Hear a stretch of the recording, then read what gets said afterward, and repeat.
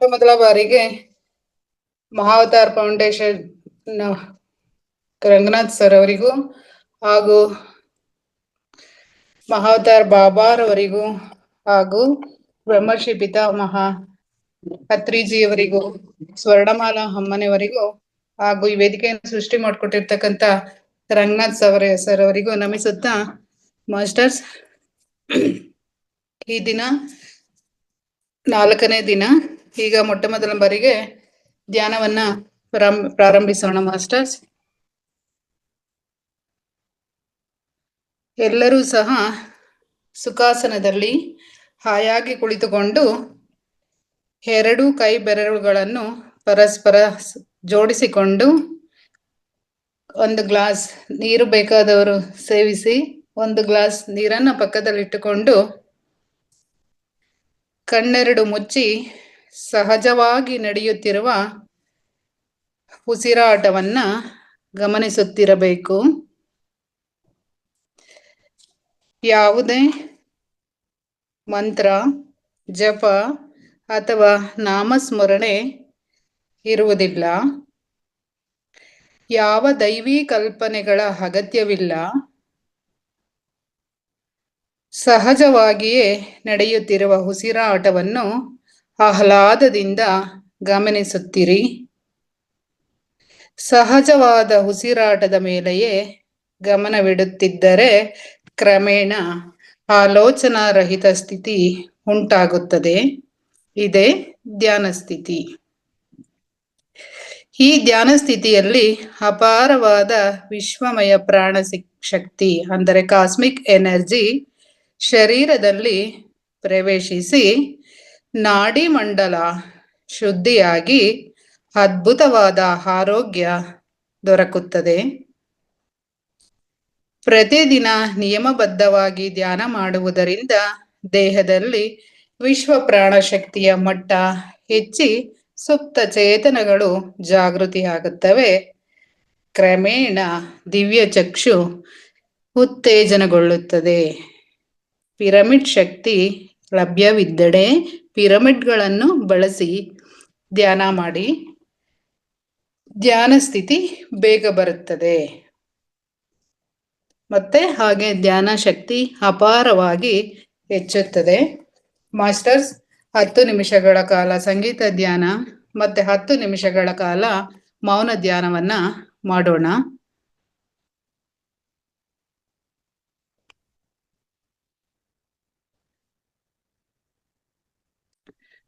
Music on ಮಾಡಿ madam. 10 ನಿಮಿಷ, ಆಮೇಲೆ 10 ನಿಮಿಷ ಮೌನ ಧ್ಯಾನ ಇರುತ್ತೆ.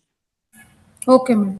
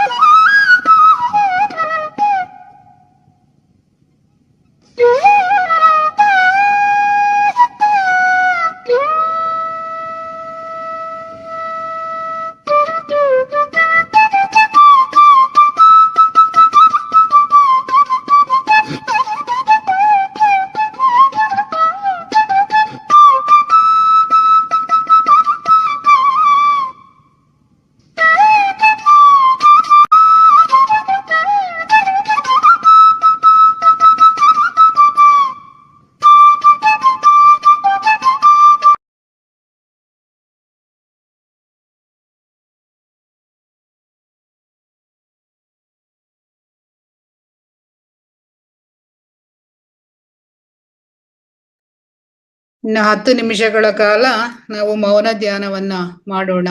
ಯಾರೂ ಸಹ ಕಣ್ಣುಗಳನ್ನ ಬಿಡಬಾರದು.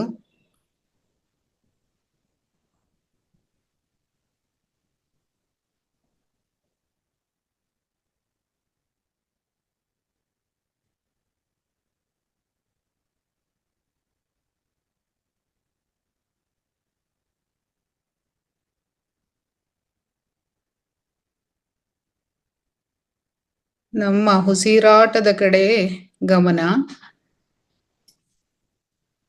ಯಾರೂ ಸಹ ಕಣ್ಣುಗಳನ್ನ ಸೂಚನೆ ಕೊಡುವವರೆಗೂ ಬಿಡಬಾರದು.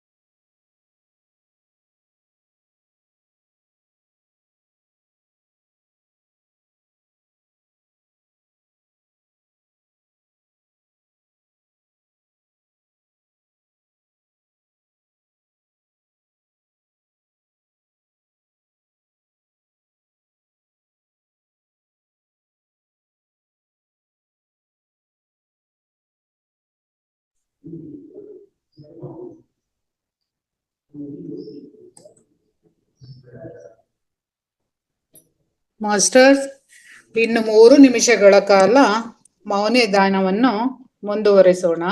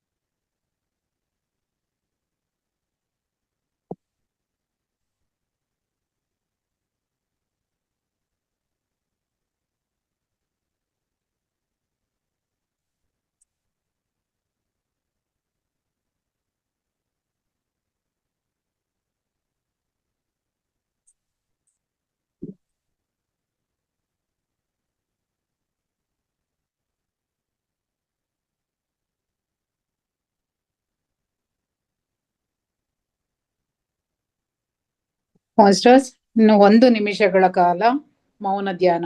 ಯಾರೂ ಸಹ ಕಣ್ಣನ್ನು ತೆರೆಯುವುದು ಬೇಡ.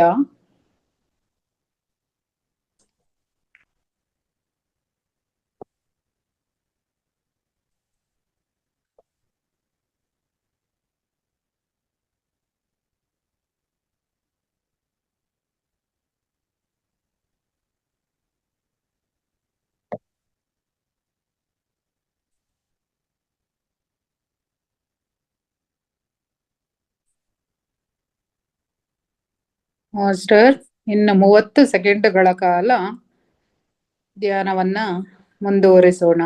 ಎಲ್ಲರೂ ಸಹ ದೇಹ ಸ್ಥಿತಿಗೆ ಮರಳೋಣ.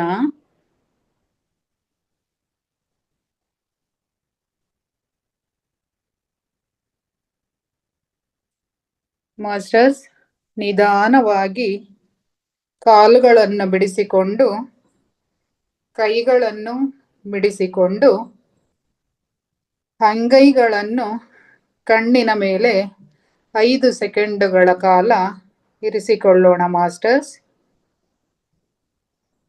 ನಿಧಾನವಾಗಿ ಕಣ್ಣುಗಳನ್ನು ಬಿಡುತ್ತಾ ನಮ್ಮ ಅಂಗೈಯನ್ನು ನೋಡಿಕೊಳ್ಳುತ್ತಾ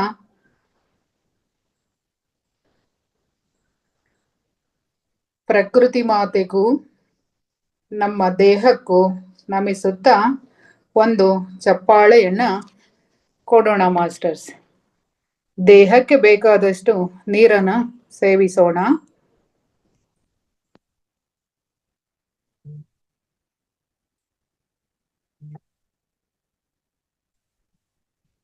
ಮಾಸ್ಟರ್ಸ್, ಈ ದಿನ ಶುಕ್ರವಾರ ಸಮಗ್ರ ಜೀವನ ಶೈಲಿಯಲ್ಲಿ ಇಂದು 4 ಮಾಸ್ಟರ್ಗಳು ಕ್ಲಾಸ್ ಅನ್ನ ಕೊಡಲಿದ್ದಾರೆ. ಮೊಟ್ಟ ಮೊದಲ ಬಾರಿಗೆ ನಮ್ಮ ಹಿರಿಯ ಮಾಸ್ಟರ್ ಆಗಿರ್ತಕ್ಕಂಥ ರೇವತಿ ಮೇಡಮ್ ಅವರು ಮೊದಲಿಗೆ ಕ್ಲಾಸ್ ಅನ್ನ ಕೊಡ್ತಾರೆ. ಆಮೇಲೆ ವೇದಾವತಿ ಮೇಡಮ್ ಅವರು ಕೊಡ್ತಾರೆ. ಆಮೇಲೆ ಮಧುರಾ ಹೆಗ್ಡೆ ಅವರು ಕೊಡ್ತಾರೆ. ಆಮೇಲೆ ನಾಗರತ್ನಮ್ಮ ಮೇಡಮ್ ಅವರು ಕೊಡ್ತಾರೆ. ಈಗ ಮೊದಲಿಗೆ ನಮ್ಮ ರೇವತಿ ಮೇಡಮ್ನ ವೆಲ್ಕಮ್ ಮಾಡೋಣ. Welcome Revathi madam, over to you madam. Unmute ಮಾಡ್ಕೊಳ್ಳಿ ಮೇಡಮ್, ಮ್ಯೂಟ್ ಆಗಿದೆ. Okay, thank you very much ma'am. ಎಲ್ಲ ಧ್ಯಾನ ಬಂಧುಗಳಿಗೆ ನಮಸ್ಕಾರ. ಹಾಗೇನೆ ಈ ಕಾರ್ಯಕ್ರಮಕ್ಕೆ ಸಂಬಂಧಪಟ್ಟಂತೆ ನಮ್ಮೆಲ್ಲರ ಗುರುಗಳಾದ ಬ್ರಹ್ಮಶ್ರೀ ಡಾಕ್ಟರ್ ಸುಭಾಷ್ ಪತ್ರಿಚಿ ಅವರಿಗೆ ನಮ್ಮ ನಮನಗಳು. ಹಾಗೇನೆ ಈ ವೇದಿಕೆಯನ್ನ ನಿರ್ಮಾಣ ಮಾಡಿ ನಮಗೆ ಅವಕಾಶವನ್ನು ಮಾಡಿಕೊಟ್ಟಿರತಕ್ಕಂಥ ಮಹತಾರ್ ಸಂಸ್ಥೆಯ ರಂಗನಾಥ್ ಸರ್ಗೆ ಹಾಗೂ ಅವರ ಸಿಬ್ಬಂದಿ ವರ್ಗದವರಿಗೂ ಸಹ ನಮನಗಳು. ಹಾಗೇನೆ ನನಗೆ ಜನ್ಮ ನೀಡಿದ ತಂದೆ ತಾಯಿಗಳಿಗೆ ಪ್ರಣಾಮವನ್ನ ತಿಳಿಸುತ್ತಾ ನಾನು ಈ ಒಂದು 10 ನಿಮಿಷದಲ್ಲಿ ಮುದ್ರೆಯ ಬಗ್ಗೆ ಒಂದು ಜ್ಞಾನವನ್ನು ಹಂಚಿಕೆ ಮಾಡ್ಕೊಳ್ಳಕ್ಕೆ ಪ್ರಯತ್ನವನ್ನ ಮಾಡ್ತೇನೆ. ನಾನು ತಿಳ್ಕೊಂಡ ಹಾಗೆ ಮುದ್ರೆಯನ್ನ ಮಾಡೋದಿಲ್ಲ, ಆದ್ರೆ ಈ ಮುದ್ರೆಯ ಒಂದು ಬೇಸಿಕ್ ಏನು ಅಡಿಪಾಯ ಏನಿದೆ, ಇದು ಹೇಗೆ ಬಂತು ಹೇಳತಕ್ಕಂಥದನ್ನ ಸಂಕ್ಷಿಪ್ತವಾಗಿ ಹೇಳ್ತೇನೆ.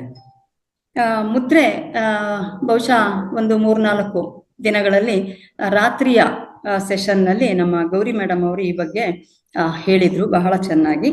ಸೊ ಅದೇ ರೀತಿ ಈ ವೇದಿಕೆಯಲ್ಲಿ ಸಹ ಮಿಸ್ ಮಾಡ್ಕೊಂಡವರಿಗೆ ಇದು ಒಂದು ಉಪಯೋಗ ಆಗ್ತದೆ ಅಂತ ನಾನು ಅಂದ್ಕೊಂಡಿದ್ದೇನೆ. ಈ ಮುದ್ರೆ ಅಂತ ಹೇಳ್ತಕ್ಕಂಥದ್ದು ಇದರ ನಾವೇನು ಫಿಸಿಕ್ಸ್ ಇದು ಉಳಿದ ಸೈನ್ಸ್ಗಳನ್ನ ಹೇಳ್ತೇವಲ್ಲ, ಅದೇ ರೀತಿ ಇದು ಒಂದು ಸಹ ಸೈನ್ಸ್, ಇದು ಒಂದು ವಿಜ್ಞಾನ ಅಂತ ಹೇಳ್ತಕ್ಕಂಥದ್ದು. ಇದು ಹೇಗೆ ಅಂತಂದ್ರೆ, ಸಾಮಾನ್ಯವಾಗಿ ವಿಜ್ಞಾನದಲ್ಲಿ ನಾವು ಯಾವುದೋ ಪ್ರಯೋಗವನ್ನ ಮಾಡಿ ಅದನ್ನ ಒಂದು ನಿರ್ದಿಷ್ಟವಾದ ಅಂಶಗಳನ್ನ ನಾವು ಹೇಳಿದಾಗ ಇದು ಈ ಸಂಶೋಧನೆಯಿಂದ ಬಂತು ಅಂತ ಹೇಳಿದುಕೊಂಡು ಆ ವಿಜ್ಞಾನಕ್ಕೆ ಅದನ್ನ ಸೇರಿಸ್ತೇವೆ. ಇಲ್ಲಿ ಅಂಥದ್ದೇನು ಇಲ್ಲ. ನಮ್ಮ ದೇಹದಲ್ಲಿರತಕ್ಕಂತಹ ನಮ್ಮ ಹಸ್ತ ಏನಿದೆ, ಈ ಹಸ್ತದಲ್ಲೇ ನಾವು ಚಿಕಿತ್ಸೆಯನ್ನ ಪಡ್ಕೊಳತಕ್ಕಂಥ ಒಂದು ವಿಜ್ಞಾನ ಇದು. ಇದು ಈಗ ಮಾತ್ರ ಅಲ್ಲ, ನಾವು ಪ್ರಾಚೀನ ಕಾಲದಿಂದನೂ ನೋಡತಕ್ಕಂಥದ್ದು. ಉದಾಹರಣೆಗೆ ನಾವು ಯಾವುದೇ ಒಂದು ದೇವಸ್ಥಾನಕ್ಕೆ ಹೋದಾಗ ಅಲ್ಲಿ ಸಾಕಷ್ಟು ಕೆತ್ತನೆಗಳನ್ನ ನೋಡ್ಬೋದು, ಅದರಲ್ಲಿ ಸಾಕಷ್ಟು ಮುದ್ರೆಗಳನ್ನ ನಾವು ನೋಡಬಹುದು. ಹಾಗೇನೆ ನಾವು ಡಾನ್ಸ್ ಅಂತ ತಗೊಂಡಾಗ, ಭರತನಾಟ್ಯ ಅಂತ ಕ್ಲಾಸಿಕಲ್ ಡಾನ್ಸಸ್ಗೆ ಬಂದಾಗ ಎಲ್ಲವೂ ಸಹ ಮುದ್ರೆಯ ಮುಖಾಂತರನೇ ಅಭಿನಯನ ಮಾಡಿ ಒಂದು ಅರ್ಥಪೂರ್ವ ಒಂದು ಕಥೆಯನ್ನ ಅವರು ಸಂಪೂರ್ಣವನ್ನ ಗೊಳಿಸ್ತಾರೆ. ಆದ್ದರಿಂದ ಇದು ಈಗಲ್ಲ, ಆದಿಕಾಲದಿಂದನೇ ಬಂದಂಥದ್ದು. ಜೊತೆಗೆ ಆಯುರ್ವೇದದಲ್ಲಿ ಅಥವಾ ಯೋಗದಲ್ಲಿ ಸಹ ನಾವು ಈ ಮುದ್ರೆಯನ್ನ ಕಾಣಬಹುದು. ಇದರ ಒಂದು ಪರಿಣಾಮ ಹೇಗೆ ಆಗ್ತದೆ ಅಂತ ಹೇಳತಕ್ಕಂಥದನ್ನು. ಈ ಮುದ್ರೆ ಎಂಬ ಪದ ಆಕ್ಚುಲಿ ಸಂಸ್ಕೃತ ಶಬ್ದಗಳಿಂದ ಬಂದಿದೆ. ಇದು ಏನು ಅಂತಂದ್ರೆ 2 ಪದ ಇದರಲ್ಲಿ, ಒಂದು ಮೋದನಾಥ್ ಅಂತ, ಇನ್ನೊಂದು ದ್ರವನಾಥ್ ಅಂತ ಹೇಳ್ಕೊಂಡು. ಅದರಲ್ಲಿ ಒಂದು ಸಣ್ಣ ಒಂದು ಅರ್ಥವನ್ನ ಕೊಟ್ಟಿದ್ದಾರೆ. ಮೋದನಾಥ ಸರ್ವ ದೇವಾನಾಂ, ದ್ರವನಾಥ ಪಾಪ ಸಂತತೆ ತಾಸಮತ ಮುದ್ರೇನ ಸಕಾಯತ ಸರ್ವ ಕಾಮತ ಸಿದ್ಧಿ. ಅಂದ್ರೆ ಮುದ್ರೆ ದೇವ ಅನ್ನ ಸಂತೋಷಗೊಳಿಸ್ತದೆ, ಇದರಿಂದ ಪಾಪದಿಂದ ನಾವು ಹೊರಗೆ ಬರಬಹುದು ಅಂತ ಹೇಳತಕ್ಕಂಥದ್ದು. ಸೊ ಈ ಮುದ್ರೆಯನ್ನ ಮಾಡಿದಾಗ ಈ ಮುದ್ರೆಗೆ ಅಂತ ಹೇಳಿದ್ರೆ ಆನಂದ ಅಂತ ಹೇಳತಕ್ಕಂಥ ಅರ್ಥವೂ ಇದೆ. ಜೊತೆಗೆ ಧ್ರೇ ಅಂತ ಹೇಳಿದಾಗ ಧಾರಣೆ ಮಾಡತಕ್ಕಂಥದ್ದು, ಧಾರಣೆ ಮಾಡುದಂದ್ರೆ ಕೊಡತಕ್ಕಂಥದ್ದು ಅಂತ. ಸೊ ಆನಂದವನ್ನ ಕೊಡತಕ್ಕಂಥದ್ದು. ಆನಂದವನ್ನ ಕೊಡುದು ಅಂದ್ರೆ ಏನರ್ಥ? ಸಾಮಾನ್ಯವಾಗಿ ನಾವು ಮುದ್ರೆಯನ್ನ ಯಾಕೆ ಬಳಸುತ್ತೇವೆ ಅಂತಂದ್ರೆ, ನಮ್ಮಲ್ಲಿರುವ ಸಮಸ್ಯೆಯನ್ನ ಹೋಗಲಾಡಿಸ್ಕೊಂಡು ನಾವು ಸಂತೋಷವಾಗಿರ್ಲಿಕ್ಕೆ, ನಾವು ಆರೋಗ್ಯವಾಗಿರ್ಲಿಕ್ಕೆ. ಅಂದ್ರೆ ನಾವು ಯಾವುದೇ ಒಂದು ಮುದ್ರೆಯನ್ನ ಮಾಡುವಾಗ ಆ ಸಮಸ್ಯೆ ಪರಿಹಾರ ಆಗಿ ನಮಗೆ ಸಂತೋಷವನ್ನ ಕೊಡ್ತದೆ. ಇದು ಕೇವಲ ಏನಾದ್ರೂ ಸಮಸ್ಯೆ ಇದ್ದಾಗ ಮಾತ್ರ ಅಲ್ಲ, ನಮ್ಮ ಇಡೀ ಶರೀರ ಅಂದ್ರೆ ನಮ್ಮ ಶರೀರ ಏನು ಪಂಚಭೂತಗಳಿಂದ ಕೂಡಿದೆ ಅಲ್ಲ, ಈ ಪಂಚಭೂತಗಳು ಸಮತೋಲವನ್ನ ಕಾಪಾಡ್ಕೊಂಡ್ರೆ ಮಾತ್ರ ನಮ್ಮ ಆರೋಗ್ಯ ಸರಿ ಇರ್ತದೆ. ಇದಕ್ಕೋಸ್ಕರ ಈ ನಮ್ಮ ಹಸ್ತದಲ್ಲಿ ನಾವೇನು ಹೇಳ್ತೇವಲ್ಲ, ಹೆಬ್ಬೆರಳನ್ನ ಪಂಚಭೂತಗಳಲ್ಲಿ ಅಗ್ನಿ ಅಂತ ಹೇಳ್ತೇವೆ, ತೋರ್ ಬೆರಳನ್ನ ವಾಯು ಅಂತ ಹೇಳ್ತೇವೆ, ಮಧ್ಯದ ಬೆರಳನ್ನ ಆಕಾಶ ಅಂತ ಹೇಳ್ತೇವೆ, ನಮ್ಮ ಉಂಗುರು ಬೆರಳನ್ನ ಪೃಥ್ವಿ ಅಂತ ಹೇಳ್ತೇವೆ, ನಮ್ಮ ಕೊನೆಯ ಕಿರು ಬೆರಳನ್ನ ಜಲ ಅಂತ ಹೇಳ್ತೇವೆ, ನೀರು. ಇದು ಕೇವಲ ನಮ್ಮ ಶರೀರ ಅಲ್ಲ, ಇವನ್ ನಮ್ಮ ವಾತಾವರಣದಲ್ಲಿ, ನಮ್ಮ ಭೂಮಿಯಲ್ಲಿಯೂ ಸಹ ಇರತಕ್ಕಂಥದ್ದು ಈ 5 ಪಂಚಭೂತಗಳು. ಈ 5 ಪಂಚಭೂತಗಳು ಸಮತೋಲನವಾಗಿದ್ರೆ ಮಾತ್ರ ನಮ್ಮ ಆರೋಗ್ಯ ಸರಿ ಇರುತ್ತದೆ. ಇದರಲ್ಲಿ ಯಾವುದೋ ಒಂದು ವ್ಯತ್ಯಾಸ ಆದಾಗ ನಮಗೆ ಪ್ರತಿದಿನ ನಮ್ಮ ಗುರುಗಳು ರಂಗನಾಥ್ ಸರ್ ಬೆಳಗಿನ ಕ್ಲಾಸಲ್ಲಿ ಹೇಳ್ಕೊಡ್ತಾರೆ, ಈ ತರ ಸಮಸ್ಯೆ ಆಗುತ್ತೆ, ಇದು ಕಡಿಮೆ ಆದ್ರೆ, ನೀರು ಕಡಿಮೆ ಆದ್ರೆ ಹಿಂಗಾಗುತ್ತೆ, ಅಗ್ನಿ ಜಾಸ್ತಿ ಆದ್ರೆ ಈ ತರ ಉರಿ ಆಗುತ್ತೆ, ಈ ತರದೆಲ್ಲ ಶೀತ ಹೇಗ್ ಬರ್ತದೆ, ಇದಕ್ಕೆ ಏನ್ ಮಾಡ್ಬೇಕು ಅಂತ, ಇದೆಲ್ಲವೂ ಸಹ ನಾವು ಮುದ್ರೆಯ ಮೂಲಕ ಚಿಕಿತ್ಸೆಯನ್ನ ಮಾಡ್ಕೊಳ್ಳುದು ಅಂತ ಹೇಳ್ತಕ್ಕಂಥ ಒಂದು ಅಂಶವನ್ನ ನಮ್ಮ ಗಮನಕ್ಕೆ ತರ್ತಾ ಇದೆ.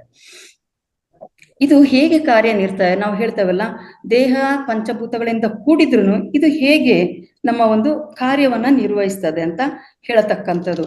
ಇಲ್ಲಿ ನಾವು ನೋಡತಕ್ಕಂಥದ್ದು ಏನು ಅಂತಂದ್ರೆ, ನಾವು ಎಲ್ಲಾದ್ರೂ ಒಂದು ಕಾಯಿಲೆ ಬಂದಾಗ ಎಲ್ಲಾದ್ರೂ ಹೋದ್ರೆ ನಾವು ವರ್ಬಲ್ ಕಮ್ಯುನಿಕೇಶನ್ ಅಂದ್ರೆ ಹೇಳಿ, ಇಂಥ ಔಷಧಿ ತಗೊಳ್ಳಿ, ಹೀಗೆ ಮಾಡಿ ಅಂತ ಹೇಳತಕ್ಕಂಥದ್ದು. ಈ ಮುದ್ರೆಯಲ್ಲಿ ಒಂದು ವಿಶೇಷ ಏನು ಅಂತಂದ್ರೆ, ನಾನ್ ವರ್ಬಲ್ ಕಮ್ಯುನಿಕೇಶನ್ ಅಂದ್ರೆ ಇಲ್ಲಿ ಮಾತಾಡ್ಲಿಕ್ಕೆ ಇಲ್ಲ, ಖಾಲಿ ನಮ್ಮ ಭಾವ ಭಂಗಿಗಳಲ್ಲಿ ಮಾಡತಕ್ಕಂಥದ್ದು. ಇದರಲ್ಲಿ ನಮಗೆ ಕಾಯಿಲೆ ಉಪಶಮನಗೊಳ್ಳತಕ್ಕಂಥದ್ದು. ಇದು ಬಹಳ ಬಹಳ ಮುಖ್ಯ. ಮಾತಾಡೋದು ಮುಖ್ಯ ಅಲ್ಲ, ಈ ಕೇವಲ ಕೈಗಳ ಒಂದು ಸ್ಪರ್ಶದಿಂದನೇ ನಾವು ಆರೋಗ್ಯವನ್ನ ಕಾಪಾಡಿಕೊಳ್ಳತಕ್ಕದ್ದು.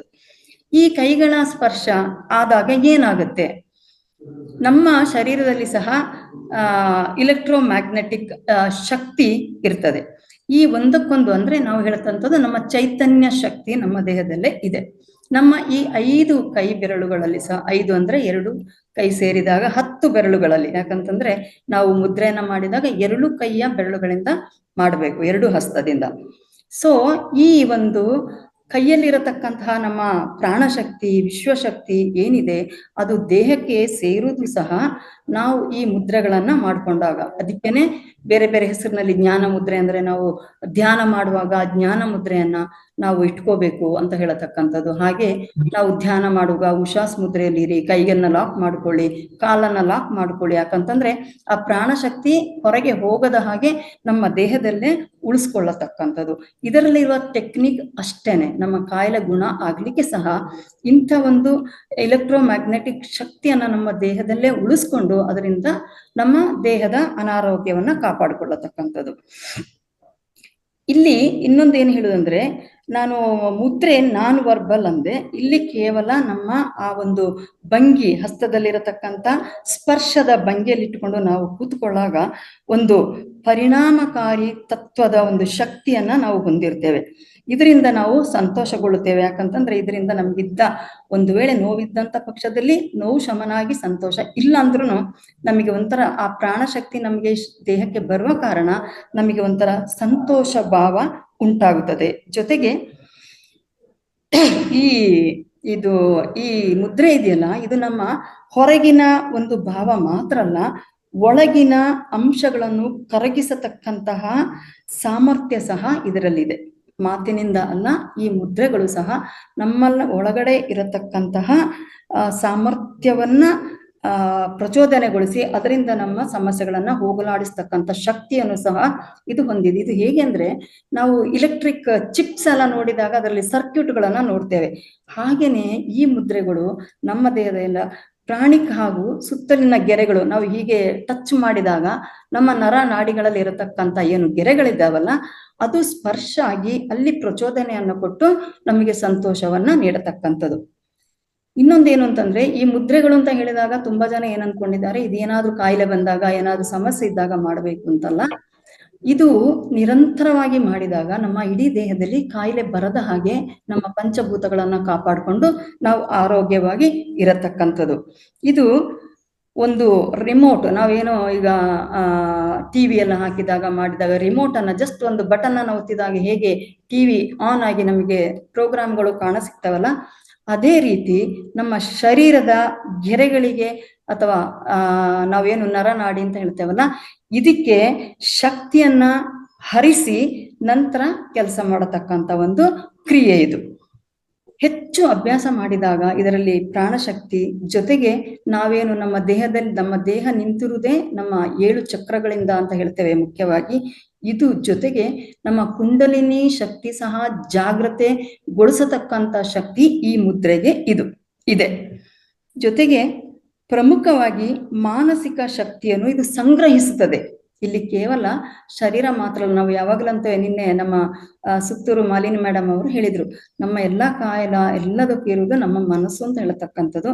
ನಾವು ಮುದ್ರೆಯನ್ನ ಮಾಡಿದಾಗ ಫಸ್ಟ್ ನಮ್ಮ ಮನಸ್ಸಿನಲ್ಲಿ ಪರಿಣಾಮ ಉಂಟಾಗ್ತದೆ, ಆ ನಂತರ ನಮ್ಮ ದೇಹದಲ್ಲಿ ಅದರ ಒಂದು ಫಲವನ್ನ ನಾವು ಕಂಡುಕೊಳ್ಳತಕ್ಕಂಥದ್ದು.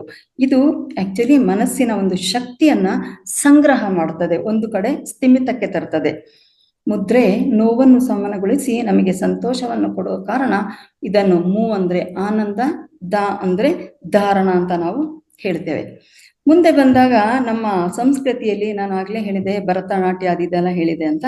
ಭರತ ಮುನಿಗಳು ಹೇಳ್ತಾರೆ ತನ್ನ ನಾಟ್ಯಶಾಸ್ತ್ರದಲ್ಲಿ, ಯಥೋ ಹಸ್ತ ತಥೋ ದೃಷ್ಟಿ, ಯಥೋ ದೃಷ್ಟಿ ತಥೋ ಮನಃ, ಯಥೋ ಮನಸ್ ತಥೋ ಭಾವೋ, ಯಥೋ ಭಾವೋ ತಥೋ ರಸಃ. ಅಂದ್ರೆ ಎಲ್ಲಿಗೆ ನಮ್ಮ ಕೈ ಹೋಗ್ತದೆ, ನಾವು ಭರತನಾಟ್ಯ ಇಂಥದನ್ನ ಮಾಡಿದಾಗ ನಾವು ಕೈಗಳ ಭಂಗಿಯನ್ನ ತೋರಿಸ್ತೇವಲ್ಲ ಡಾನ್ಸ್ ಮಾಡಿದಾಗ, ಆ ಕೈಗಳ ಭಂಗಿ ಎಲ್ಲಿ ಹೋಗುತ್ತೆ, ನಮ್ಮ ಕಣ್ಣುಗಳು ಸಹ ಆ ದೃಷ್ಟಿ ಅಲ್ಲಿಗೆ ಹೋಗ್ತದೆ. ನಮ್ಮ ಕಣ್ಣು ಕೈಗಳನ್ನ ಹಿಂಬಾಲಿಸುತ್ತದೆ. ಕಣ್ಣು ಎಲ್ಲಿಗೆ ಹೋಗ್ತದೆ ಅಲ್ಲಿಗೆ ನಮ್ಮ ಮನಸ್ಸು ಹಿಂಬಾಲಿಸುತ್ತದೆ. ಎಲ್ಲಿಗೆ ಮನಸ್ಸು ಹೋಗುತ್ತದೋ ನಮ್ಮ ಮುಖಭಂಗ ಭಾವನೆಗಳು ಸಹ ಅದನ್ನ ಹಿಂಬಾಲಿಸುತ್ತದೆ. ಇದರಿಂದಾಗಿ ನಮಗೆ ಸಂತೋಷ ಸಿಗ್ತದೆ.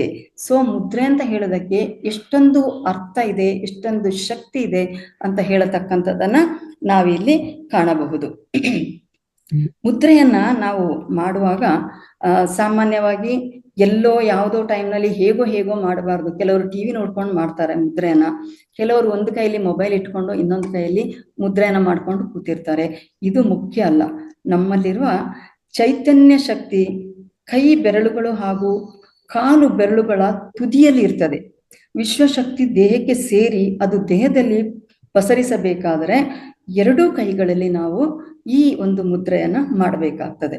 ಆದ ಕಾರಣನೇ ನಾವು ಧ್ಯಾನ ಅಥವಾ ಏನಾದರೂ ಮಾಡಿದಾಗ ಎರಡೂ ಕೈಗಳನ್ನ ನಾವು ಯಾವ ಮುದ್ರೆಯಲ್ಲಿ ಇಟ್ಕೊಂಡಿರ್ತೇವೆ ಅಥವಾ ಲಾಕ್ ಮಾಡಿಕೊಂಡು ಮಾಡತಕ್ಕಂಥದ್ದು. ಇನ್ನೊಂದೇನು ಅಂತಂದ್ರೆ ಸುಲಭವಾಗಿ ಎಲ್ಲರೂ ಮಾಡಿಕೊಳ್ಳತಕ್ಕಂಥದ್ದು. ಯಾವುದೇ ಪರಿಸ್ಥಿತಿಯಲ್ಲಿ ನಾವು ನಮಗೆ ಕೈ ಕಾಲುಗಳನ್ನ ಆಡಿಸ್ತಕ್ಕಂಥ ಶಕ್ತಿ ಇದೆ ಅಂದ್ರೆ ಇದಕ್ಕೆ ವಯೋಮಾನದ ಒಂದು ನಿರ್ಬಂಧತೆ ಇಲ್ಲ. ಮಕ್ಕಳು ಮಾಡಬಹುದು, ಯುವಕರು ಮಾಡಬಹುದು, ಯುವಸ್ಥರು ಮಾಡಬಹುದು, ಜೊತೆಗೆ ವೃದ್ಧರು ಸಹ ಮಾಡಬಹುದು. ಕೂತ್ಕೊಂಡೆ ಅಥವಾ ಮಲಗಿಕೊಂಡೇ ಮಾಡತಕ್ಕಂಥ ಒಂದು ಕ್ರಿಯೆ ಇದು. ಔಷಧ ರಹಿತ ಅನಾರೋಗ್ಯವನ್ನ ಶಮನ ಮಾಡತಕ್ಕಂಥ ಶಕ್ತಿ ಇದು. ಔಷಧಿ ತಗೋಬೇಕು ಅಂತಿಲ್ಲ, ನಿರಂತರವಾಗಿ ನಾವು ಮಾಡಿದಂತ ಪಕ್ಷದಲ್ಲಿ ಇದು ಕಾಯಿಲೆಗಳನ್ನು ಸಹ ಗುಣಪಡಿಸ್ತಕ್ಕಂಥದ್ದು. ಜೊತೆಗೆ ಇದಕ್ಕೆ ಯಾವುದೇ ಸಾಧನ ಸಲಕರಣೆಗಳಿಲ್ಲ. ನಾವೀಗ ಮಸಾಜ್ ಎಲ್ಲ ಮಾಡುವಾಗ ಕೆಲವು ಇಟ್ಕೊಂಡು ರೋಲ್ ಮಾಡತಕ್ಕಂಥದ್ದು, ಪ್ರೆಸ್ ಮಾಡತಕ್ಕಂಥದ್ದು ಇದೆಲ್ಲ ಇದೆ ಅಲ್ವಾ. ಇದು ಯಾವುದೇ ಸಲಕರಣೆ ಅಂದ್ರೆ ಖರ್ಚು ಇಲ್ಲದೆ ನಮ್ಮ ದೇಹದವನ್ನೇ ಬಳಸಿ, ನಮ್ಮ ಹಸ್ತಗಳನ್ನೇ ಬಳಸಿ ನಾವು ಒಂದು ಚಿಕಿತ್ಸೆಯನ್ನ ಪಡ್ಕೊಳ್ಳತಕ್ಕಂಥದ್ದು. ಇಲ್ಲಿ ಖಾಲಿ ಹೊಟ್ಟೆನ, ತುಂಬಿದ ಹೊಟ್ಟೆನ, ಅರ್ಧ ತಿನ್ಬೇಕಾ, ಉಪವಾಸ ಇರ್ಬೇಕಾ, ಇಂಥ ಯಾವುದೇ ಸಹ ನಿರ್ಬಂಧಗಳು ಇರುವುದಿಲ್ಲ. ಖಾಲಿ ಹೊಟ್ಟೆಯಲ್ಲೂ ಮಾಡ್ಬೋದು, ಊಟ ಆದ್ಮೇಲೂ ಮಾಡಬಹುದು, ಯಾವಾಗಲೂ ಸಹ ಮಾಡೋ, ಪ್ರಯಾಣಿಸುವಾಗ ಸಹ ನಾವು ಮಾಡ್ಬೋದು. ನಮ್ಮ ಎರಡು ಕೈಗಳು ಫ್ರೀ ಇದೆ ಅಂತಂದ್ರೆ ನಾವು ಪ್ರಯಾಣಿಸುವಾಗ ಸಹ ಈ ಮುದ್ರೆಯನ್ನ ಮಾಡ್ಕೋಬಹುದು. ಇನ್ನೊಂದೇನಂದ್ರೆ ನಾನು ಆಗ್ಲೇ ಹೇಳಿದೆ, ಮೊನ್ನೆ ಎಲ್ಲ ಗೌರಿ ಮೇಡಮ್ ಮಾತಾಡಿದಾಗ ಕೆಲವರು ಕೇಳಿದಾಗ ಅಂದ್ರು ಒಂದು ಕೈಯಲ್ಲಿ ಮಾಡಬಹುದಾ ಅಂತ. ಪ್ರಯೋಜನ ಅರ್ಧ, 50% ಒಂದು ಕೈ ಅಂತ ಹೇಳಿದಾಗ. ನಾವು ಪರಿಪೂರ್ಣವಾದ ನಮಗೆ ಫಲ ಸಿಗ್ಬೇಕಂದ್ರೆ ನಾವು ಎರಡು ಕೈಯಿಂದನೂ ಸಹ ಮುದ್ರೆಯನ್ನ ಮಾಡಿ ಪೂರ್ಣವಾದ ಫಲವನ್ನ ಪಡ್ಕೋಬೇಕು. ಎಷ್ಟು ಸಮಯ ಮಾಡಬೇಕು ಅಂತ ಹೇಳತಕ್ಕಂಥದ್ದು. ಸಾಮಾನ್ಯವಾಗಿ ನಾವು ಮುದ್ರೆಯ ಒಂದು ಸಂಶೋಧನೆಯನ್ನ ನೋಡಿದಾಗ ಭಾರತದ ಮುದ್ರೆಯಲ್ಲಿ ಸಂಶೋಧಕರಾದ ಕೇಶವ್ ದೇವ್ ಅಂತ ಹೇಳತಕ್ಕಂಥವ್ರು ಹೇಳಿದ್ದಾರೆ. ಇವರು ಸಾಕಷ್ಟು ಇದ್ರ ಬಗ್ಗೆ ಸಂಶೋಧನೆ ಮಾಡಿ ಒಂದು ದಿನಕ್ಕೆ ಒಂದು ಮುದ್ರೆಯನ್ನ 45 ನಿಮಿಷಗಳ ಕಾಲ ಮಾಡಬೇಕು. ಒಂದು ವೇಳೆ ಒಂದು ಬಾರಿಗೆ ಮಾಡಲು ಆಗದಿದ್ದರೆ ಇದನ್ನ ದಿನದಲ್ಲಿ 3 ಬಾರಿ ಅಂದ್ರೆ 15 ನಿಮಿಷ 15 ನಿಮಿಷ 15 ನಿಮಿಷಗಳ ಹಾಗೆ ಡಿವೈಡ್ ಮಾಡಿಕೊಂಡು ಒಟ್ಟು ಒಂದು ದಿನಕ್ಕೆ ಒಂದು ಮುದ್ರೆಯನ್ನ 45 ನಿಮಿಷಗಳವರೆಗೆ ಮಾಡಿದರೆ ಮಾತ್ರ ಅದರ ಸಂಪೂರ್ಣವಾದ ಫಲವನ್ನ ನಾವು ಪಡ್ಕೋಬಹುದು ಅಂತ ಹೇಳತಕ್ಕಂಥ ಮಾತನ್ನು ಸಹ ಹೇಳಿದ್ದಾರೆ. ಇನ್ನೊಂದೇನು ಅಂತಂದ್ರೆ, ಈಗ ನಾವು ಸಾಮಾನ್ಯವಾಗಿ ಹೇಳ್ತೇವೆ ಧ್ಯಾನ ಮಾಡಿದಾಗ ಒಂದು ಜಾಗವನ್ನ ಗುರುತಿಸ್ಕೊಳ್ಳಿ, ಅಲ್ಲೇ ಮಾಡಿ ಅಂತ ಹೇಳ್ಕೊಂಡು. ಮುದ್ರೆಯಲ್ಲಿ ಸಹ ಅದನ್ನೇ ಹೇಳ್ತಾರೆ. ಇಲ್ಲಿ ಜಾಗದ ಪ್ರಾಮುಖ್ಯತೆ ಅಲ್ಲ, ಆದರೆ ಸಮಯದ ಪ್ರಾಮುಖ್ಯತೆ. ನೀವು ಯಾವಾಗಾದ್ರೂ ಮಾಡಿ, ಬಟ್ ಯಾವಾಗ ಮಾಡ್ತೀರಾ, ಇವತ್ತು ಬೆಳಿಗ್ಗೆ ಮಾಡ್ತೀರಾ, ಇವತ್ತು ಮಧ್ಯಾಹ್ನ ಮಾಡ್ತೀರಾ, ಅಥವಾ ಸಂಜೆ ಮಾಡ್ತೀರಾ, ಎಷ್ಟು ಗಂಟೆಗೆ ಮಾಡ್ತೀರಾ, ಅದನ್ನ ನೀವು ಕಾಯ್ದುಕೊಳ್ಳಿ. ಆ ಸಮಯವನ್ನ ಕಾಯ್ದುಕೊಂಡು ಅದೇ ಸಮಯದಲ್ಲಿ ನೀವು 45 ನಿಮಿಷಗಳ ಕಾಲ ಮುದ್ರೆಯನ್ನ ಮಾಡಿದಾಗ, ಅಥವಾ ಅದನ್ನೇ ಡಿವೈಡ್ ಮಾಡಿಕೊಂಡು ಬೆಳಿಗ್ಗೆ ಒಮ್ಮೆ, ಮಧ್ಯಾಹ್ನ ಒಮ್ಮೆ, ಸಾಯಂಕಾಲ ಒಮ್ಮೆ ಮಾಡಿದಂತಹ ಸಂದರ್ಭದಲ್ಲಿ ಅದು ಸಹ ಪರಿಣಾಮಕಾರಿಯಾಗಿ ನಮಗೆ ಫಲವನ್ನ ನೀಡ್ತದೆ ಅಂತ ಹೇಳತಕ್ಕಂಥ ಅಂಶವನ್ನು ಸಹ ಇವರು ಗಮನಕ್ಕೆ ತಂದಿದ್ದಾರೆ. 10 ನಿಮಿಷ ಆಯ್ತು ಅಂತ ನಾನು ಅನ್ಕೊಂಡಿದ್ದೇನೆ. ಎಷ್ಟು ನಿಮಿಷ ಇದೆ ಮೇಡಮ್? ಇಲ್ಲ, ನಾನು ಮುಗಿಸ್ತಾ ಬಂದೆ. ನಾನು 10 ನಿಮಿಷಕ್ಕೆ ಪ್ರಿಪೇರ್ ಮಾಡ್ಕೊಂಡಿದ್ದೇನೆ. ನಾನು ಕೊನೆಯದಾಗಿ ಹೇಳತಕ್ಕಂಥದ್ದು, ಯಾಕಂದ್ರೆ 4-5 ಸ್ಪೀಕರ್ಸ್ ಇದ್ದಾರೆ, ಸಮಯ ನಾವು ಕಾಪಾಡಬೇಕು. ನಾವು ಇನ್ನು ಕೆಲವೊಮ್ಮೆ ಮುದ್ರೆಯನ್ನ ಮಾಡಿದಾಗ ಆ ಸರಿಯಾದ ಪಾಯಿಂಟ್ ಅಥವಾ ಸರಿಯಾಗಿ ತುಂಬಾ ಪ್ರೆಸ್ ಮಾಡತಕ್ಕಂಥದ್ದು ಅಥವಾ ಕರೆಕ್ಟ್ ಆಗಿ ಹಿಡಿಯದೇ ಇರತಕ್ಕಂಥದ್ದು ಇಂಥದ್ದನ್ನ ನಾವು ಕಾಣಬಹುದು. ಕೆಲವರೆಲ್ಲ ಏನ್ ಮಾಡ್ತಾ ಇದ್ದೀರಾ ಅಂದ್ರೆ ಮುದ್ರೆ ಮಾಡ್ತಾರೆ, ನಮಗೆ ನೋಡಿದ್ರೆ ಇದು ಹೀಗೆ ಹಿಡ್ದಿದಾರಲ್ಲ, ಹೀಗೆ ಇಟ್ಕೊಂಡಿದಾರಲ್ಲ ಅಂತ ಗೊತ್ತಾಗುತ್ತೆ.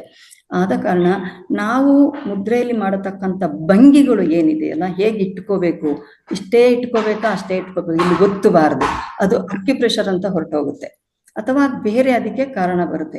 ಎಷ್ಟು ಹೊತ್ತು ಬೇಕು, ಎಲ್ಲಿ ಮಡಚಬೇಕು, ಎಲ್ಲಿಯವರೆಗೆ ಮಡಚಬೇಕು, ಹೆಬ್ಬೆಟ್ಟಿನ ಎಂಡ್ವರೆಗೆ ಅಂತ ಹೇಳಿದ್ರೆ ಅಲ್ಲೇ, ಅಥವಾ ಮಧ್ಯದ ಬೆರಳು ಎಲ್ಲಿ ಬರಬೇಕು, ಈ ಕಿಡ್ನಿಗೆ ಸಂಬಂಧಪಟ್ಟದ್ದು ಅಂತಂದ್ರೆ ಇಲ್ಲಿಗೆ ಬರಬೇಕು, ಅಥವಾ ಜಲಕ್ಕೆ ಸಂಬಂಧಪಟ್ಟದ್ದು ಅಂದ್ರೆ ಆ ಪರ್ಟಿಕ್ಯುಲರ್ ಬೆರಳುಗಳು ಏನಿದೆ ಅಲ್ಲ, ಈ ಪಂಚಭೂತಗಳನ್ನ ಕರೆಕ್ಟ್ ಆಗಿ ತಿಳ್ಕೊಂಡು ಎಷ್ಟು ಮಟ್ಟಿಗೆ ಅದಕ್ಕೆ ಪ್ರೆಷರನ್ನು ಕೊಡಬೇಕು ಅಷ್ಟೇ ಪ್ರೆಷರ್ನ ಇಟ್ಟುಕೊಂಡು ಮುದ್ರೆಯನ್ನ ಮಾಡಿದಂಥ ಸಂದರ್ಭದಲ್ಲಿ ನಮ್ಮ ಸಂಪೂರ್ಣ ಶರೀರವನ್ನ ಚೆನ್ನಾಗಿ ಕಾಪಾಡ್ಕೊಳ್ಬೋದು. ಎಲ್ಲರ ತಲೆಯಲ್ಲಿರ್ಲಿ, ಇದು ಕಾಯಿಲೆಗೆ ಅಂತ ಮಾಡತಕ್ಕಂಥದ್ದು ಅಲ್ಲ.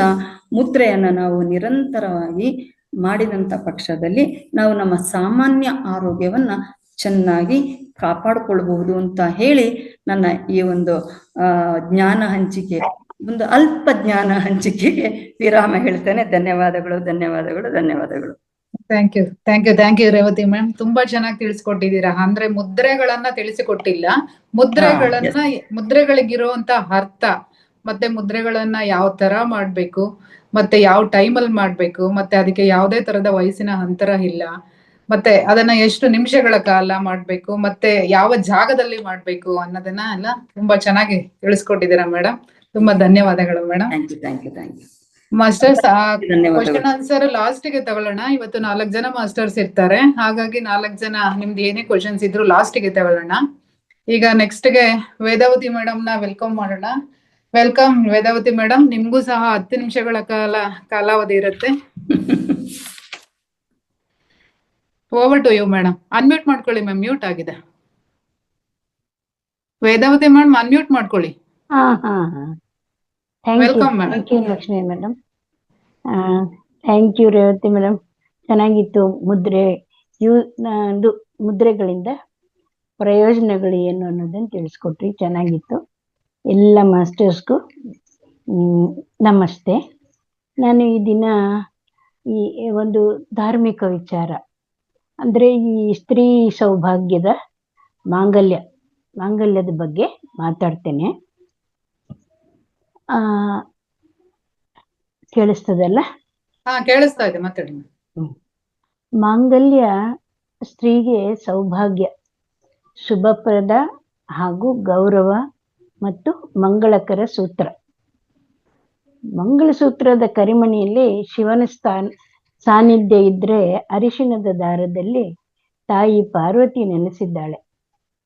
ಸುಖ ದಾಂಪತ್ಯ ಜೀವನಕ್ಕೆ ಯಾರ ದೃಷ್ಟಿಯೂ ತಾಕದಿರಲಿ, ವೈವಾಹಿಕ ಜೀವನ ಸುಖ ಸಮೃದ್ಧಿಯಿಂದ ತುಂಬಿರಲಿ ಎಂದು ತಾಳಿ ಕರಿಮಣಿ ಸೇರಿಸಿದ ಮಂಗಲಸೂತ್ರ ಸರವನ್ನು ವಿವಾಹಿತ ಸ್ತ್ರೀಯರು ಧರಿಸ್ತಾರೆ. ವಿವಾಹದ ಸಮಯದಲ್ಲಿ ಅರಿಶಿಣ ದಾರದಲ್ಲಿ ಪೋಣಿಸಿದ ಮಾಂಗಲ್ಯವನ್ನು ವರನ ಕೈಯಿಂದ ವಧುವಿಗೆ ಕಟ್ಟಿಸುವಾಗ ಪುರೋಹಿತರು ಮಾಂಗಲ್ಯ ಧಾರಣೆ ಮಂತ್ರ ಹೇಳ್ತಾ 3 ಗಂಟೆ ಹಾಕಿಸ್ತಾರೆ. 3 ಗಂಟಿನ ಅರ್ಥ ಗಂಡನ ಆಯಸ್ಸು, ಆರೋಗ್ಯ, ಅಭಿವೃದ್ಧಿ, ವಧುವಿನ ಸೌಭಾಗ್ಯ ಅದರ ಸಂಕೇತವಾಗಿದೆ. ಇದು ಶಂಕರಾಚಾರ್ಯರ ವಿರಚಿತ ಸೌಂದರ್ಯ ಲಹರಿಯಲ್ಲಿದೆ. ಮತ್ತೆ ಈ ತಾಳಿ ಸ್ತನದ ಆಕಾರದಲ್ಲಿದೆ, ಅಂದ್ರೆ ಬಟ್ಲ ಆಕಾರದಲ್ಲಿದೆ ಅಂತಾರೆ. ಅಂದ್ರೆ ಮಾಂಗಲ್ಯ ಈ ಆಕಾರದಲ್ಲಿ ಇರಲು ಶಿವ ವರ ಕೊಟ್ಟಿರುವ ಕತೆ ಶಿವಪುರಾಣದಲ್ಲಿದೆ. ಅಂದ್ರೆ ಅದಕ್ಕೆಲ್ಲ ತುಂಬಾ ಟೈಮ್ ಹಿಡಿಯುತ್ತೆ. ಸುಮ್ಮನೆ ಇಂಪಾರ್ಟೆಂಟ್ ಮಾತ್ರ ಹೇಳ್ತೆ. ವಿವಾಹದ 2 ತಾಳಿಗಳಿಗೂ ಅಂದ್ರೆ ತವರು ಮನೆ ತಾಳಿ, ಗಂಡನ ಮನೆ ತಾಳಿ, ತಾಳಿಗೆ ಅರಿಶಿನ ಕುಂಕುಮ ಹಚ್ಚುವಾಗ ಹಿಂಭಾಗದಲ್ಲಿ ತುಂಬಿದಂತಿರ್ಬೇಕು. ಹಾಗೆ ಇಷ್ಟದಂತೆ ಮಾಂಗಲ್ಯದ ಚಿನ್ನದ ಸರ ಹಾಕ್ಕೊಂಡ್ರು ಅರಿಶಿನ ಹಚ್ಚಿದ ಹಸಿದರ ಅಂದ್ರೆ 2 ಎಳೆ ದಾರ ತೆಳಗಿದ್ರೆ 5 ಎಳೆ ದಾರ, ತಾಳಿ, ಗುಂಡು, ಕೋವಿ, ಕರಿಮಣ ಕರಿಮಣಿ ಜೊತೆಗೆ ಹವಳ ಮುತ್ತು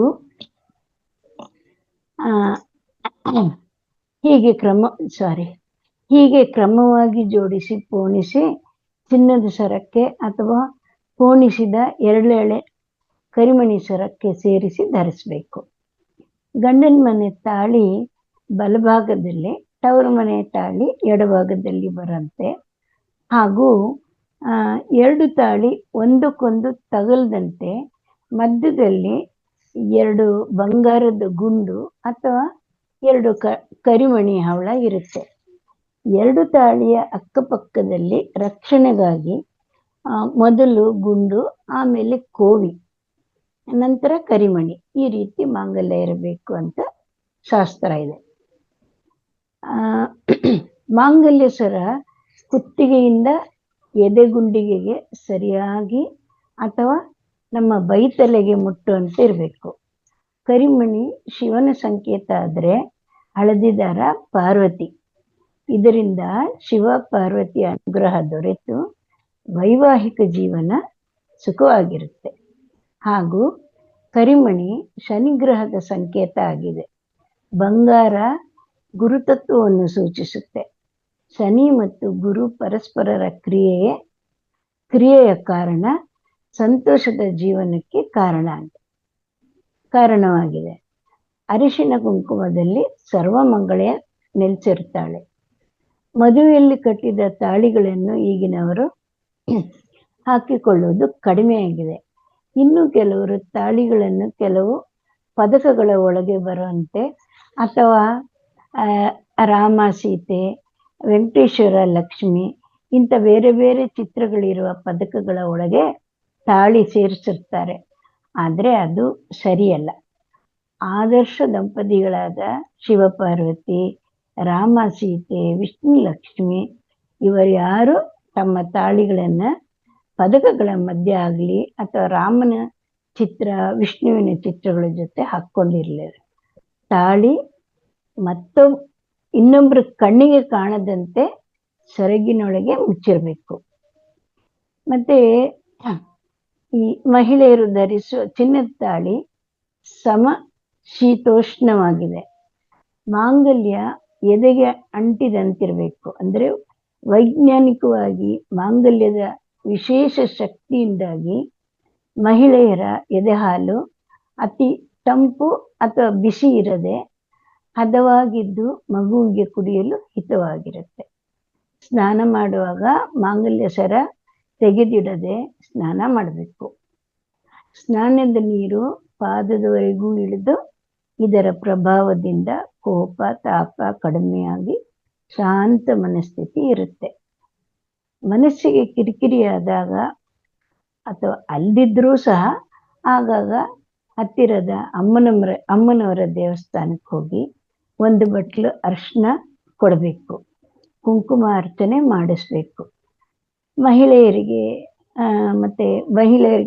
ಬಲಗಣ್ಣು ಅದುರಿದಾಗ ಆತಂಕ ಆಗುತ್ತೆ. ಆಗ ಮಾಂಗಲ್ಯವನ್ನು ಕಣ್ಣಿನ ಮೇಲ್ಭಾಗದ ಸುತ್ತ ಹಗುರವಾಗಿ ಒತ್ಕೊಳ್ಬೇಕು. ಮನಸ್ಸಿಗೆ ಸಮಾಧಾನವಾಗಲು ದೇವರ ಮುಂದೆ ದಿನಾಗಲೂ ತುಪ್ಪದ ದೀಪ ಹಚ್ಚಿ. ಶ್ರೀ ಕೃಷ್ಣಾಯ ವಾಸುದೇವಾಯ ಹರೇ ಪರಮಾತ್ಮನೆ ಪ್ರಣತ ಕ್ಲೇಶನಾಶಾಯ ಗೋವಿಂದಾಯ ನಮೋ ನಮಃ ಎಂದು 3 ಸಾರಿ ಹೇಳಿ ಅಕ್ಷತೆ ಹಾಕಿ ಕೈ ಮುಗಿಬೇಕು. ಮಾಂಗಲ್ಯಂ ತಂತು ನಾನೇನ ಮಮ ಜೀವನ ಹೇತುನ ಕಂಠೆ ಭದ್ರಾಮಿ ಶುಭಗೆ ತ್ವಂ ಜೀವ ಶರದತ್ತಮಂ. ಇಷ್ಟಕ್ಕೆ ಈ ನನ್ನ ಮಾಂಗಲ್ಯ ಧಾರಣೆ ಬಗ್ಗೆ ಮುಗಿಸುತ್ತೇನೆ. ಟೈಮ್ ಇದ್ರೆ ನಾನು ಇನ್ನೊಂದು ವಿಷಯನೂ ಹೇಳ್ತೇನೆ. ಅಂದ್ರೆ ಎಷ್ಟು ನಿಮಿಷ ಹಾಕೋದು ಮೇಡಮ್ ಅದು? ಇಷ್ಟೇ ಹೊತ್ತು ಆಗ್ಬೋದು. ಮಾತಾಡಿ. ಅಂದ್ರೆ ನಾವು ಪ್ರದಕ್ಷಿಣೆ ಯಾಕೆ ಹಾಕ್ಬೇಕು ದೇವಸ್ಥಾನದಲ್ಲಿ ಅಂತ ಮಾತಾಡಿ ಮೇಡಮ್. ನಾನು ಸಾರಿ ಇದು ನಾನು ಮಾತಾಡಿದ್ದೀನಿ ಆಗ್ಲೇ. ಓಕೆ ಮೇಡಮ್, ಮುಗ್ದಿದೆ ಅಂದ್ರೆ ಮುಗ್ಸೋಣ, ಇದೆ ಅಂದ್ರೆ ಮಾತಾಡಿ. ಸರಿ ಮುಗ್ದಿದೆ. ನಾನು ಅದ್ರ ಬಗ್ಗೆ ಮಾತಾಡಿದ್ದೀನಿ. ನಾನು ಇಷ್ಟಕ್ಕೆ ಮುಗಿಸ್ಕೊಳ್ತೇನೆ.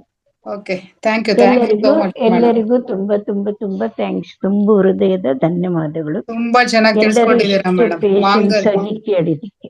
ಮಾಂಗಲ್ಯದ ಬಗ್ಗೆ ತುಂಬಾ ಚೆನ್ನಾಗಿ ತಿಳಿಸ್ಕೊಟ್ಟಿದ್ದೀರಾ. ಅಂದ್ರೆ ಮಾಂಗಲ್ಯ ಯಾಕೆ ಹಾಕ್ತಾರೆ, ಮತ್ತೆ ಅರಿಶಿಣದ ದಾರ ಅದ್ರ ಜೊತೆ ಯಾಕೆ ಪುಣಿಸ್ತಾರೆ, ಮತ್ತೆ ಕರಿಮಣಿ ಮತ್ತೆ ಹವಳ ಇದನ್ನೆಲ್ಲ ಯಾವ ತರ, ಮತ್ತೆ ಮಾಂಗಲ್ಯನ ಯಾವ ತರ ಇಟ್ಕೋಬೇಕು ಅನ್ನೋದೆಲ್ಲ ತುಂಬಾ ಚೆನ್ನಾಗಿ ತಿಳಿಸ್ಕೊಟ್ಟಿದ್ದೀರಾ ಮೇಡಮ್. ನಮ್ಮ ಮಾಸ್ಟರ್ಸ್ಗೆ ಕ್ವಶನ್ಸ್ ಇದೆ ಅನ್ಕೋತೀನಿ, ಎಲ್ಲ ಲಾಸ್ಟಿಗೆ ತಗೊಳ್ಳೋಣ ಮೇಡಮ್. ಕ್ವಶನ್ ಆನ್ಸರ್ ಎಲ್ಲ ಲಾಸ್ಟಿಗೆ ತಗೊಳ್ಳೋಣ.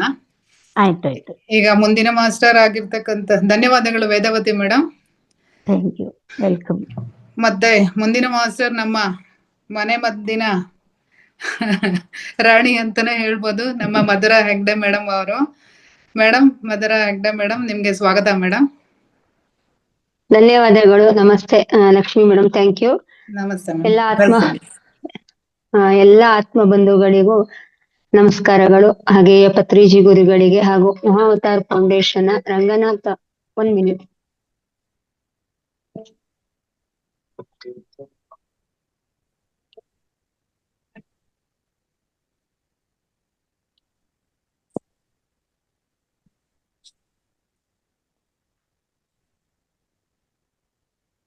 ಮಹಾವತಾರ್ ಫೌಂಡೇಶನ್ ರಂಗನಾಥ್ ಸರ್ ಅವರಿಗೆ ಹಾಗೂ ಎಲ್ಲ ಆತ್ಮ ಬಂಧುಗಳಿಗೂ ಮತ್ತೊಮ್ಮೆ ನಮಸ್ಕಾರಗಳನ್ನು ತಿಳಿಸುತ್ತಾ, ಇವತ್ತಿನ ಸಮಗ್ರ ಜೀವನ ಶೈಲಿಯಲ್ಲಿ ನಾನು ಕೋಲ್ಡ್ ವಾಟರ್, ನಾರ್ಮಲ್ ವಾಟರ್ ಅಥವಾ ರೆಗ್ಯುಲರ್ ವಾಟರ್ ಅಥವಾ ಹಾಟ್ ವಾಟರ್ ಯಾವುದು ಬೆಸ್ಟ್ ಅಂತ ನೋಡೋಣ ಇವತ್ತಿನ ಒಂದು ಸಮಗ್ರ ಜೀವನ ಶೈಲಿಯಲ್ಲಿ. ಆತ್ಮೀಯರೇ, ನಿಮ್ಗೆಲ್ರಿಗೂ ಗೊತ್ತಿದ್ದು, ನಮ್ಮ ಜೀವನದ ಪ್ರತಿಯೊಂದು ಶ್ವಾಸದಲ್ಲೂ, ಅಂದ್ರೆ ಪ್ರತಿಯೊಂದು ಹಂತದಲ್ಲೂ, ಪ್ರತಿಯೊಂದು ಹೃದಯ ಬಡಿತದಲ್ಲೂ ನಮ್ಗೆ ಜೀವಕೋಶಗಳಿಗೆಲ್ಲ ಹರಿದುಕೊಂಡಿರುವುದು ನೀರು ಅಂತ ಗೊತ್ತಿದೆ. ನೀರಿಲ್ಲದೆ ನಾವು ಒಂದು ಕ್ಷಣವೂ ಬದುಕಲಿಕ್ಕಾಗಲ್ಲ ಅಂತ ಹೇಳ್ತಾರೆ. ಅದರಿಂದ ನೀರನ್ನು ಜೀವನದ ಮೂಲ ಅಂತ ಹೇಳ್ತಾರೆ. ಅಂದ್ರೆ ಮನುಷ್ಯನಿಗೆ ತುಂಬಾ ಅವಶ್ಯಕ ನೀರು. ನೀರು ನಮ್ಗೆ ಬೇಕೇ ಬೇಕಾಗತ್ತೆ. ಅದೇ ರೀತಿ ಆದ್ಮೇಲೆ ಯಾವ ನೀರನ್ನು ನಾವು ಯಾವ ಸಂದರ್ಭದಲ್ಲಿ ನಮ್ಮ ದೇಹಕ್ಕೆ ಕೊಟ್ಟಾಗ ನಮ್ಮ ಆರೋಗ್ಯ ಚೆನ್ನಾಗಿರುತ್ತೆ ಅಂತ ನೋಡೋಣ. ನಾ ಮೊದ್ಲೇ ಹೇಳ್ದಾಗೆ 3 ತರ ವಾಟರು: ಕೋಲ್ಡ್ ವಾಟರು, ನಾರ್ಮಲ್ ಅಥವಾ ರೆಗ್ಯುಲರ್ ವಾಟರು, ಹಾಟ್ ವಾಟರ್. ಅದರಲ್ಲಿ ಕೋಲ್ಡ್ ವಾಟರ್ ಕುಡ್ದಾಗ ರಿಫ್ರೆಶ್ ಅನ್ಸುತ್ತೆ. ಅದೇ ತರ ಆದ್ರೆ ಬ್ಲಡ್ ವೆಸಲ್ಸ್ ಅಂತ ನಾವು ರಕ್ತನಾಳಗಳನ್ನ ಅದು ಸಿಂಕ್ ಮಾಡ್ತಾ ಹೋಗುತ್ತೆ. ಮತ್ತೆ ಡೈಜೆಷನ್ ಸಿಸ್ಟಮ್ ಸ್ಲೋ ಆಗುತ್ತೆ, ಡೈಜೆಷನ್ ಬೇಗ ಆಗಲ್ಲ ಅಂತ ಹೇಳ್ತಾರೆ ಕೋಲ್ಡ್ ವಾಟರ್ ಕುಡಿದಾಗ. ಅಂದ್ರೆ ಜೀರ್ಣಕ್ರಿಯೆ ನಿಧಾನ. ಹಾಗಾದ್ರೆ ಈ ನೀರನ್ನ ಯಾವ ಸಂದರ್ಭದಲ್ಲಿ ಕುಡಿಬೇಕು?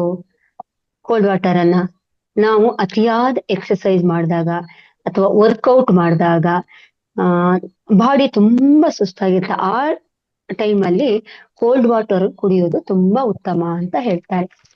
ಅದೇ ರೀತಿ ಸೆಕೆಂಡ್ ಒನ್ನು ರೆಗ್ಯುಲರ್ ವಾಟರು ಅಥವಾ ನಾರ್ಮಲ್ ವಾಟರ್ ಅಂತ ಹೇಳ್ಬೋದು. ಅಂದ್ರೆ ನಮ್ಮ ರೂಮಿನ ಒಂದು ಟೆಂಪರೇಚರ್ ನಲ್ಲಿರುವಂತ ವಾಟರ್ ಅಂತ ಹೇಳ್ಬೋದು. ಇದು ರೆಗ್ಯುಲರ್ ವಾಟರ್. ಇದು ಕೂಡ ಬಾಡಿಯನ್ನು ರಿಫ್ರೆಶ್ ಆಗ್ಲಿಕ್ಕೆ ಕಾರಣ ಆಗುತ್ತೆ, ಅಂದ್ರೆ ರಿಫ್ರೆಶ್ ಆಗಿ ಇಡುತ್ತೆ. ಸೇಫ್ ಮತ್ತೆ ಹೈಡ್ರೇಟ್ ಆಗೋಕ್ಕೆ ಕಾರಣ ಆಗುತ್ತೆ. ಡೈಜೆಷನ್ನಿಗೂ ತುಂಬಾ ಒಳ್ಳೆಯದು ಅಂತ ಹೇಳ್ತಾರೆ. ಬಾಡಿ ಸಿಸ್ಟಮ್ ಸೌಮ್ಯವಾಗಿರುತ್ತೆ ಅಂತ ಹೇಳ್ತಾರೆ.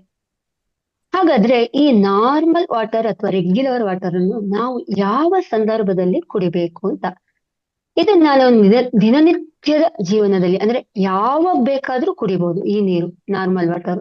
ಅಂದ್ರೆ ನಮ್ಮ ಒಂದು ರೂಮಿನ ಟೆಂಪರೇಚರ್ ಒಳಗಿರೋದಕ್ಕೆ ಆ ನೀರನ್ನು ನಾವು ಬಾಡಿಗೆ ಕೊಡೋದ್ರಿಂದ ಯಾವುದು ಹಾನಿ ಇಲ್ಲ ಅಂತ ಹೇಳ್ತಾರೆ. ನಮಗೆ ಯಾವಾಗ ಬೇಕು ಅವಾಗ ಕುಡಿಬಹುದು, ಅಂದ್ರೆ ತುಂಬಾ ಒಳ್ಳೆಯದು ಅಂತ. ಅದೇ ರೀತಿ ಹಾಟ್ ವಾಟರ್ ಅಥವಾ ವಾರ್ಮ್ ವಾಟರ್ ಅಂತ ಹೇಳ್ತಾರೆ. ತುಂಬಾ ಬಿಸಿಯಾಗಿ ಸ್ವಲ್ಪ ಕುಡಿಬಹುದು, ಇಲ್ಲಾಂದ್ರೆ ಅದನ್ನ ಸ್ವಲ್ಪ ಬಿಸಿ ಮಾಡ್ಕೊಂಡು ತಣ್ಣವಾಗಿ ಮಾಡಿ ಕುಡಿಯುವ ವಾರ್ಮ್ ವಾಟರ್. ಇದನ್ನ ಇದು ಡೈಜೆಷನ್ಗೆ ರಾಮಬಾಣ ಅಂತ ಹೇಳ್ತಾರೆ. ಡೈಜೆಷನ್ಗೆ ತುಂಬಾ ಒಳ್ಳೇದು. ಹಾಗೆ ದೇಹದಲ್ಲಿ ಟಾಕ್ಸಿನ್ ಅಂದ್ರೆ ವಿಷಕಾರಿ ದ್ರವವನ್ನು ಹೊರಗೆ ಹಾಕ್ಲಿಕ್ಕೆ ತುಂಬಾ ಸಹಾಯ ಮಾಡುತ್ತೆ ಈ ನೀರು. ಹಾಗೆ ಡೈಜೆಷನ್ ಈಸಿಯಾಗಿ ಆಗತ್ತೆ. ಅದೇ ತರ ಬ್ಲೋಟಿಂಗ್ ಆಗೋದನ್ನ ತಪ್ಪಿಸುತ್ತೆ. ಬ್ಲೋಟಿಂಗ್ ಮೀನ್ ಅಂದ್ರೆ ಬೆಳಗ್ಗೆ ಎದ್ದ ತಕ್ಷಣ ಒಬ್ಬೊಬ್ಬರಿಗೆ ನೋಡಿ ಹೊಟ್ಟೆ ದಪ್ಪಗಾಗಿರುತ್ತೆ, ಗ್ಯಾಸ್ ತುಂಬಿಕೊಂಡಿರುತ್ತೆ, ಅಂದ್ರೆ ಹೊಟ್ಟೆ ಉಬ್ಬಸೋದು ಅಂತ ಹೇಳ್ತೀವಲ್ಲ ಆ ತರ. ಏನೋ ಒಂಥರ ಅಂದ್ರೆ ಮನ್ಸು ಉಲ್ಲಾಸ ಇರಲ್ಲ, ಒಂಥರ ಏನೋ ಪಿರಿ ಆಗ್ತಾ ಇರುತ್ತೆ, ಹೊಟ್ಟೆ ಉಬ್ಕೊಂಡಿರುತ್ತೆ, ಗ್ಯಾಸ್ ಫುಲ್. ಅದನ್ನೇ ಬ್ಲೋಟಿಂಗ್ ಅಂತ ಹೇಳ್ತೀವಿ. ಅದು ಆ ಬ್ಲೋಟಿಂಗ್ ಇರೋವರಿಗೆ ತುಂಬಾ ಒಳ್ಳೆಯದು. ಅದನ್ನ ಹಾಗಾದ್ರೆ ಮತ್ತೆ ರಕ್ತವನ್ನು ಶುದ್ಧಿ ಮಾಡ್ಲಿಕ್ಕೆ ಪ್ರತಿಯೊಂದು ರಕ್ತ ನಾಳಗಳಿಗೂ ಕೂಡ ಈ ಬಿಸಿ ವಾಟರು ತುಂಬಾ ಒಳ್ಳೇದು ಅಂತ ಹೇಳ್ತಾರೆ. ಮತ್ತೆ ಮೆಟಬಾಲಿಸಮ್ ಸಿಸ್ಟಮ್ ಅಂದ್ರೆ ಅದನ್ನ ಇನ್ಕ್ರೀಸ್ ಮಾಡುತ್ತೆ.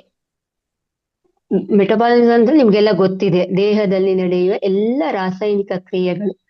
ಅದನ್ನ ಅಂದ್ರೆ ಅದು ಹೇಗೆ ಅಂದ್ರೆ ಆಹಾರ, ಶಕ್ತಿ, ಕಟ್ಟಡ ಮತ್ತು ತ್ಯಾಜ್ಯ ಅಂತ ಹೇಳ್ತೀವಿ. ಆಹಾರದಲ್ಲಿ ದೊರೆತ ಪೋಷಕಾಂಶಗಳನ್ನು ಶಕ್ತಿಯಾಗಿ ಮಾಡಿ ಅದನ್ನ ಒಂದು ಕಟ್ಟಡವಾಗಿ, ಅಂದ್ರೆ ಪ್ರತಿಯೊಂದು ಭಾಗವನ್ನು ಒಂದು ಕಟ್ಟಡ ಅಂದ್ರೆ ಹೇಗೆ ನಮ್ಮ ದೇಹದ ಅಂಗ ಇದೆಯಾ, ಅದು ಒಂದು ಕಟ್ಟಡಗಳನ್ನು ನಿರ್ಮಿಸಿ ಅದು ತ್ಯಾಜ್ಯವಾಗಿ ಪರಿವರ್ತಿಸೋದಕ್ಕೆ ಮೆಟಬಾಲಿಕ್ ಸಿಸ್ಟಮ್ ಅಂತ ಹೇಳ್ತೀವಿ.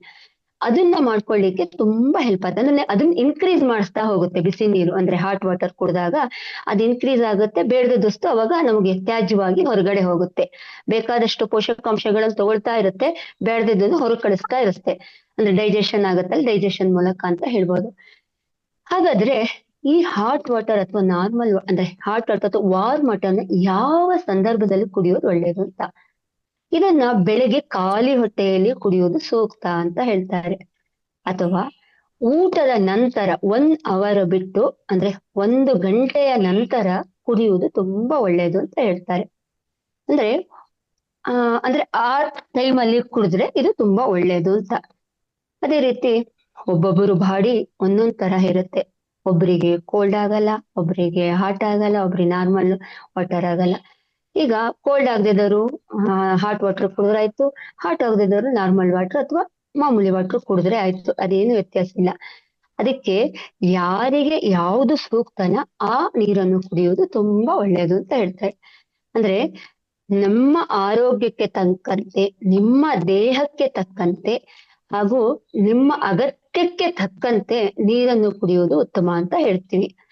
ಅಂದ್ರೆ ಇದು ಸರಳವಾಗಿ ಹೇಳ್ಬೇಕು ಅಂದ್ರೆ ಇದು ಎಲ್ಲಾ ವಾಟರು ಎಲ್ಲರಿಗೂ ಒಳ್ಳೇದೇನೆ, ಆದ್ರೆ ಯಾವ್ಯಾವ ಸಂದರ್ಭದಲ್ಲಿ ಮಾತ್ರ ಇದು ಅಂದ್ರೆ ಎಲ್ಲಾ ರೀತಿಗೂ ಈಗ ಹೇಳಿದ್ದಾರೆ ಅಂತ ಎಲ್ಲಾ ಟೈಮು ಕುಡ್ಕೋತಿರೋದಲ್ಲ. ಯಾವ್ಯಾವ ಸಂದರ್ಭಕ್ಕೆ, ಈಗ ಕೋಲ್ಡ್ ಆದವಾಗ ಅಥವಾ ಚಳಿ ಇದ್ದಾಗ ಅಥವಾ ಬೇಸಿಗೆಗಾಲದಲ್ಲಿ, ಅದೇ ಯಾವ್ಯಾವ ಸಂದರ್ಭದಲ್ಲಿ ಇದು ಕುಡಿಯೋದು ಉತ್ತಮ ಅಂತ ನಾನು ಇವತ್ತು ತಿಳಿಸ್ಕೊಟ್ಟಿದ್ದೀನಿ. ಅದಕ್ಕಾಗಿ ಇದು ಕೇವಲ ಆರೋಗ್ಯ ದೃಷ್ಟಿಯಿಂದ ಆರೋಗ್ಯದ ಮಾಹಿತಿ ಅಷ್ಟೇ. ನೀರು ತುಂಬಾ ಅವಶ್ಯಕ. ಸಂದರ್ಭಕ್ಕೆ ತಕ್ಕಂತೆ, ಸಂದರ್ಭಕ್ಕೆ ಅನುಗುಣವಾಗಿ ಈ ನೀರನ್ನು ಉಪಯೋಗಿಸಿ ಅಂತ ಹೇಳ್ತೀನಿ. Thank you so much madam. Thank you thank you thank you thank you thank you thank you so much madam. ಅಂದ್ರೆ ನೀರಿನಲ್ಲಿ 3 ವಿಧ: ಕೋಲ್ಡ್ ವಾಟರ್, ರೆಗ್ಯುಲರ್ ವಾಟರ್ ಮತ್ತೆ ಹಾಟ್ ವಾಟರ್. ಇವನ್ನೆಲ್ಲ ಯಾವ್ಯಾವ ಟೈಮಲ್ಲಿ ತಗೋಬೇಕು, ಯಾವ ಸಂದರ್ಭದಲ್ಲಿ ತಗೋಬೇಕು, ಮತ್ತೆ ಯಾವ ನೀರು ತಗೊಳ್ಳೋದ್ರಿಂದ ಏನು ಉಪಯೋಗ ಅಂತ ತುಂಬಾ ಚೆನ್ನಾಗಿ ತಿಳಿಸಿಕೊಟ್ಟಿದ್ರ ಮೇಡಮ್. ಧನ್ಯವಾದಗಳು ಮೇಡಮ್. ನಿಮ್ದು ಮನೆ ಮದ್ದು ಅಂದ್ರೆ ಪ್ರತಿ ವಾರನೂ ಇರುತ್ತೆ ಮೇಡಮ್. ನೀವು ನೆನ್ನೆ ಕೇಳಿದ್ರಿ ನಂದಿದ್ಯಾ ಮಧ್ಯಾಹ್ನ ಕ್ಲಾಸ್ ಅಂತ. ಪ್ರತಿ ವಾರನೂ ಇದೆ ಮೇಡಮ್ ನಿಮ್ದು ಕ್ಲಾಸ್. ಅದೇ ಈ ತರನೇ ಅತ್ಯುತ್ತಮವಾದ ಒಂದೊಂದು ಮಾಹಿತಿ ಕೊಡ್ಲಿಕ್ಕೆ ಇಷ್ಟಪಡ್ತೀನಿ. ಯಾಕಂದ್ರೆ ಎಲ್ರಿಗೂ ಬೇಕಾಗುವಂತದ್ದು ಸಮಗ್ರ ಜೀವನ ಶೈಲಿ. ಅದರಲ್ಲಿ ಒಂದೊಂದು ಮನೆ ಮದ್ದೂನು ಹಾಕ್ತೇನೆ ಮಧ್ಯೆ ಮಧ್ಯೆ ಇದ್ದಾಗ, ಎಲ್ರಿಗೂ ಉಪಯೋಗ ಆಗ್ಲಿ ಅಂತ. ಇದು ಕೇವಲ ಆರೋಗ್ಯ ಮಾಹಿತಿ ಅಷ್ಟೇ. ಅಂದ್ರೆ ಅವ್ರವ್ರಿಗೆ ಹೇಗ್ ಬೇಕೋ ಹಾಗೆ ತಗೊಳ್ತಾ ಹೋಗೋದು. ಯಾಕಂದ್ರೆ ಇದೇ ಮಾಡ್ಬೇಕು ಅಂತಿಲ್ಲ. ನಮಗೆ ನಮ್ಮ ಆರೋಗ್ಯದ ಮೇಲೆ ಅಂದ್ರೆ ಮನೆಯಲ್ಲಿ ಸ್ವಲ್ಪ ನಾವು ಮಾಡ್ಕೊಳ್ತಾ ಹೋಗೋದು, ಅತಿಯಾದಾಗ ಡಾಕ್ಟರ್ ಕನ್ಸಲ್ಟ್ ಮಾಡೋದು, ಅದಕ್ಕೆ ಒಂದು ಪರಿಹಾರ ಅಂತ ತಿಳ್ಕೊಳ್ಳೋದು. ಅಂದ್ರೆ ನಾವ್ ಇದೆಲ್ಲ ಮಾಡ್ತಾ ಹೋದಾಗ ನಮ್ಮಲ್ಲಿ ರೋಗ ನಿರೋಧಕ ಶಕ್ತಿ ಹೆಚ್ಚಾದಾಗ ನಮಗೆ ಕಾಯಿಲೆಗಳು ಬರೋದು ಕಡಿಮೆ ಆಗ್ತಾ ಹೋಗುತ್ತೆ. ಆಗ ನಾವು ಆರೋಗ್ಯವಾಗಿರ್ಬೋದು ಅಂತ, ಕೇವಲ ಆರೋಗ್ಯ ದೃಷ್ಟಿಯಿಂದ ಅಷ್ಟೇ. Thank you. ಅಂದ್ರೆ ಮನುಷ್ಯನ್ಗೆ ಊಟ ಎಷ್ಟು ಇಂಪಾರ್ಟೆಂಟ್, ನೀರು ಸಹ ಅಷ್ಟೇ ಇಂಪಾರ್ಟೆಂಟ್. ಅದನ್ನ ಯಾವ ತರ ತಗೋಬೇಕು, ಮತ್ತೆ ಯಾವ ಟೈಮಲ್ಲಿ ತಗೋಬೇಕು, ಅದು ಯಾವ ಕಾಲದಲ್ಲಿ ತಗೋಬೇಕು ಅನ್ನೋ ತುಂಬಾ ಚೆನ್ನಾಗಿ ತಿಳಿಸ್ಕೊಟ್ಟಿದ್ದೀರಾ ಮ್ಯಾಮ್. ಕ್ವಶನ್ಸ್ ಲಾಸ್ಟಿಗೆ ತಗೋತೀವಿ ma'am. Thank you so much. ಇಲ್ಲಿಯ ತನಕ ಅವಕಾಶ ಕೊಟ್ಟಂತಹ ಮಹಾವತಾರ್ ಫೌಂಡೇಶನ್ಗೆ ಹಾಗೂ ಲಕ್ಷ್ಮಿ ಮೇಡಮ್ ಅವರಿಗೆ ಹಾಗೂ ಇಲ್ಲಿಯ ತನಕ ಕೇಳಿಸ್ಕೊಂಡ ಎಲ್ಲರಿಗೂ ಅನಂತ ಧನ್ಯವಾದಗಳು. ಹಾಗೂ ರಂಗನಾಥ್ ಸರಿ ಕೂಡ ಅನಂತ ಧನ್ಯವಾದಗಳು. Thank you madam. Thank you thank you thank you thank you so much ma'am. Masters, next ಮುಂದಿನ ಕ್ಲಾಸ್ ನಮ್ಮ ಹಿರಿಯ ಮಾಸ್ಟರ್ ಆಗಿರ್ತಕ್ಕಂತ ನಾಗರತ್ನ ಮೇಡಮ್ ಅವರು ತಿಳಿಸ್ಕೊಡ್ಲಿದ್ದಾರೆ. Nagaratna ma'am, welcome ma'am. ನಮಸ್ತೆ ಮೇಡಮ್. ನಮಸ್ತೆ ನಮಸ್ತೆ ನಮಸ್ತೆ. ಎಲ್ಲ ನಮ್ಮ ಎಲ್ಲರಿಗೂ ನನ್ನ ವಂದನೆಗಳು. ಈ ದಿನ ಶಿಕ್ಷಕರ ದಿನಾಚರಣೆ ಕೂಡ ಇರೋದ್ರಿಂದ ವಿಶೇಷವಾಗಿ ಈ ದಿನ ಒಂದು ಲೈನ್ ನಾನು ಶಿಕ್ಷಕರಿಗೂ ಒಂದು ವಂದನೆಯನ್ನು ಹೇಳೋದಕ್ಕೆ ಇಷ್ಟಪಡ್ತಾ ಇದ್ದೀನಿ. ಶ್ರೀ ಗುರುಭ್ಯೋ ನಮಃ. ಗುರು ಬ್ರಹ್ಮ ಗುರು ವಿಷ್ಣು ಗುರುದೇವೋ ಮಹೇಶ್ವರ ಗುರು ಸಾಕ್ಷಾತ್ ಪರಬ್ರಹ್ಮ ತತ್ಮೈ ಶ್ರೀ ಶ್ರೀ ಗುರುವೇ ನಮಃ. ಗುರುಗಳಿಗೆ ಮೊದಲು ವಂದನೆ ತಿಳಿಸಿ, ಒಂದಕ್ಷರ ತಿಳಿಸಿದಾತಂ ಗುರು ಅಂತ. ಒಂದಕ್ಷರ ಕಲ್ಸ್ಕೊಟ್ರು ಅವನು ಗುರು ಸಮಾನನೇ. ಏನ್ ಫುಲ್ ಎಲ್ಲಾ ವಿದ್ಯೆನೂ ಕಲ್ಸ್ಕೊಡ್ಬೇಕು ಅಂತಿಲ್ಲ. ಅನ್ನೋದೊಂದು ಹೇಳ್ಕೊಟ್ರು ಅದು ತಾಯಿ ಕೂಡ ಮೊದಲನೇ ಅಕ್ಷರ ಅಮ್ಮ ಅಂತಾನೆ ಹೇಳೋದು. ಅದರಿಂದ ತಾಯಿ ಕೂಡ ಒಂದು ವಸ್ತು ಗುರು. ಮೊದಲನೇ ತಾಯಿನೇ ಗುರು ಮನೆಯಲ್ಲಿ. ಮೊದಲು ಸ್ಟಾರ್ಟ್ ಆಗಿ ಅಲ್ಲಿಂದ ನಾವು ಎಂತ ಡಿಗ್ರಿ PhD ಏನೆಲ್ಲಾ ಮುಗಿಸಿದ್ರು ಎಲ್ಲಾ ಗುರುಗಳು ಅದರಲ್ಲಿ ಮೊದಲನೇ ಗುರು ತಾಯಿಯಾಗಿರ್ತಾರೆ. ನಾವು 5ನೇ ಕ್ಲಾಸ್ ಹೇಳ್ಕೊಟ್ಟವ್ರು ಮಾತ್ರ ಗುರು, 10 ಹೇಳ್ಕೊಟ್ಟವ್ರು ಗುರು ಅಲ್ಲ, ಆ ತರ ಅಲ್ಲ. ಎಲ್ಲರೂ ಗುರುಗಳು. ಒಂದೊಂದು ಸೆಕ್ಷನ್ಗೂ ಗುರುಗಳಿರ್ತಾರೆ, ಚೇಂಜ್ ಇರ್ತಾರೆ. ಸಮಸ್ತ ಗುರುಗಳಿಗೂ ನಾವು ವಂದನೆಗಳು ತಿಳಿಸ್ಬೇಕು. ಇದು ನಮ್ಮ ಒಂದು ಕರ್ತವ್ಯ ಕೂಡ.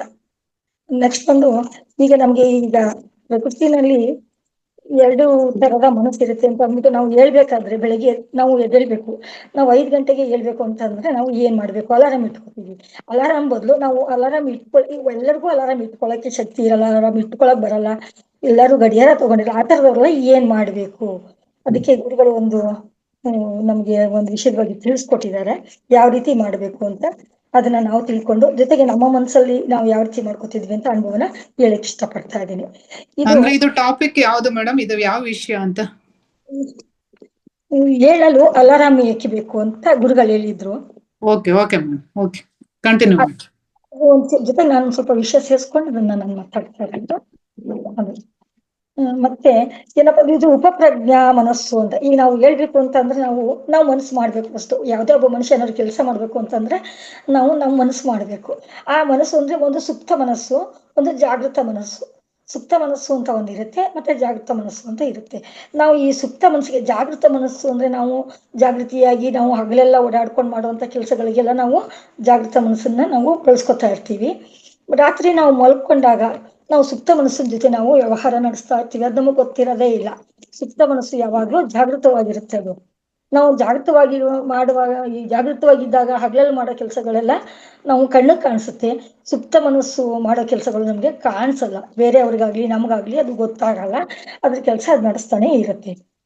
ಅದ್ರ ಪ್ರಯೋಜನ ಏನು ಅಂತಂದ್ರೆ, ಈಗ ಸರ್ ಹೇಳಿದ್ರು, ಅದೇ ರೀತಿ ನಾನು ಹೇಳೋದಾದ್ರೆ, ನಾವು ಏನಾದ್ರು ಒಂದು ಫಂಕ್ಷನ್ ಮಾಡ್ಬೇಕು ಅಂತ ಇಟ್ಕೊಳ್ಳೋಣ. ಆ ಫಂಕ್ಷನ್ಗೆ ನಾವು ಏನ್ ಪ್ರಿಪರೇಷನ್ ಮಾಡ್ಕೋಬೇಕು? ನಾವು ನಾಳೆ ನಮ್ಮ ಮನೇಲಿ ಯಾವುದೋ ಒಂದು ದೊಡ್ಡ ಪೂಜೆನೋ ಹಬ್ಬನೋ ಏನೋ ಒಂದು ಮಾಡ್ಬೇಕು ಅಂದಾಗ ನಾವೇನ್ ಮಾಡ್ತೀವಿ? ನಾವು 4 ಗಂಟೆಗೆ ಹೇಳ್ಬೇಕು ಅಂತ ಮನ್ಸಲ್ಲೇ ಅನ್ಕೊಂಡಿರ್ತೀವಿ. ಆ ಅನ್ಕೊಳ್ಳೋದನ್ನ ಒಂದು ಆದೇಶ, ಅದು ನಾವು ಆದೇಶ ಕೊಟ್ಕೋಬೇಕು. ನಮ್ಮ ಮನಸ್ಸಿಗೆ ನಾವು ಅದನ್ನ ಆದೇಶ ಮಾಡ್ಕೊಳ್ಳೋದು ಏನಂತಂದ್ರೆ, ನಾನು ಇಷ್ಟು ಗಂಟೆಗೆ ಹೇಳ್ಬೇಕು. ನಮ್ದೊಂದು ಬ್ಲೂ ಪ್ರಿಂಟ್ ತರ ನಾವು ಏನೇನ್ ಮಾಡ್ಬೇಕು ಅನ್ನೋದನ್ನೆಲ್ಲ ನಮ್ಮ ಸುತ್ತ ಮನಸ್ಸಲ್ಲಿ ನಾವು ಅನ್ಕೊಂಡಿರ್ತೀವಿ. ನಾಳೆ ಇಷ್ಟು ಗಂಟೆಗೆ ಹೇಳ್ಬೇಕು, ನಾವು ಒಂದು ಅಲಂಕಾರ ಮಾಡೋದ್ರಿಂದ ಹಿಡಿದು ಈ ರೀತಿನೇ ಮಾಡ್ಬೇಕು, ಇದೇ ಸಾಮಾನು ತರಬೇಕು, ಇದೇ ಅಡಿಗೆ ಮಾಡಿಸ್ಬೇಕು, ಇದೆಲ್ಲ ನಮ್ಗೆ ರಾತ್ರಿ ಎಲ್ಲ ಒಂದು ಫಂಕ್ಷನ್ ಮಾಡ್ಬೇಕು ಅಂತ ಇದ್ರೆ ನಮ್ಮ ಮನಸ್ಸಲ್ಲಿ ಅದು ಎಲ್ಲ ಒಂಥರ ರಿಮೈಂಡ್ ಆಗ್ತಾ ಇರುತ್ತೆ. ಅದನ್ನ ನಾವೇನ್ ಮಾಡ್ಬೇಕು ಅಂತಂದ್ರೆ ನಾವು ಹೇಳ್ಬೇಕು. ಅದೆಲ್ಲ ಮಾಡ್ಬೇಕು ಅಂತಂದ್ರೆ ನಾವು ಟೈಮ್ ಸರಿಯಾಗಿ ಹೇಳ್ಬೇಕು. ಫಸ್ಟ್ ನಾವು ಎದ್ದೇಳೋದ್ರಿಂದ ಹಿಡಿದು ನಾವು ಮಾಡೋ ಕೆಲಸಗಳ ಬಗ್ಗೆ ನಾವು ಗಮನ ಹರಿಸ್ಬೇಕು ಅಂದ್ರೆ ಫಸ್ಟ್ ಹೇಳೋದೇನೆ ನಾವು ಇಂಪಾರ್ಟೆಂಟ್ ತಗೋಬೇಕು. ಅಕಸ್ಮಾತ್ ಇಷ್ಟೆಲ್ಲ ನಾವು ಸ್ಕೆಚ್ ಹಾಕೊಂಡು ಈ ಸ್ಕೆಚಲ್ಲೆಲ್ಲ ಮಲ್ಕೊಂಡೇ ಬಿಟ್ರೆ ನಾವು ಯಾವ ಕೆಲಸನೂ ಕೂಡ ಮಾಡೋದಕ್ಕೆ ಟೈಮ್ ಸರಿಯಾಗಿ ಆಗಲ್ಲ. ಅದರಿಂದ ನಾವೇನ್ ಮಾಡ್ಬೇಕು ಅಂದ್ರೆ, ನಾವು ಒಂದು ಮನಸ್ಸಲ್ಲಿ ಸಂಕಲ್ಪ ಅಥವಾ ಒಂದು ಆದೇಶ ಕೊಟ್ಕೊಂಡು ಮನಸ್ಸಿಗೆ, ನಮ್ಮ ಒಳ ಮನಸ್ಸು ಒಳಗಡೆ ಒಂದು ಗಡಿಯಾರ ಇದೆ ಅಂತ ಕೂಡ ಮೊದಲೆಲ್ಲ ಗುರುಗಳು ಒಂದು ಕ್ಲಾಸ್ ಹೇಳಿದ್ದಾರೆ. ನಮ್ಮ ಮನಸ್ಸಿನಲ್ಲಿ ಒಂದು ಗಡಿಯಾರ ಇರುತ್ತೆ, ಇಷ್ಟು ಟೈಮ್ ಅಂತ. ಆ ಟೈಮ್ ನಾವು ಹೇಳ್ಬೇಕು ಅಂದ್ರೆ ಅದಕ್ಕೆ ಒಂದು ಆದೇಶ ಕೊಟ್ಕೋಬೇಕು. ಒಂದು ವಿದ್ಯಾರ್ಥಿ ಅಂತ ಇಟ್ಕೊಂಡ, ವಿದ್ಯಾರ್ಥಿ 4:15 ಒಂದು ಟ್ಯೂಷನ್ಗೆ ಹೋಗ್ಬೇಕು ಅಂತ ಅಂದಾಗ ಏನ್ ಮಾಡ್ಬೇಕು? ಅವನು 4 ಗಂಟೆ ಮೊದಲೇ ಹೇಳ್ಬೇಕು. ಯಾಕೆಂದ್ರೆ ಅವನ ದಿನನಿತ್ಯದ ಕರ್ಮಗಳನ್ನ ಅವನು ಮುಗಿಸ್ಕೊಳ್ಳಕ್ಕೆ, ಇದೆಲ್ಲ ಅವನು ರೆಡಿ ಆಗೋದಕ್ಕೆ ಎಲ್ಲದಕ್ಕೆ ಅವನಿಗೆ ಟೈಮ್ ಬೇಕಿರುತ್ತೆ. ಅವಾಗ ಅವನೇನ್ ಮಾಡ್ಬೇಕು ಅಂದ್ರೆ ಅವನು ಅರ್ಧ ಗಂಟೆ ಮುಂಚೆ ಹೇಳ್ಬೇಕಾಗುತ್ತೆ. 4:15 ಕ್ಲಾಸ್ಗೆ ಹೋಗ್ಬೇಕು ಅಂದ್ರೆ 4 ಗಂಟೆಗೆ ಎಚ್ಚರಾಗಬೇಕಾಗುತ್ತೆ. ಅವಾಗ ಅವನೇನ್ ಮಾಡ್ಬೇಕಾಗುತ್ತೆ? ಅದನ್ನ ಒಂದು 5 ಸರಿ ರಿಪೀಟ್ ಮಾಡ್ಕೋಬೇಕು. ಹೌದು, ನಾನು ನಾಳೆ 4 ಗಂಟೆಗೆ ನಾನು ಎದ್ದೇಳ್ಬೇಕು, ನಾಳೆ ಟ್ಯೂಷನ್ಗೆ ಹೋಗ್ಬೇಕು ಅನ್ನೋದನ್ನ ಅವನ ಆಂತರಿಕ ಮನಸ್ಸು, ಸುಪ್ತ ಮನಸ್ಸು ಆಂತರಿಕವಾಗಿ ಒಂದು ಗಡಿಯಾರ ಇರುತ್ತೆ ಅಂತ ಹೇಳ್ತಾರಲ್ಲ, ಅದಕ್ಕೆ ಅವನು ಆರ್ಡರ್ ಮಾಡ್ಕೊಂಡು ಅಲ್ಲಿ ಅವನು ಅಲಾರಾಮ್ ಇಟ್ಕೋಬೇಕು. ಆ ತರ ಇಟ್ಕೊಂಡಾಗ ಅವನಿಗೆ ರಾತ್ರಿ ಆಮೇಲೆ ಮಲ್ಕೊಳ್ಳುವಾಗ ಅವನು ಏನ್ ಮಾಡ್ಬೇಕು? ಅಂತರ್ಮುಖನಾಗಿ, ಅಂದ್ರೆ ನಾವು ಮಲ್ಕೊಳ್ಳುವಾಗ ಯಾವಾಗ್ಲೂ ಬಲ ಅಥವಾ ಎಡಮಗ್ಲ ಮಲ್ಕೊಳ್ಳೋದು ರೂಢಿ ಇರುತ್ತೆ. ಬಟ್ ಈ ಥರ ಒಂದು ವಿಶೇಷ ಕಾರ್ಯಕ್ರಮಗಳು, ವಿಶೇಷವಾದ ಒಂದು ಏನಾದರೂ ಸಾಧನೆ ಮಾಡಬೇಕು ಅಂತಂದಾಗ ನಾವು ಏನು ಮಾಡಬೇಕು, ಆಂತರಿಕವಾಗಿ ಮಲ್ಕೊಂಡು ಅವು ನಾವು ಒಂದು ಪ್ರಕೃತಿಗೆ ನಾವು ಹೇಳ್ಕೊತಾ ಇರ್ತೀವಿ. ಅದು ನಮ್ಮ ಮನಸ್ಸಲ್ಲಿ ಕೂಡ ಅದು ಒಂಥರ ಇದು ನಡೀತಾ ಇರುತ್ತೆ, ಒಂದು ಕ್ರಿಯೆ. ಅದು ನಮಗೆ ಗೊತ್ತಾಗಲ್ಲ ಅಂತ ಹೇಳಿದ್ನಲ್ಲ, ಅದು ಆವಾಗ ಏನು ಮಾಡಬೇಕು, ಆಂತರಿಕ ಮಲ್ಕೊಂಡು ಅಂತರ್ಮುಖವಾಗಿ ಅದನ್ನ ನಾವು ಒಂದು 5 ಸರಿ ಹೇಳ್ಕೋಬೇಕು. ಆವಾಗ 5 ಸರಿ ಹೇಳ್ಕೊಂಡಾಗ ಅದು ಸುಪ್ತ ಮನಸ್ಸಿಗೆ ಅದು ಹೋಗಿ ರೆಕಾರ್ಡ್ ಆಗಿರುತ್ತೆ. ಹೌದು, ಇದು ಇವನು ಹೇಳ್ಬೇಕು ಅಂತ ಅನ್ಕೊಂಡ್ರೆ ಆ ಟೈಮ್ ಕರೆಕ್ಟಾಗಿ ಇವನಿಗೆ ಎಚ್ಚರ ಮಾಡ್ಬೇಕು ಅನ್ನೋದು ಆ ನಿದ್ರೆ ಹೋಗಿರುವಂತ ಮನುಷ್ಯನು ಕೂಡ ಆಗ ಎದ್ದೇಳೋದಕ್ಕೆ ಒಂದು ಅವಕಾಶ ಆಗುತ್ತೆ. ಜೊತೆಗೆ ಗುರುಗಳು ಹೇಳ್ಕೊಟ್ರು, ಮೊನ್ನೆ ಕೂಡ ಹೇಳಿದ್ರು, ನಾವೇನ್ ಮಾಡ್ಬೇಕು ಅಂತ ಅಂದ್ರೆ ನಾವೇನು ಎಷ್ಟು ಟೈಮ್ ಹೇಳ್ಬೇಕು ಅಂತ ಇದೀವಿ, ಆ ಒಂದು ಟೈಮ್ನ ನಾವು ಗಾಳಿಯಲ್ಲಿ ಸುಮ್ಮನೆ ಗಾಳಿಯಲ್ಲಿ ಈ ತರ ಕೈ ತೋರಿಸ್ತಾ ಅದನ್ನ ಬರ್ಕೊಳ್ಳೋದು. ನಾವು 4 ಮತ್ತೆ 30 ಅಂತ ಬರ್ಕೊಳ್ಳೋದು. ಈ ತರ ಬರ್ದಾಗ ನಾವು ರಾತ್ರಿ ನಾವು ಇವಾಗ ಏನ್ ಮಾಡಿರ್ತೀವಿ, ಸುಪ್ತ ಮನಸ್ಸು ಏನ್ ಮಾಡುತ್ತೆ ಅಂದ್ರೆ ನಾವು ಮೊದಲು 5 ನಿಮಿಷ ಮುಂಚೆ ನಾವು ಏನ್ ಮಾಡಿರ್ತೀವಿ ಅದು ಫುಲ್ ಮೊದಲು ರೆಕಾರ್ಡ್ ಆಗಿರುತ್ತೆ. ಬೆಳಗ್ಗೆದೆಲ್ಲ ಅದು ಸ್ವಲ್ಪ ಲೇಟಾಗಿ ಆಗಿರುತ್ತೆ. ನಾವು ಮಲ್ಗೋ ಕೊನೆಯಲ್ಲಿ ಏನಾದ್ರೂ ನೆನೆಸ್ಕೊಂಡು ಮಲ್ಕೊಂಡಾಗ ಅದು ಕೊನೆಗೆ ಅದೇ ನಮ್ಮ ಮೈಂಡಲ್ಲಿ ರಿಪೀಟ್ ಆಗ್ತಾ ಇರುತ್ತೆ. ಅದರಿಂದ ನಾವೇನ್ ಮಾಡ್ಬೇಕು, ನಾವು ಈ ತರ ಈ 4:30 ಅಂತ 4 ಪಾಯಿಂಟ್ ಹಾಕಿ 30 ಈ ತರ ಬರ್ದಾಗ ಗಾಳಿಲಿ ಅದನ್ನ ಬರೆಯೋದು. ಅದನ್ನ 2 ಸರಿ ಬರ್ಕೊಂಡ್ರೆ ಅದು ಮನ್ಸಲ್ಲಿ ಅದು ಹೋಗಿ ರೆಕಾರ್ಡ್ ಆಗಿರುತ್ತೆ. ಅದನ್ನ ಏನ್ ಮಾಡೋದು, ನಾವು ಅಂತರ್ಮುಖನಾಗಿ ಮಲ್ಕೊಂಡು ಮಾಡಿ ಆಮೇಲೆ ನೆಕ್ಸ್ಟ್ ನಮ್ಗೆ ಎಷ್ಟು ಟೈಮ್ ಬೇಕೋ ಆ ಟೈಮಲ್ಲಿ ಮಲ್ಕೊಂಡ್ರು ಆ ಟೈಮ್ಗೆ ಕರೆಕ್ಟ್ ಆಗೋದು ಎಚ್ಚರ ಆಗತ್ತೆ. ಮತ್ತೆ ಇನ್ನೂ ಒಂದು ರೀತಿ ಆಧ್ಯಾತ್ಮಿಕವಾಗಿ ಹೇಳ್ಬೇಕು ಅಂತಂದ್ರೆ, ನಾವು ಒಬ್ಬ ಮನುಷ್ಯ ಸಾಯ್ಬೇಕಾದ ಕೂಡ ನಾವು ಏನ್ ನೆನೆಸ್ಕೊಂಡು ಕಣ್ಣಲ್ಲಿ ನಾವು ಇಟ್ಕೊಂಡಿರ್ತೀವಿ ಅದೇ ತರ ಜೀವನ ಮೊದಲು ತಗೋಬೇಕಾಗತ್ತೆ ಅಂತ ಕೂಡ ಅಂತಾರೆ. ಅದೇ ರೀತಿ ನಾವು ಕಣ್ಣು ಮುಚ್ಚುವಾಗ ರಾತ್ರಿ ನಿದ್ದೆ ಮಾಡುವಾಗ ನಾವು ಏನ್ ಅನ್ಕೊಂಡು ಮಲಗಿರ್ತೀವಿ ಅದೇ ಕೊನೆಗೆ ಬರುತ್ತೆ. ಕೊನೆಯಲ್ಲಿ ನಾವು ಯಾವ್ದು ಸ್ಕೆಚ್ ಹಾಕೊಂಡಿರ್ತೀವಿ, ಏನ್ ಅನ್ಕೊಂಡಿರ್ತೀವಿ ಅದು ನಮ್ಗೆ ಮೊದಲು ಎಚ್ಚರ ಸುತ್ತ ಅದು ಹೋಗಿ ನಮ್ಗೆ ಆಂತರಿಕ ಮನಸ್ಸಿಗೆ ಅದು ಬರುತ್ತೆ. ಅದನ್ನ ಗುರುಗಳು ಕೂಡ ಹೇಳಿದ್ದಾರೆ. ಅಲಾರಾಮೇ ಇಟ್ಕೋಬೇಕು ಅಂತ ಇಲ್ಲ, ರಾತ್ರಿ ಮಲಗುವಾಗ ನಾವು ಒಂದು ಸಂಕಲ್ಪನ ಆದೇಶ ಮಾಡ್ಬೇಕು, ನಮ್ಮ ಮನಸ್ಸಿಗೆ ಆದೇಶ ಕೊಡ್ಬೇಕು. ನಾವು ಈ ರೀತಿ ಹೇಳ್ಬೇಕಾಗಿದೆ, ನಾನು ಇನ್ ಕರ್ತವ್ಯ ಮಾಡ್ಬೇಕು, ಅದಕ್ಕೆ ನಾನು ಮಾಡ್ಕೋತಾ ಇದ್ದೀನಿ ಅಂತ ಹೇಳ್ಕೊಂಡು ನಮ್ಮ ಮನ್ಸಲ್ಲಿ ಅದನ್ನ ಒಂದು 5 ಸರಿ ರಿಪೀಟ್ ಮಾಡ್ಕೊಂಡ್ರೆ ಅದು ಕರೆಕ್ಟ್ ಟೈಮ್ಗೆ ಎಚ್ಚರ ಆಗುತ್ತೆ. ಇದಿಷ್ಟನ್ನ ಮತ್ತೆ ಇನ್ನು ಏನಪ್ಪಾ ಅಂತಂದ್ರೆ, ನಾವು ಯಾವುದೇ ಒಂದು ಕೆಲಸ ಮಾಡ್ಬೇಕಾದ್ರು ನಾವು ಒಂದು ಪ್ರಾರ್ಥನೆ ಮಾಡ್ಕೊಂಡು ಮಾಡೋದ್ರಿಂದ ಅದನ್ನು ಅಷ್ಟೇ ಪ್ರಾರ್ಥನೆ ರೀತಿನೇ ಒಂದು ಸಲ್ಲಿಸ್ಕೊಂಡು ಮಲ್ಕೊಂಡಾಗ ಆಗತ್ತೆ. ಒಂದು ಸ್ಕೆಚ್ ಹಾಕೋಬೇಕು. ನಾವು ಇಷ್ಟು ಗಂಟೆಗೆ ಹೇಳ್ಬೇಕು ಅನ್ನೋದನ್ನ ಮನಸ್ಸಲ್ಲಿ ಒಂದು ಸ್ಕೆಚ್ ಹಾಕೊಂಡಾಗ ಸುಪ್ತ ಮನಸ್ಸು ಆ ಸ್ಕೆಚ್ನ ಅಬ್ಸರ್ವ್ ಮಾಡಿರುತ್ತೆ. ಅದೇ ಗೋಡೆಯಲ್ಲಿ ಕೂಡ ಈ ತರ ಗೋಡೆ ಮೇಲೆ ಈಗ ಹತ್ತಿರದಲ್ಲಿ ದೂರದಿಂದನೇ ಇದ್ಕೊಂಡು ಹತ್ತಿರದಲ್ಲಿ ನಮ್ಗೆ ಏನೇ ಕೈ ಸಿಕ್ತೇನೋ ಅನ್ನೋ ತರ ಇರುತ್ತೆ, ಅದು ಕೈಗೆ ಎಟ್ಸಿರಲ್ಲ. ಬಟ್ ಅದನ್ನ ನಾವು ಕಣ್ಣಲ್ಲಿ ಒಂಥರ ಮನ್ಸಲ್ಲಿ ಅದನ್ನ ಮಾನಸಿಕವಾಗಿ ನಾವು ಅದನ್ನ ತಂದ್ಕೊಂಡಿರ್ತೀವಿ. ಅದೇ ತರ ಅಲ್ಲಿ ಬರ್ದಿಟ್ಬಿಡ್ಬೇಕು ಗೋಡೆ ಮೇಲೆ, ಅದ್ರ ಮೇಲಾದ್ರೂ ಒಂದು ಬರ್ದ್ಬಿಟ್ಟಿರ್ತೀವಿ ರಾತ್ರಿ. ಅದು ಬರೀ ಕೈಯಲ್ಲೇ ಹಿಂಗ್ ಬರ್ದ್ರು ಸಾಕು, ಅಥವಾ ಪೆನ್ನಲ್ಲೇ ನಾವು ಬರ್ದ್ರೆ ಅದು ಒಂದ್ಸರಿ ನಾವು ಮಾಡಿರೋ ಕೆಲಸ ನಮ್ಮ ಮೈಂಡಲ್ಲಿ ಅದು ಸ್ಕೆಚ್ ಆಗಿರುತ್ತೆ. ಆದ್ರಿಂದ ಆ ರೀತಿ ಮಾಡ್ಕೊಂಡ್ರೆ ಸಾಕು. ನಾವು ಇಷ್ಟು ಗಂಟೆಗೆ ಹೇಳ್ಬೇಕು ಅಂತಂದ್ರೆ ಅದಷ್ಟು ಗಂಟೆಗೆ ಹೇಳ್ಬೋದು. ಅದನ್ನ ನಾವು ರೂಢಿ ಮಾಡ್ಕೊಂಡಾಗ ಒಬ್ಬ ವಿದ್ಯಾರ್ಥಿ 4:30ಗೆ ಎದ್ದೇಳ್ಬೇಕು ಅಂತಂದಾಗ ಅವ್ನು ಕರೆಕ್ಟಾಗಿ ಡೈಲಿ ಹೇಳ್ತಾನೆ. ಡೈಲಿ ಏನ್ ಹೇಳಿಸ್ಬೇಕು ಅಂತ ಇರಲ್ಲ ಅವ್ರಿಗೆ, ಅದೇ ಟೈಮ್ಗೆ ಅವರು ರೂಢಿ ಆದಂಗೆ. ಯಾವ್ದಾದ್ರು ಅಷ್ಟೇ, ಊಟ ನಿದ್ದೆ ಪಾಠ ಮಾಡ್ದಂಗೆ ಅಂತ ಒಂದು ಗಾದಿ. ನಾವು ಪಾಠ ಅಂದ್ರೆ ನಾವು ಊಟನ ಯಾವ ರೀತಿ ನಾವು ಇಷ್ಟು ಟೈಮ್ ಊಟ ಮಾಡ್ಬೇಕು ಅಂದಾಗ ಅವಾಗ ನಮ್ಗೆ ಅಲಾರಾಮ್ ಅದು ಹೊಟ್ಟೆ ಹಸಿ ಅದು ಗೊತ್ತಾಗ್ಬಿಡುತ್ತೆ, ಎಲ್ಲೇ ಇರ್ಲಿ ನಾವು ತಿನ್ಬೇಕು ಅಂತ. ಅದೇ ತರ ನಿದ್ದೆನೂ ಅಷ್ಟೇನೆ. 10 ಗಂಟೆ ಆಗ್ತದಂಗೆ ಕಣ್ಣಿಗೆ ಎಷ್ಟೇ ಯಾವುದೇ ಫಂಕ್ಷನ್ ಅಲ್ಲಿ ಕೂತಿದ್ರು ಕಣ್ಣಿಗೆ ಅಂತಾರೆ. ಯಾಕೆಂದ್ರೆ ಅವೆರಡು ನಾವು ಅಭ್ಯಾಸ ಮಾಡ್ಕೊಂಡಂಗೆ. ಹಳೆ ಗಾದಿ ಹೇಳೋದು ಅದೇ, ಊಟ ಮತ್ತೆ ನಿದ್ದೆ ಪಾಠ ಮಾಡ್ದಂಗೆ ಅಂತ ಇರುತ್ತೆ. ಅದನ್ನ ನಾನು ಹೇಳಕ್ ಇಷ್ಟಪಟ್ಟೆ. ಜೊತೆಗೆ ಅದೇ ಗುರುಗಳು ಹೇಳ್ದಂಗೆ ನಾವು ಮನಸ್ಸು ಒಳಗಡೆ ಒಂದು ಗಡಿಯಾರ ಇರುತ್ತೆ. ನಮ್ಮ ದೈಹಿಕವಾಗಿ ನಾವು ಮನಸ್ಸಲ್ಲಿ ಅನ್ಕೊಂಡು ನಾವು ಮಲ್ಕೊಂಡಾಗ ನಾವು ಎಡಗಡೆನೆ ಬಂದು ಅಲಾರಾಮ್ ಇಟ್ಕೊಂಡೇ ಮಲ್ಕೋಬೇಕು, ಪಕ್ಕದಲ್ಲೇ ಇಟ್ಕೋಬೇಕು ಅಂತಿಲ್ಲ. ಮನಸ್ಸಿನೊಳಗಡೆ ಒಂದು ಸುಪ್ತ ಮನಸ್ಸು ಅಂತ ಇರುತ್ತೆ, ಅದೊಂದು ಗಡಿಯಾರ ಇರುತ್ತೆ. ಆ ಗಡಿಯಾರಕ್ಕೆ ನಾವು ಅಲಾರಾಮ್ ಇಟ್ಟಂಗೆ ಹೇಳಿದ್ರೆ ಸಾಕು, ಅದು ಎಚ್ಚರ ಆಗ್ತೀವಿ ಅನ್ನೋದನ್ನ ಹೇಳೋದಕ್ಕೆ ಇಷ್ಟಪಡ್ತಾ ಇದೀನಿ. ನಮಸ್ತೆ ಮೇಡಮ್, ನಮಸ್ತೆ. ಇಷ್ಟನ್ನ ಹೇಳಿ ನಾನು ನನ್ನ ಮಾತನ್ನ ಮುಗಿಸ್ತಾ ಇದ್ದೀನಿ. ಧನ್ಯವಾದಗಳು.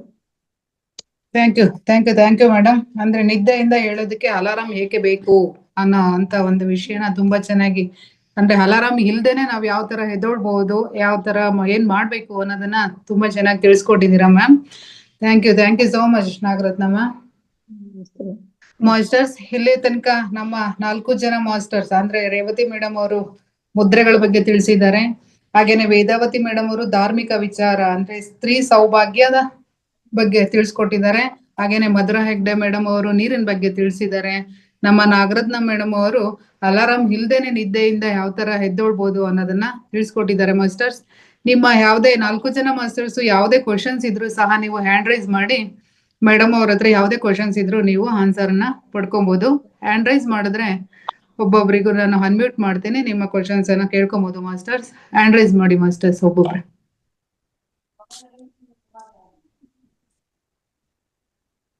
ವೇದಾವತಿ ಮ್ಯಾಮ್ ನೀವು ಕೋಸ್ಟ್ ಇದ್ದೀರಾ, ಮಾತಾಡ್ಬೋದು. ಹಾ ಈ ಇವರು ನಾಗರತ್ನ ಮೇಡಮ್ ಹೇಳಿದ್ ಕರೆಕ್ಟು. ಅದ ಒಂದ್ ದಿವಸ ಎಚ್ಚರ ಆದ್ರೆ ಮತ್ತೆ ಅದೇ ಟೈಮ್ ಮಾರನೇ ದಿವಸ ಎಚ್ಚರ ಆಗುತ್ತೆ. ಮತ್ತೆ ನಾನು ಈಗೊಂದು 2-3 ದಿವಸದಿಂದ ಒಂದು ಕಡೆ ಓದಿದ್ದೆ, ಅಂದ್ರೆ ಅಲಾರಾಮ್ ಇಟ್ಟು ಹೇಳ್ಬಾರ್ದು ಅಂತೇಳಿ. ಅಲಾರಾಮ್ ಇಟ್ಟು ಹೇಳೋದ್ರಿಂದ ನಿದ್ರಾ ದೇವಿ ಶಾಪ ಕೊಡ್ತಾಳಂತೆ. ಜೊತೆಗೆ ಬೇರೆಯವ್ರಿಗೂ ಎಲ್ಲ ಎಚ್ಚರ ಆಗಿರುತ್ತಲ್ಲ ಮೇಡಮ್, ಬೇರೆಯವ್ರಿಗೂ ಇಲ್ಲ ಹೇಳೋದು. ಅಲಾರಾಮ್ ಅಂದ್ರೆ ಗಾಢ ನಿದ್ರೆಯಲ್ಲಿ ಇರ್ತೀವಿ, ಅಲಾರಾಮ್ ಇಟ್ಟು ಎಬ್ಬಿಸೋದ್ರಿಂದ ನಿದ್ರೆಗೆ ಭಂಗಾಗಿ ನಿದ್ರಾ ದೇವಿಗೆ ತೊಂದರೆ ಆಗುತ್ತಂತೆ. ಹಾಗಾಗಿ ಅಲಾರಾಮ್ ಇಡಬಾರ್ದಂತೆ. ನೀವು ಹೇಳಿದಾಗೆ ಸುಪ್ತ ಮನಸ್ಸಿನಲ್ಲಿ ಅಂದ್ಕೊಂಡು ನಾವು ಹೇಳ್ಬೋದು. ನಮಸ್ತೆ ಮೇಡಮ್, ಧನ್ಯವಾದ. ಈ ವಿಷಯ ಗೊತ್ತಿರಲಿಲ್ಲ, ಶಾಪ ಕೊಡ್ತಾರೆ ಅನ್ನೋದು ಗೊತ್ತಿರಲಿಲ್ಲ. ಬೇರೆಯವ್ರಿಗೆ ಎಚ್ಚರ ಆಗುತ್ತೆ, ತೊಂದರೆ ಕೊಡ್ತೀವಿ, ಅವ್ರು ಶಾಪ ಆಗ್ತಾರೆ ಅಂತ ಇವರೊಬ್ಬರಿಗೋಸ್ಕರ ನಮ್ನೆಲ್ಲ ಎಚ್ಚರ ಮಾಡಿದ್ರು ಅಂತಾರೆ ಅಂತ ಇದು ಗೊತ್ತಿತ್ತು. ಧನ್ಯವಾದ. ನಾನು ಈಗ ಜಸ್ಟ್ 2 ದಿವಸದಿಂದ ಓದೆ. ಹೌದು ಮೇಡಮ್, ಹೌದು. ತುಂಬಾ ನಿದ್ರೆಯಲ್ಲಿದ್ದವ್ರನ್ನ ಎಬ್ಸಿದ್ರು ತಪ್ಪಂತೆ. ನಾವೇ ನಿದ್ರೆಯಲ್ಲಿದ್ದಾಗ್ಲೂ ಅಲಾರಾಮ್ ಇಟ್ಟು ನಾವ್ ಎಚ್ಚರ ಆಗೋದು ಅದು ತಪ್ಪಂತೆ. Thank you Vedavathi ma'am. ಜೊತೆಗೆ ವೇದಾವತಿ ಮೇಡಮ್ ಅವ್ರಿಗೆ ಅವ್ರು ಹೇಳಿದ್ದು ನಾನು ಕ್ವಶನ್ ಕೇಳ್ಬಿಡ್ತೀನಿ. ಕ್ವಶನ್ ಅಂತೇನಿಲ್ಲ, ಅದು ಒಂದು ವಿಷಯ. ಅದೇ ಮಾಂಗಲ್ಯ ಯಾವ ರೀತಿ ಹಾಕೋಬೇಕು ಅಂತ ಹೇಳಿದ್ರಲ್ವಾ, ಮತ್ತೆ ಇನ್ನೊಂದು ಮೇಡಮ್, ಅದು ಮಾಂಗಲ್ಯ ಬೇರೆಯವ್ರಿಗೆ ಕಾಣಿಸ್ಬಾರ್ದು, ಮುಚ್ಕೋಬೇಕು ಅಂತೆಲ್ಲ ಇತ್ತು. ಜೊತೆಗೆ ಮಾಂಗಲ್ಯದ ನೀರು ಬಿದ್ದಾಗ ಗಂಡನ್ಗೆ ಆಯುಸ್ಸು ಆಗುತ್ತೆ ಅಂತ ಸ್ನಾನ ಮಾಡುವಾಗ ಕೂಡ ಮಾಂಗಲ್ಯ ಚಿನ್ನದ ನೀರು ಮೈ ಮೇಲೆ ಬೀಳ್ಬೇಕು, ಸುವರ್ಣ ಮತ್ತೆ ಹೂವಿಂದೆಲ್ಲ ನೀರು ಬೀಳ್ಬೇಕು ಅಂತಾನೆ ಇರೋದ್ರಿಂದ ನಾವು ಅವಾಗ ತೆಗಿತೀವಿ. ಮತ್ತೆ ಇನ್ನೊಂದು ಮಾಂಗಲ್ಯ ಬೇರೆ ಗಂಡಸರಿಗೆ ಯಾರಿಗೂ ಕಾಣಬಾರ್ದು ಅಂತ ಇತ್ತು. ಅದಕ್ಕೆ ಉದಾಹರಣೆ ಸತ್ಯ ಹರಿಶ್ಚಂದ್ರನ್ ಹೆಂಡತಿ ಹೋಗ್ಬಿಟ್ಟು ಇದ್ ಮಾಡ್ಬೇಕಾದ್ರೆ, ನೀನ್ ಯಾರೋ ಬಂದು ಚಂದ್ರಮತಿಗೆ ಅವನು ಮಗುನ ಇದ್ ಮಾಡಕ್ಕೆ ಕೊಡಲ್ಲ. ಆವಾಗ ಅವಳು ತನ್ನ ಹೆಂಡತಿ ಅಂತ ಅವನು ಗೊತ್ತಾಗ್ಬೇಕಾದ್ರೆ ಅವಳು ಮಾಂಗಲ್ಯ ಕಾಣಿಸುತ್ತೆ, ಅದೊಂದೇ ಒಂದು. ಅವಾಗ್ಲೂ ಮಾಂಗಲ್ಯ ಈಚೆ ಕಂಡ ತಕ್ಷಣ ಚಂದ್ರಮತಿನೇ ಜ್ಞಾಪಕ ಬರೋದು. ಆತರ ಹಾಕೋಬಾರ್ದು, ಬೇರೆಯವರು ಬೇರೆ ಗಂಡಸರಿಗೆ ಅದು ಕಾಣ್ಬಾರ್ದು ಅಂತ ಅನ್ನೋದಕ್ಕೆ. ಅದು ಆಕ್ಚುಲಿ ಚಂದ್ರಮತಿ ಹಾಕಿದ್ದ ತಾಳಿ ಹರಿಶ್ಚಂದ್ರನ್ ಒಬ್ಬರಿಗೆ ಕಾಣ್ತಿತ್ತಂತೆ, ಬೇರೆ ಯಾರಿಗೂ ಅದು ಕಾಣ್ತಾ ಇರ್ಲಿಲ್ಲಂತೆ. ಅದೇ ತರ ಕೂಡ ಇರ್ಬೇಕು ಅನ್ನೋದಕ್ಕೆ ನಾವ್ ಏನೇ ಒಡವೆ ಹಾಕೊಂಡ್ರು ಎಲ್ಲಾನು ಪ್ರದಕ್ಷಿಣೆ ಮಾಡಿದ್ರು ಮಾಂಗಲ್ಯ ಮಾತ್ರ ಒಳಗಡೆ ಹಾಕಬೇಕು. ನೀನು 8 ಎಳೆ ಸರ ಹಾಕೋ, 10 ಎಳೆ ಸರ ಹಾಕೋ, ಬರೀ ಕಾಸಿನ ಸರ ಹಾಕೋ, ಏನಾದ್ರೂ ಹಾಕೋ, ಅದೆಲ್ಲ ಸೀರೆ ಮೇಲೆಲ್ಲ ಬಿಟ್ಕೋಬಹುದು. ಮಾಂಗಲ್ಯ ಮಾತ್ರ ಸೀರೆ ಮೇಲೆ ಬಿಟ್ಕೊಳ್ಳೋಕೆ ಅವಕಾಶ ಇಲ್ಲ. ಇದೊಂದು ಕತೆ ಇತ್ತು ಮೇಡಮ್, ಅದನ್ನ ಹೇಳೋಣ ಅಂತ ಇಷ್ಟಪಟ್ಟೆ. ಧನ್ಯವಾದ ಮೇಡಮ್, ಅವಕಾಶಕ್ಕಾಗಿ ಧನ್ಯವಾದ. Thank you so much ma'am. ಈಗ ನೋಡಿ ಇನ್ನೊಂದು ಫ್ಯಾಷನ್ ಆಗಿದೆ, ಒರಿಜಿನಲ್ ತಾಳಿ ತೆಗ್ದಿಡೋದಂತೆ. ಈಗ ಚಿಕ್ಕ ಪುಟ್ಟದು ಕತ್ತೆ ಕುತ್ತಿಗೆಗೆ ಬರೋ ಹಾಗೆ ತಾಳಿ ಹಾಕೊಂಡು ಅದು ಹೊರಗಡೆ ಹೋಗೋದಕ್ಕೆ. ಇವಾಗ ಕಳ್ಳರಕ್ಕೆ ಹಾಕಿ ಭಯ ಆಗ್ಬಿಟ್ಟು ಜನ ಆತರ ಮಾತಾಡ್ತಾ ಇದ್ದಾರೆ. ಬಟ್ ಅದು ಫ್ಯಾಷನ್ ಆಗಿದೆ. ಅಂದ್ರೆ ಏನು 4 ತಾಳಿ ಹಾಕಿದ್ದಾರೆ, ಹಾಕಿರೋ ಲೆಕ್ಕ. ವಾಕಿಂಗ್ ಹೋಗಕ್ಕೆ ಅಂತ ಅಂದ್ಬಿಟ್ಟು 5 ಗಂಟೆಗೆ ಎದ್ದು ಹೋಗೋರ್ದೆಲ್ಲ ಪ್ರಾಬ್ಲಮ್ ಆಗಿ ಎಲ್ಲ ಹೆಂಗಸರುಗಳು ಆತರ ಭಯಪಟ್ಟು ಮಾಡ್ತಾ ಇದ್ದಾರೆ ಅಂತ ಗೊತ್ತಾಯ್ತು. ಬಟ್ ನಾವ್ ಯಾವತ್ತೂ ಆತರ ಮಾಡಬಾರ್ದು. ಜೊತೆಗೆ ಸ್ನಾನ ಮಾಡುವಾಗ ತೆಗ್ದಿರ್ತಾರೆ. ಮಾಂಗಲ್ಯ ದಾರ ಕಟ್ಟಾದಾಗ ಕರಿಮಣಿ ಪೋಣಿಸ್ಕೊತಿದ್ ಕಾಲದಲ್ಲಿ ಅಡ್ಗೆ ಮನೆಯಲ್ಲೆಲ್ಲ ಓಡಾಡ್ಕೊಂಡು ಬಂದು ಮಾಂಗಲ್ಯ ಪೋಣಿಸ್ತಾ ಇದ್ದಿದ್ದು. ಮಾಂಗಲ್ಯ ತೆಗ್ದಾಕ ಹೊಸಲು ದಾಟಬಾರ್ದು ಅಂತ ಕೂಡ ಒಂದು ಶಾಸ್ತ್ರ ಇತ್ತು. ಹೇಳ್ತಾರೆ ಅಂತ ಅನ್ಕೊಂಡಿದ್ದೆ. ಅರ್ಶಿನ ಕೊಂಬು ಕಟ್ಕೊಂಡು ಅಕಸ್ಮಾತ್ ದಾರ ಬಿಚ್ಚೋತ್ರೆ ಅರ್ಶಿನ ಕೊಂಬು ಕಟ್ಕೊಂಡು ತಾಳಿ ಪೊಣ್ಸ್ ಹಾಕೊಳ್ತಿದ್ರು ಅವಾಗೆಲ್ಲ. ಹೌದು. ಈಗಲೂ ಧನ್ಯವಾದ. ಮಾಡೋರು ಮಾಡ್ತಾರೆ. ಹೌದು ಮೇಡಮ್. ಸ್ವಲ್ಪ ಹಳಬರಿಗೆಲ್ಲ ಆ, ಗೊತ್ತಿಲ್ಲದೆ ಇದ್ದವ್ರಿಗೆ ನಾವು ನಮ್ ತಿಳಿಸೋಣ. ನಮ್ ಹೊಸಲು ದಾಟಬಾರ್ದು ಅಂತಾರೆ ಮಾಂಗಲ್ಯ ಇಲ್ದೆ. ಅದೇ ರೀತಿ ಗಂಡಸರಿಗೆ ಜನಿವಾರನು ಅಷ್ಟೇನೆ, ಜನಿವಾರ ಇಲ್ದೆ ಹೊಸಲು ದಾಟಬಾರ್ದು ಅಂತ. ಎಲ್ಲ ಆಧ್ಯಾತ್ಮ ವಿಷಯಗಳ ಬಗ್ಗೆ ಸ್ವಲ್ಪ ಗೊತ್ತಾಗ್ಲಿ, ಯಾಕೆಂದ್ರೆ ನಾವು ಆಧ್ಯಾತ್ಮ ಬಗ್ಗೆ ತಿಳ್ಕೊಳ್ಳೋ ದಾರಿಲಿ ಇರೋದ್ರಿಂದ ನಮಗ್ ಗೊತ್ತಿರೋದನ್ನ ಬೇರೆಯವ್ರಿಗೆ ಹೇಳೋದಕ್ಕೆ ಇಷ್ಟಪಡ್ತಾ ಇದೀವಿ. ಏನಾದ್ರು ಅದೇ ಮೇಡಮ್ ನಮ್ದು ಮಾಸ್ಟರ್ಸ್ ಕ್ವಶನ್ಸ್ ಇದೆ, ಕ್ವಶನ್ಸ್ ಮುಗಿದ್ಮೇಲೆ ಆಮೇಲೆ ಏನಾದ್ರು ಚರ್ಚೆ ಇದ್ರೆ ಮಾಡಿ. ಡಿಸ್ಕಷನ್ ಮಾಡೋಣ. ವಿದ್ಯಾ ಪಾಟೀಲ್ ಮೇಡಮ್ ಮಾತಾಡಿ ಮ್ಯಾಮ್, ನಿಮ್ದು ಕ್ವಶನ್ ಮೇಡಮ್. ನಮಸ್ತೆ. ನಮಸ್ತೆ. ಎಲ್ಲ ಟಾಪಿಕ್ ಚೆನ್ನಾಗಿತ್ತು ಮೇಡಮ್. ಒಂದು ಮಧುರಾ ಮೇಡಮ್ ಅವರಿಗೆ ಕೇಳ್ಬೇಕಿತ್ತು. ನೀರು ಉಷಾಪಾನ ಮಾಡ್ಬೇಕು ಅಂತ ಹೇಳ್ತಾರಲ್ರಿ, ಆದ್ರೆ ಹೌದು. ಬ್ರಷ್ ಮಾಡಿ ಕುಡಿಬೇಕೋ ಅಥವಾ ಬ್ರಷ್ ಮಾಡದೆ ಕುಡಿದ್ರೆ ಒಳ್ಳೇದು ಅಂತ ಹೇಳ್ತಾರೆ. ಒಬ್ರು ಅಂತಾರೆ ಬ್ರಷ್ ಮಾಡಿ ಕುಡಿಬೇಕು ಅಂತ ಕುಡಿದ್ರೆ ಒಳ್ಳೇದು ಅಂತ ಹೇಳ್ತಾರೆ. ಯಾವ್ದು ಒಳ್ಳೇದಂತೆ ಅದು ಮೇಡಮ್ ಅವರಿಗೆ ಬ್ರಷ್ ಮಾಡದೆ ಕುಡಿಯೋದೇ ಒಳ್ಳೇದು ಮೇಡಮ್. ಅದಕ್ಕೆ ನಮ್ಮಲ್ಲಿ ಒಳ್ಳೇದು ಅಂತ ಅಂದ್ರೆ ಒಳ್ಳೇದು. ಆದ್ರೆ ಈಗಿನವ್ರು ಏನಂದ್ರೆ ಕ್ಲೀನಿಗೋಸ್ಕರ ಅಂದ್ರೆ ನನಗೆ ಬಾಯಲ್ಲೇನೋ ಒಂಥರ ಇದಾಗಿರುತ್ತೆ, ಬೇಡಪ್ಪ ನಾವು ಬ್ರಷ್ ಮಾಡ್ಕೊಂಡೇ ಕುಡಿಯೋಣ ಅಂತ ಹೇಳ್ತಾರೆ. ಎದ್ದ ತಕ್ಷಣ ಕುಡಿಬೇಕು ಮೇಡಮ್. ಉಷಾಪಾನ ಅಂತ ಹೇಳ್ತೀವಲ್ಲ ಅದನ್ನ ನೀವು ಸ್ವಲ್ಪ ವಾರ್ಮ್ ವಾಟರ್ ಕುಡಿಯೋದು ತುಂಬಾ ಒಳ್ಳೇದು. ಜರ ಉಗುರು ಬೆಚ್ಚಗಿನ ನೀರ್ರಿ. ಉಗುರು ಬೆಚ್ಚಗಿನ ಅದು ಚೆನ್ನಾಗಿ ನೀವು ನೀರ್ ಕುಡಿಯೋದು ಅಂದ್ರೆ ಒಬ್ಬೊಬ್ರು ಏನು ಸುಮ್ನೆ ಬಿಸಿ ಮಾಡ್ತಾರೆ, ಅದಲ್ಲ. ಅಂದ್ರೆ ಚೆನ್ನಾಗಿ ಕುದಿಸಿ ಆರಿಸಿದ ನೀರ್ ಇರುತ್ತಲ್ಲ, ಅದು ವಾರ್ಮ್ ವಾಟರ್ ಅಂತ ಹೇಳ್ತಾರೆ. ಅದು ಸ್ವಲ್ಪ ಬಿಸಿ ಇದ್ರೆ ಹಾಟ್ ವಾಟರ್ ಅಂತ ಹೇಳ್ತಾರೆ. ಒಂದ್ ನಿಮಿಷ, ನಾನೊಂದ್ ಮಾತು ಹೇಳ್ತೇನೆ. ಅದಕ್ಕೆ ಒಂಚೂರು ತುಪ್ಪ ಮತ್ತೆ ಈ ಬ್ಲ್ಯಾಕ್ ಸಾಲ್ಟ್ ಒಂಚೂರು ಬೆರೆಸ್ಕೊಂಡು ಕುಡಿದ್ರೆ ಅದೇ ಬ್ಲೋಟಿಂಗ್ ಹೇಳಿದ್ರಲ್ಲ ಹೆಗ್ಡೆ ಮೇಡಮ್, ಅವೆಲ್ಲ ಕ್ಲಿಯರ್ ಆಗುತ್ತೆ. ಅದೆಲ್ಲ ಆಗತ್. ತುಂಬಾ ಇದೆ ಮೇಡಮ್. ಅದಕ್ಕೆ ಓಂಕಾಳ್ ಪೌಡರ್ ಇದೆ, ಕಪ್ಪು ಸಾಲ್ಟ್ ಇದೆ, ಜೀರಿಗೆ ಇದೆ, ಆಮೇಲೆ ಅಜ್ಜಿನೋ ಅದೇ ಹೇಳ್ತೀವಿ ಅದೆಲ್ಲ ಪೌಡರ್ ಮಾಡಿ. ಬರೀ ನೀರು ಜೊತೆಗೆ ಅಲ್ಲ, ಬರೀ ನೀರಿಗೆ ಆ ಪೌಡರ್ ಹಾಕಿ ಕುಡ್ದಾಗ ನಮ್ಗೆ ಬ್ಲೋಟಿಂಗ್ ಇರ್ಬೋದು, ಅಸಿಡಿಟಿ ಇರ್ಬೋದು, ಎಲ್ಲ ಕಡಿಮೆ ಆಗುತ್ತೆ. ಅಂದ್ರೆ ಹಾಟ್ ವಾಟರ್ ಅದಾದ್ಮೇಲೆ ಫಸ್ಟ್ ಒಂದ್ ಗ್ಲಾಸ್ ಪ್ಲೇನ್ ವಾಟರ್ ಕುಡಿತೀವಲ್ಲ, ಜೊತೆ ಒಂಚೂರು ತುಪ್ಪ ಹಾಕೊಂಡು ಕುಡಿದ್ಬಿಟ್ಟು ಆಮೇಲೆ ಅದು ಜೀರಿಗೆ ಏನೇನಿದ್ಯೋ. ನಾನು ಒಂದು ಪೌಡರ್ ಮಾಡಿ ಇಟ್ಕೊಂಡಿದ್ದೇನೆ.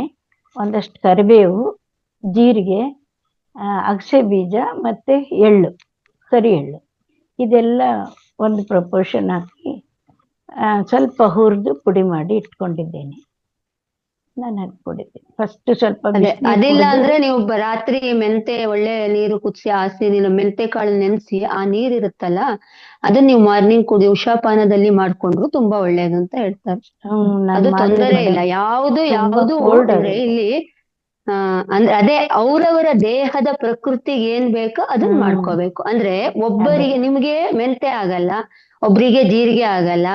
ಉಷಾಪಾನದಲ್ಲಿ ಪ್ಲೈನ್ ವಾಟರ್ ಅಂತಾನೆ ಇಲ್ಲ, ಅದಕ್ಕೆ ಯಾವ್ದು ಬೇಕಾದ್ರೂ ಆಡ್ ಮಾಡ್ಕೋಬಹುದು ನಾವು. ಯಾಕಂದ್ರೆ ಕುಡಿಬೇಕಾದ್ರೆ ಉಷಾಪಾನ ಅಂದ್ರೆ ಒಂದು 3 ಲೋಟ ನೀರು ಒಟ್ಟಿಗೆ ಕುಡಿತಿರ್ತೀವಿ. ಒಬ್ಬೊಬ್ರು ಮಲಬದ್ಧತೆ ಇರುತ್ತೆ ಅಂತ ಹೇಳ್ತಾರಲ್ಲ, ಅವ್ರು ಏನ್ ಮಾಡ್ತಾರೆ, ಒಟ್ಟಿಗೆ 3 ಲೋಟ ನೀರು ಒಟ್ಟಿಗೆ ಕುಡಿತಾರೆ. ಒಬ್ಬೊಬ್ರು 1 ಲೋಟ ಕುಡಿತಾರೆ, ಅಷ್ಟೇ ಸಾಕಾಗುತ್ತೆ ಅವರಿಗೆ. ಅದನ್ನ ಪ್ಲೇನ್ ವಾಟರ್ ಬದಲು ನೀವು ಈ ತರ ವಾಟರ್ನು ಮಾಡ್ಕೊ. ಇಲ್ಲ ಅಂದ್ರೆ ತಾಮ್ರದ ನೀರಂದ್ರೆ ರಾತ್ರಿ ನೀವು ಒಂದು ತಾಮ್ರದ್ದು ಒಂದು ಯಾವ್ದಾದ್ರು ಒಂದು ಪ್ಲೇಟು ಅಥವಾ ಚೆಂಬುವನ್ನು ನೀರು ಕುದಿಸಿ ಹಾಸಿದ ನೀರ್ ಇರುತ್ತಲ್ಲ, ಸ್ವಚ್ಛವಾಗಿರುತ್ತೆ, ಅದನ್ನ ನೆನ್ಸಿಟ್ಕೊಂಡು ಅದನ್ನು ಬೇಕಾ ನೀವು ಬೆಳಗ್ಗೆ 1 ಲೋಟ ಕುಡಿಬಹುದು. ಅದು ತುಂಬಾ ಡೈಜೆಷನ್ ತುಂಬಾ ಒಳ್ಳೇದು. ಕಾರ್ಬೋಹೈಡ್ರೇಟ್ ತುಂಬಾ ಇರುತ್ತೆ. ಇಡೀ ದಿವಸ ಅದ್ರಲ್ಲೇ ಕುಡಿಯೋದು. ಫುಲ್ಲು ಒಂದೇ ತುಂಬಿಸಿರ್ತೇನೆ. ಅದ್ ಇನ್ನೊಂದ್ ದಿನ ಕ್ಲಾಸ್ ಕೊಡ್ತೀನಿ, ಅದ್ ಎಷ್ಟು ಕುಡಿಬೇಕು, ಯಾವ ಪ್ರಮಾಣದಲ್ಲಿ ಕುಡಿಬೇಕು. ಓ ಸರಿ ಸರಿ, ಅದಕ್ಕೂ ಇದೆ. Okay madam, thank you. Thank you madam. Thank you. ಉಷಾಪಾನ ಅಂದ್ರೆ ನೀವು ಮೇಡಮ್ ಗೊಟ ಅಂತ ಕುಡಿಬೇಡಿ, ಕಾಫಿ ಕುಡ್ದಂಗ್ ಕುಡಿಬೇಕು. ಕೂತ್ಕೊಂಡು ಒಂಚೂರು ಸಿಪ್ ಮಾಡ್ತಾ ಕುಡಿಬೇಕು. ಅಂದ್ರೆ ಈಗ ನೀರ್ ಕುಡಿತೀವಿ ಅಂತ ಗೊಟ್ಟಂತೆ ನಿಂತ್ಕೊಂಡು ಕುಡಿಯೋದಲ್ಲ, ಈಗ ಕುತ್ಕೋಬೇಕು, ನೀಟಾಗಿ ಕುತ್ಕೊಂಡು ಒಂದ್ ಚೇರ್ ಮೇಲೆ. ಕಾಫಿ ಟೀ ಎಲ್ಲ ಕುಡಿತೀರಿ ನೋಡಿ ನೀವು, ಸಿಪ್ ಮಾಡಿ ಅದೇ ತರ ಕುಡಿಬೇಕು ನೀರನ್ನು. Okay madam, thank you madam. Thank you madam, ಪ್ರತಿ ಸತಿ ನೀರ್ ಕುಡಿಯುವಾಗ್ಲೂ ಕುತ್ಕೊಂಡೇ ಕುಡಿಬೇಕು. Thank you. ರಮೇಶ್ ಸರ್ ಮಾತಾಡಿ ಸರ್. ಮೇಡಮ್ ಇವ್ರಿಗೆ ಮಧುರಾ ಮೇಡಮ್ಗೆ ಇದು ವಾಮ್ ಬಾಟಲ್ ನಲ್ಲಿ ಸ್ವಲ್ಪ ಗೋಮೂತ್ರ ಹಾಕೊಂಡು ಅದು ಬೆಳಿಗ್ಗೆ ಹೊತ್ತು ಯಾರೋ ಕೊಟ್ಟಿದ್ದಾರೆ ಇದರಲ್ಲಿ ಇಸ್ಕಾನ್ ಕೊಟ್ಟಿದ್ದಾರೆ, ಅದನ್ನ ಹೆಂಗೆ ಅವ್ರಿಗೆ ಏನ್ ಅಭಿಪ್ರಾಯ ಅಂತ ಮಧುರಾ ಮೇಡಮ್ ಏನ್ ಹೇಳ್ತಾರೆ ಅಂತ. ಏನ್ ಹೇಳಿ ಸರ್ ಕ್ವಶನ್ ಏನು? ಅಲ್ಲ, ವಾಮ್ ವಾಟರ್ ನಲ್ಲಿ ಈ ಗೋಮೂತ್ರ ಇದೆಯಲ್ಲ ಮೇಡಮ್, ಒಂದೇ ಒಂದ್ ಸ್ವಲ್ಪ ML ವಾರ್ಡ್ ಇದು ಹಾಕ್ಬಿಟ್ಟು ಅದಕ್ಕೆ ಸ್ವಲ್ಪ ಮಿಕ್ಸ್ ಮಾಡ್ಕೊಂಡು ಕೊಟ್ರೆ ಒಳ್ಳೇದಲ್ವಾ? ಹಾ, ಒಳ್ಳೇದು. ಅದು ರೋಗ ನಿರೋಧಕ ಶಕ್ತಿ ಅಲ್ವಾ ಸರ್, ಅದಕ್ಕೋಸ್ಕರ ಕುಡಿತಾರೆ. ಅದಕ್ಕೆ ಅದು ತಗೊಂತಿದೀನಿ. ಒಳ್ಳೇದು ಸರ್, ಒಳ್ಳೇದು. ಇಂಪ್ರೂವ್ಮೆಂಟ್ ಆಗಿದೆ, ವೆಯ್ಟ್ ಲಾಸ್ ಆಗಿದೆ. ಮತ್ತೆ ಕ್ಯಾನ್ಸರ್ ಬರುವಂತದೆಲ್ಲ ಲಕ್ಷಣಗಳನ್ನು ತಡೆಯುತ್ತೆ, ಅಂದ್ರೆ ರೋಗ ನಿರೋಧಕ ಶಕ್ತಿ ಹೆಚ್ಚಾಗುತ್ತೆ. ಬ್ಲಡ್ ಕ್ಲಾಟಿಂಗು ಅದೆಲ್ಲ ಏನೇನಿದೆಯಲ್ಲ, ಆಮೇಲೆ ವೆಯ್ಟ್ ಲಾಸ್, ಆಮೇಲೆ ಮಂಡಿ ನೋವು, ಅದಕ್ಕೆಲ್ಲ ಅದು ರಾಮಬಾಣ ಅಂತ ಇದು. ಹೌದು. ಆಮೇಲೆ ಇವ್ರಿಗೆ ವೇದವತಿ ಇವ್ರಿಗೆ ಶುದ್ಧವಾಗಿದ್ದೆ ತಗೋಬೇಕು ಸರ್, ಅಂದ್ರೆ ಶುದ್ಧವಾದ ಗೋಮೂತ್ರ. ಬಾಟ್ಲು ಶುದ್ಧ ಆಗಿದೆ. ಆಮೇಲೆ ಇವರು ಹೇಳಿದ್ರಲ್ಲ, ಇಲ್ಲಿ ತಾಳಿದು ಹೇಳಿದ್ರಲ್ಲ ಮೇಡಮ್, ಅದು ತಾಳಿದು ಇವರು ಅಕ್ಸಾಲಿಗರು ಈ ಗೋಲ್ಡ್ ಸ್ಮಿತ್ ಮಾಡ್ತಾರಲ್ಲ, ಅದೇನಾದ್ರು ಟೈಮ್ ಇದೆಯಾ? ಇಂಥ ಟೈಮ್ ನಲ್ಲೇ ಮಾಡ್ಬೇಕು, ಇಂಥ ಟೈಮ್ ನಲ್ಲೇ ಅದನ್ನ ತಯಾರಣೆ ಮಾಡ್ಬೇಕು ಅಂತ? ತಾಳಿನ ಮಾಡ್ತಾರಲ್ಲ, ಅದನ್ನ ಇಂಥ ಟೈಮ್ ನಲ್ಲೇ ಮಾಡ್ಬೇಕು ಅಂತ ಏನಾದ್ರು ಇದೆಯಾ? ಅದನ್ನ ತಿಳ್ಕೊಂಡು ಹೇಳ್ತೀನಿ, ನನಗೆ ಗೊತ್ತಿಲ್ಲ. ಅಲ್ಲ, ತಾಳಿ ಏನಾಗುತ್ತೆ ಗೊತ್ತಾ, ನಮ್ಗಿಲ್ಲಿ ಇದರಲ್ಲಿ ಧರ್ಮರಾಯ ಸ್ವಾಮಿ ದೇವಸ್ಥಾನದಲ್ಲಿ ಏನ್ ಮಾಡ್ತಾರೆ ಅಂದ್ರೆ, ಒಂದು ತಿಂಗಳಿರುವಾಗ ಆ ತಾಳಿ ಎಲ್ಲ ಬಿಟ್ಬಿಟ್ಟು, ಹೆಂಡತಿದು ತಾಳಿ ಎಲ್ಲ ಬಿಟ್ಬಿಟ್ಟು, ಯಾರು ಅವರು ಕರ್ಗ ಎತ್ತಾರೋ ಅವ್ರಿಗೆ ಹಾಕ್ಬಿಡ್ತಾರ ಅದನ್ನ. ಆ ಹೆಂಡತಿ ಆದವರು ಅವ್ರು ಬರೋಂಗಿಲ್ಲ. ಆ ರೂಮ್ ಬಿಟ್ಟು ಆ ಕರ್ಗ ಉತ್ಸವ ಬೆಂಗಳೂರಿನ ಕರ್ಗ ಉತ್ಸವ ಮುಗಿದು ಬೀಳೋವರೆಗೂ ಬರೋಂಗಿಲ್ಲ. ಆಮೇಲೆ ಎಲ್ಲ ಬಂದಾದ್ಮೇಲೆ ಕರ್ಗ ಎಲ್ಲ ಮುಗಿಸ್ಬಿಟ್ಟು ಇನ್ನೇನು ಸೂರ್ಯ ಮೇಲ್ಗಡೆ ಬರ್ತಾ ಇದ್ದಾನೆ ಅಷ್ಟರಲ್ಲಿ ಸೇರ್ಕೊಂಡ್ಬಿಡ್ಬೇಕು ಅವರು, ಧರ್ಮರಾಯ ಸ್ವಾಮಿ ದೇವಸ್ಥಾನಕ್ಕೆ ಸೇರ್ಕೊಂಡ್ಬಿಡ್ಬೇಕು. ಅದು ಸೇರ್ಕೊಂಡ್ಬಿಟ್ಟಾದ್ಮೇಲೆ ಆಮೇಲೆ ನೆಕ್ಸ್ಟ್ ದಿನ ಎಲ್ಲ ಪೂಜೆ ಪ್ರಾಣ ಇದೆಲ್ಲ ಮಾಡಾದ್ಮೇಲೆ ಆಮೇಲೆ ಸ್ವಲ್ಪ ದಿನ ಒಂದ್ ಎರಡು ದಿನ ಆದ್ಮೇಲೆ ಆ ತಾಳಿನ ಅವ್ರಿಗೆ ಹಾಕ್ತಾರೆ, ಅವಾಗ ಹೊರಗಡೆ ಬರ್ಬೇಕು ಸರ್. ಅದು ಕರಗ ಎತ್ತವ್ರಿಗೆ ಸರ್, ನಾನು ಹೇಳಿದ್ದು. ಪ್ರಶ್ನೆ ಕೇಳಿದ್ದೇನೆಂದ್ರೆ, ನಾನು ನಿಮ್ಗೆ ತಾಳಿ ತಯಾರಿ ಮಾಡ್ತಾರಲ್ಲ ಅಕ್ಸಾಲಿಗರು, ಅದಕ್ಕೆ ಏನಾದ್ರು ಟೈಮ್ ಇದೆಯಾ ಅಂತ, ಇದಕ್ಕೆಲ್ಲ ಮುಹೂರ್ತ ಇದೆಯಲ್ಲ ಒಂದು, ಅದನ್ನ ಮಾಡ್ಬೇಕು ಅಂತ. ಅದಕ್ಕೆ ನಾವು ಮಾಡೋದಕ್ಕೆ ಬರ್ತೀವಲ್ಲ, ಹೇಳೋದಕ್ಕೆ ಹೋಗ್ತೀವಲ್ಲ, ಅದಕ್ಕೊಂದು ಟೈಮ್ ಇದೆ. ಅದು ಅಕ್ಸಾಲಿಗ ಮೋಸ್ಟ್ಲಿ ಅವನು ಟೈಮ್ ನೋಡ್ಕೊಂಡು ಮಾಡ್ಬೋದು. ಅವನು ರಾವ್ಕಾಲ್ ಟೈಮಲ್ಲಿ, ಅಮಾವಾಸ್ಯೆ ಟೈಮಲ್ಲಿ ಶುರು ಮಾಡ್ಲಿಕ್ಕಿಲ್ಲ ಅವನು. ಅಂದ್ರೆ ನಾವು ಹೋಗೋದು ಮಾತ್ರ ಒಂದ್ ಟೈಮ್ ಇದೆ. ಇಂತ ಒಳ್ಳೆ ದಿನ, ಒಂದು ಶುಭ ದಿನ, ಶುಭ ಟೈಮ್ದಲ್ಲಿ ಹೋಗಿ ಅವ್ರಿಗೆ ಹೇಳೋದು ನಮಗ್ ನಿಮ್ಮ ಇದೆ. ಅಂದ್ರೆ ಮೇಡಮ್ ಹೇಳೋ ಪ್ರಕಾರ ನಾವು ಮಾಡ ಹಾಕಕ್ಕೆ ಮತ್ತೆ ತಗೊಂಡ್ ಬರಕ್ಕೆ ಟೈಮಿಂಗ್ಸ್ ನೋಡ್ಬೋದು. ಅಕ್ಕಸಾಲಿಗ ಅವನು ನೋಡ್ಕೊಂಡು ಮಾಡೋದು ಮಾಡ್ತಾನೆ ಅನ್ನೋದು. ಸರ್, ನಿಮ್ ಕ್ವಶನ್ಸ್ ಗೆ ಆನ್ಸರ್ ಸಿಕ್ಕಿದೆ ಅನ್ಕೋತೀನಿ. ವಿದ್ಯಾ ಪಾಟೀಲ್ ನಿಮ್ದು ಇನ್ನೂ ಕ್ವಶನ್ಸ್ ಇದೆಯಾ? ಹೌದು ಮೇಡಮ್, ಒಂದು ಕೇಳ್ಬೇಕಿತ್ತು ವೇದಾವತಿ ಮೇಡಮ್ ಅವರಿಗೆ. ಮೇಡಮ್, ಅಲ್ಲಿ ಕೆನ್ನೆ ಮೇಲೆ ಅರ್ಶಿಣ ಹಚ್ಕೋತಾರಲ್ರಿ, ಅದು ಯಾಕೆ ಹಚ್ಕೋತಾರ ಅಂತ ಕೇಳ್ತಾರ್ರಿ, ಅದ್ರ ಅರ್ಥ ನಾವು ಏನ್ ಹೇಳ್ಬೇಕು ಅದಕ್ರಿ? ಇಲ್ಲ, ಈ ಸೈಡ್ ಅರ್ಶಿಣ ಇಲ್ಲ. ಹಾ, ಅದು ಸ್ವಲ್ಪ ಕೇಳ್ಬೇಕಿತ್ರಿ ಅವ್ರಿಗೆ. ಸುಮಂಗಲಿಯವರು ಅಂದ್ರೆ ಅರ್ಶಿಣ ಕುಂಕುಮ ಕೊಡುವಾಗ ಅದು ಕಂಪಲ್ಸರಿ ಹಚ್ಕೊಳ್ಳೇಬೇಕಲ್ವಾ? ಬರೀ ಕುಂಕುಮ ಇಟ್ಕೊಳಕ್ ಆಗೋದಿಲ್ಲ. ಅದು ಫಸ್ಟ್ ಇಲ್ಲಿ ಸೈಡ್ ಹಚ್ತಾರಲ್ರಿ, ಅದು ನಾವ್ ಹಚ್ಕೋತೀವಲ್ರಿ. ಅದೇ ಆಕ್ಚುಲಿ ಕೆನ್ನೆಗೆ ಹಚ್ಕೋಬೇಕು. ಅದೇ ಮೇಡಮ್, ಕೆನ್ನೆಗೆ ಯಾಕೆ ಹಚ್ಕೋಬೇಕು ಅನ್ನೋದು ಅವ್ರ ಕ್ವಶನ್. ಅರ್ಶಿನ ಕೆನ್ನೆಗೆ ಯಾಕೆ ಹಚ್ಕೋಬೇಕು, ಕುಂಕುಮನ ಹಣೆಗೆ ಯಾಕೆ ಇಡ್ಬೇಕು? ಕುಂಕುಮನ ಹಣೆಗೆ ಯಾಕೆ ಇಟ್ಕೋಬೇಕು ಅಂತ ಕೇಳಿದ್ರೆ ಏನ್ ಹೇಳ್ಬೇಕು? ಅದು ಇಲ್ಲ, ಅರ್ಶಿನ ಪೃಥ್ವಿ ತತ್ವ ಅಂತ ಹೇಳಿದಾರೆ, ಇಲ್ಲಿ ಹಚ್ಚುವಂತ ಅರ್ಥ ಇದೆ ಅಂತ ಹೇಳಿದಾರ್ರಿ. ಅದು ಆಕ್ಚುಲಿ ಅಲ್ಲಿ ಹಚ್ಚೋದಲ್ಲ, ಅದು ಆಕ್ಚುಲಿ ಅರ್ಶಿನ ಹೀಗೆ ತುಂಬಾ ಹಚ್ಬೇಕು. ಅದೇ ಇಲ್ಲಿಗೆ ಹಚ್ಚೋ ಬದ್ಲು ಇಲ್ಲಿಗೆ ಹಚ್ಚೋದು ಅಷ್ಟೇನೆ, ಕಾಣ್ದಿರಂಗೆ.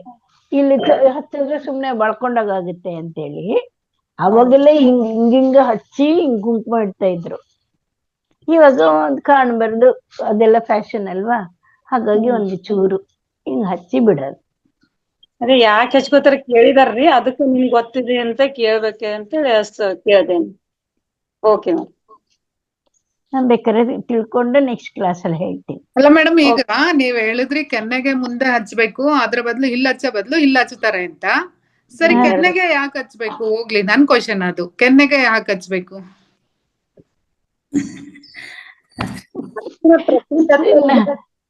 ಸರಿ, ಬೇರೆ ಕೇಳ್ತೀರಿ?